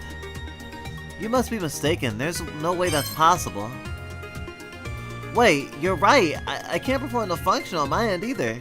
Do you think the bugs have something to do with it? We can't rule out the possibility, but our predicament could be more dire than we had originally anticipated. Meaning, in the same way that our names were somehow blacklisted from the in-game chat function, I see other signs of third-party tampering in our code. Are you telling me that we've been hacked? Well, that's my guess. Even so. Whoever it was, this person is in the know enough to identify the major programmer and the director of one of our unannounced titles. Blacklisting two of the key developers for this game before its release is a little suspicious, don't you think? My hair's standing just thinking about it. I mean, given that the World's Odyssey servers are running when the project was halted over a year ago is a major red flag. So long as the source code is vulnerable in someone else's hands, we need to log you out as soon as possible to bring you back, but how the hell am I supposed to escape the world? I have no idea where I am, how I got here, or how to log out. Wait a minute. What about that failsafe function? Remember? The ending engage? What? You're right, I totally forgot about that. The beautiful thing about World's Odyssey is that despite being an MMORPG, there's a definitive end to it all. I want the players to return to reality and share all of what they saw, an experience unlike anything they'd ever seen before, right? Our wish was for our designers and stories to inspire gamers in the same way that we were inspired, breathless and ecstatic. Yes! I can't help but feel frustrated that, for now, this is our only option to get you out of here. For the time being, it'll have to do. So let's head to the penultimate world to destroy the final boss and catalyze the ending engage. Got it. Alright, I'm starting to feel like myself again. I can clear this game and log out, then I'll wake up in the real world in no time. I can finally see Sumanaki and Lydia again. And you too, Mizunaishi. Right. I'll be right beside you until the very end, so don't you worry about a thing. Our next destination? The mystical sky capital, Odyssea, right? You know the way there, right? Of course! I helped create it after all. Obtained item. Antidote. Enemy. In order to reach Odysseia from Hardis, we'll have to travel to Sturful, the kingdom by the sea. Then let's part ways for now. While you head there, I've got some investigating to do on this side. What? You're leaving already? Oh, Sheena, I'm gonna give you one warning for while I'm gone. Don't die, alright? Huh? What do you mean? It's a miracle that the server can run at all. The world is swarming with so many bugs that it's impossible to parse through the code. In fact, I'm holding my breath as I speak with you under fear that our connection could be cut off at any second. If you're ever killed in battle, or if you jump to a save point prematurely and hit the load function, there's a chance that it'll send a faulty signal to the server, which can reset our cache and disable our communication. Once we're cut off, there's no guarantee that we'd be able to connect once again. In other words, I would have to navigate my way to the end of the game on my own. Yes. I implore you to use extreme caution while you're in game. By your own estimate, this game should require a minimum of 50 hours to clear the main storyline, right? Well, if we include breaks and potential side quests, then it could take far longer. While you're in there, you'll have to complete all the necessary side quests to access the true ending and initiate the ending engage. It'll be a pain in the ass, but being thorough while we can't access the manual logout screen is our best shot at the moment. Got it. I'll do whatever it takes. Cool. I'm gonna analyze some asset files for Odysseia and get back to you. In the meantime, you won't be able to reach me. Sorry. It's fine. But don't look so worried. I'll have my laptop on me the whole time. I'll be checking in on your progress as often as I can, okay? One thing. What would happen if your PC were to enter sleep mode? Would that cut off our line of communication too? Is this your sly way of asking me not to let my laptop enter sleep mode? You worry too much. Anyway, I'll be on my way. See you later. That was evasive. You could have given her that fucking little cult comfort. Oh. Gosh, she's way too casual for the amount of, like, forebodingness he just mentioned with the last thing. Jeez, that guy really travels to the beat of his own drum. Someone could use a lesson on how to treat women.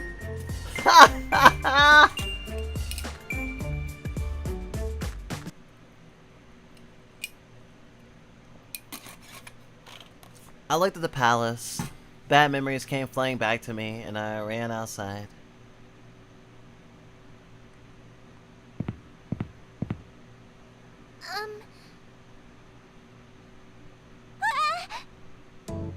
What? I'm so sorry. It was not my intention to startle you.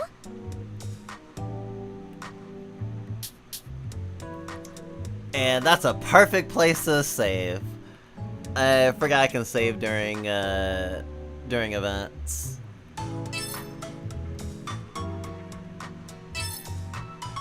Damn, it's fucked up. I want to main this game. I forgot how engrossing this game's story is.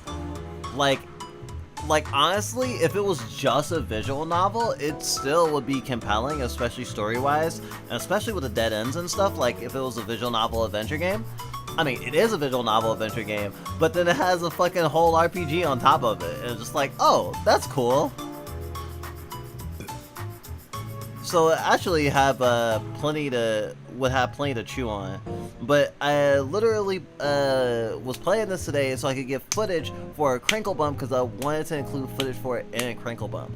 Honestly, we'll probably make like a demo version of the song for our intro, and like throughout the fall switch to different versions of the intro and probably cut like slightly different versions, because I know we're gonna probably want to put chapter 5 stuff into it for Deltarune once we actually do complete it, but nothing too spoilery. We're still in Chastity Rune, so we still haven't played normal route. We've only played weird route for chapter 5. No spoilers. But playing this game right now is at a weird time in our life, especially a weird time to re-enter our life because we have a bunch of nostalgia for it because we played it a long time ago. And it is one of those games that is like, we think is like sort of like Moto Bene. There's a few things that are like it. Hyperdimension Neptunia actually a little less so almost. But stuff like that, Maiden Abyss, for example, stuff that is like perverted in the way that a lot of people are uncomfortable with right now in the world very loudly.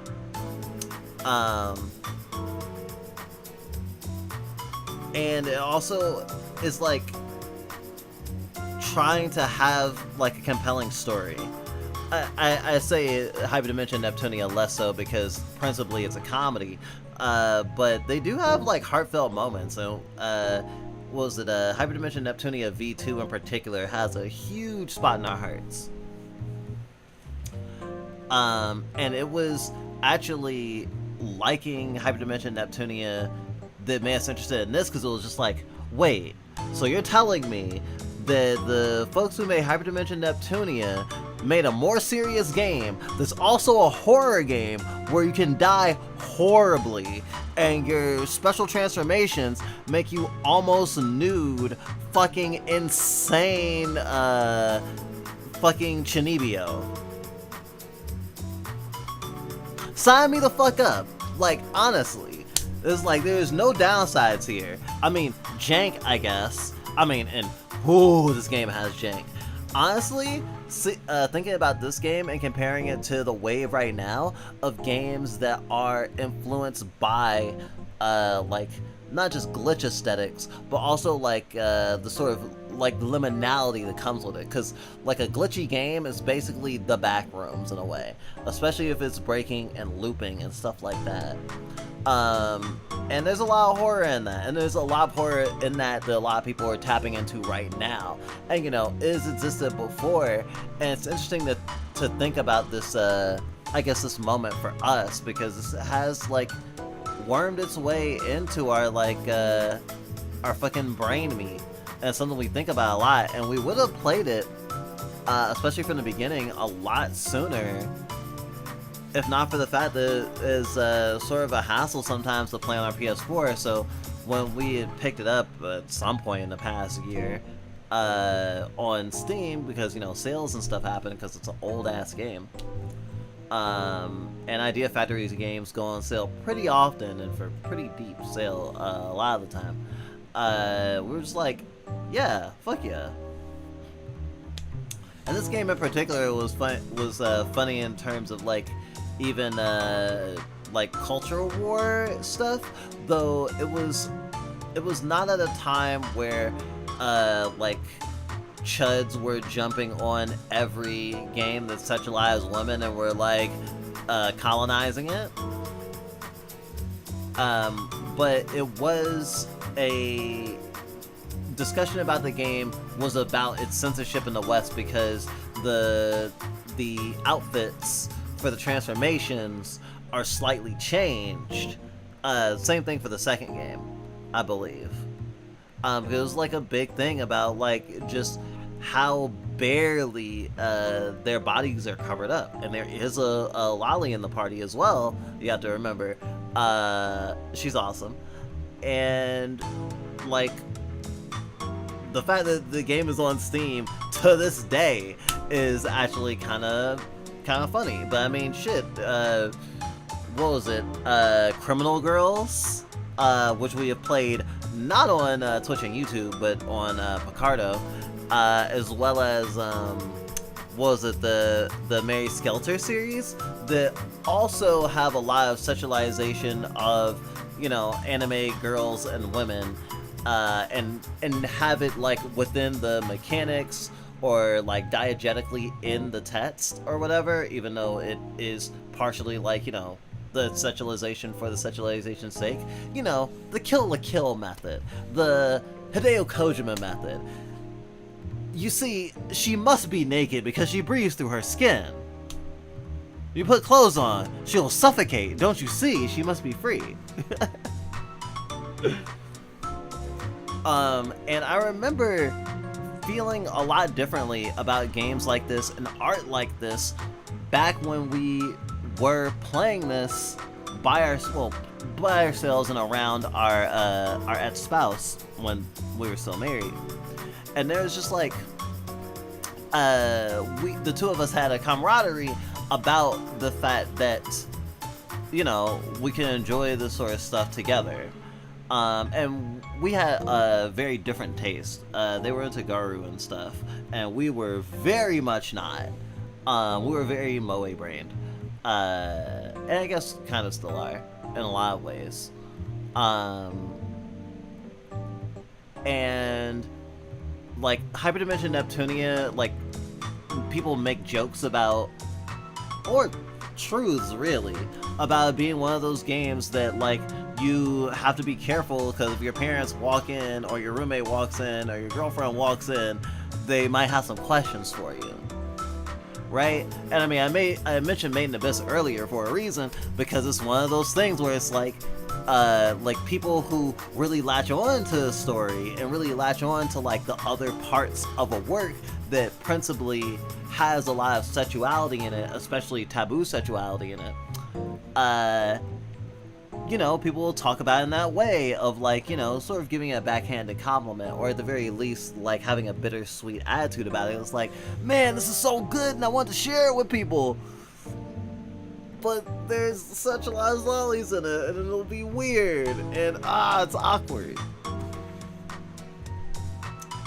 Or just sexualize women in it, because like the way that a camera can move, like say like in a Michael Bay film where it lingers and where it has like gratuitous shots, but it doesn't like put the characters diegetically into like compromising positions. Like that's also part of the thing with like fan service and anime and stuff like that. Though honestly, kind of like Majigami, this game acknowledges to some degree the sexuality, but also sort of like plays its serious part straight throughout it. And you know, definitely uses it for levity, but at the same time, like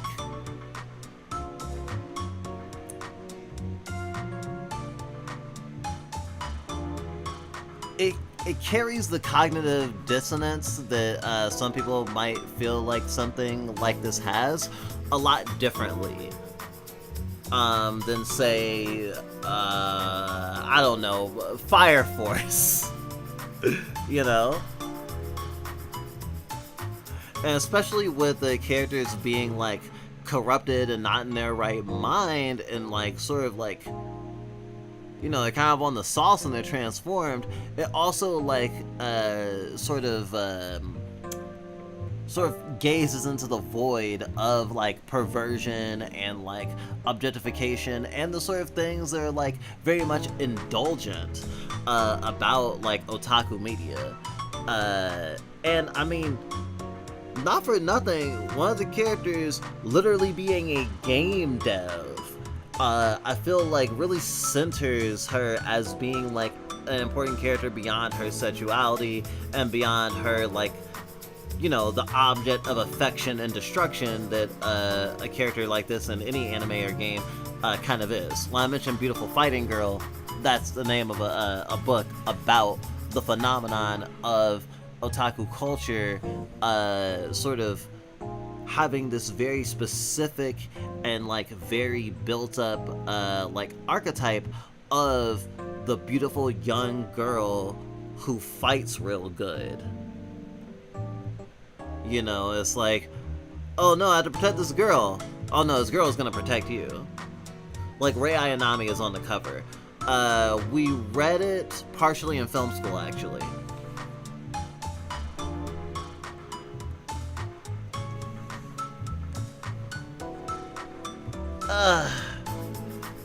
What else do I want to say? Also, I've been feeling really glitchy.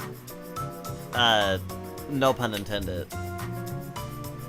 And just thinking about like incomplete works and shit not working and just sort of trying to muscle through a thing. And also interacting with games in the way that they are, in that like kind of broken state that they can be, and like the weirdness that you play with when you're in the liminal space of a game that you know isn't acting as it should.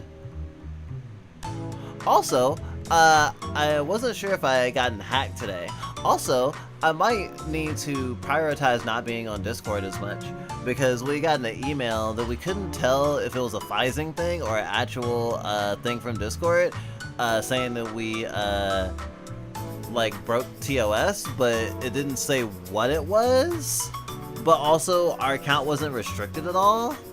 And then we checked to make sure, because they have a thing where you can see the stats of your account if it's like in bad standing or if it has like some sort of like a complication with it. And like we checked it and it's like, nah. But there is a type of phishing scam that is sort of like that.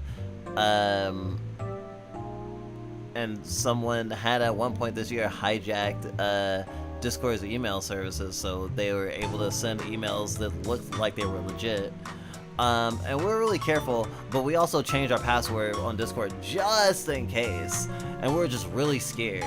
But also, it's just like two swords of Damocles over our head at once, and just being like, oh, I don't know. But then also like people like baby furs and like other fetishists, as well as like just furries in general, or just like alt people, have been having less of a great time on Discord and on Blue Sky, honestly. Like the amount of people getting suspended, like bubble puppers and shit, like it's bad out here. So we kind of have to switch gears in a lot of ways. Ugh.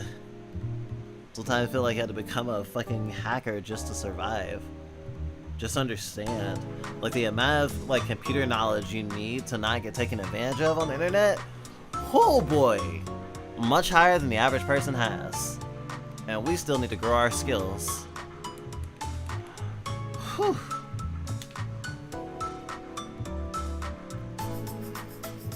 Any cheesy. I think that's mostly what I wanted to say. I can't possibly see myself in my right mind starting to play this game regularly right now, though I think we're probably done with Hell Maiden, and we might finish off with Offbeat next week. So who knows? But having two like fat JRPGs in our rotation at the same time sounds like a bad idea. So we should actually workshop which game will be in our main rotation next, because the new game plus nostalgia, fresh car smell, stank is like really in my nose right now, and I really can't, as much as I want to be like, yeah, and then next week I'll play this more, I'm just like, ほどかないでほどかないでそこに真理はないの育児なしで一人きりできっと隠してた Isolated 閉ざされた今は届きはしない Isolated ここで手を差し伸べろ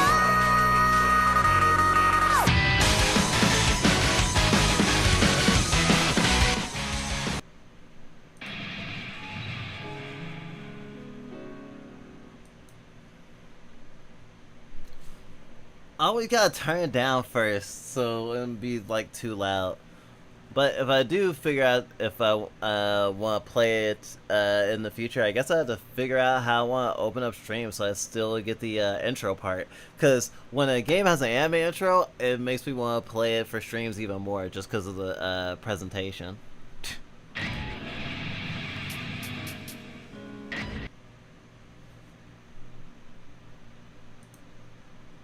Because I am an absolute faggot for presentation. Alright.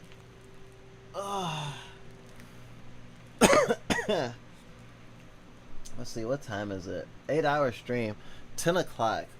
I can probably get a few more hours out of my night. If I don't stream for too much longer. So let's see if there's a raid I can do, and we'll get you all squared away.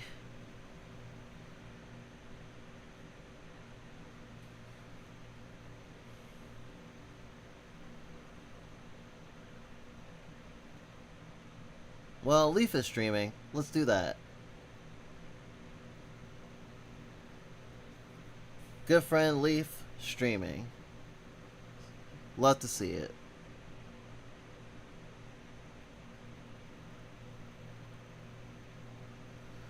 Rate message. Be nice. And he's playing League of Legends. I don't know if it's like a serious night of League of Legends or a casual night of League of Legends. But one way or another, have a great night, everybody. Take care of yourselves, and I don't know, do some stretches. You owe it to your body.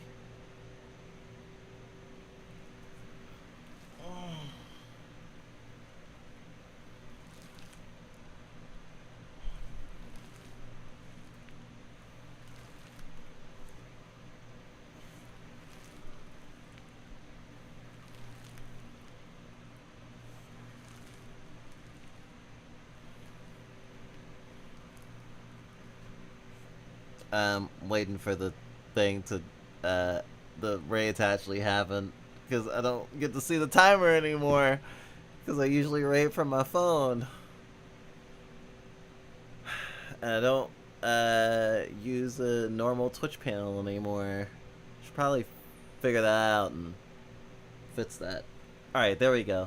See you, YouTube.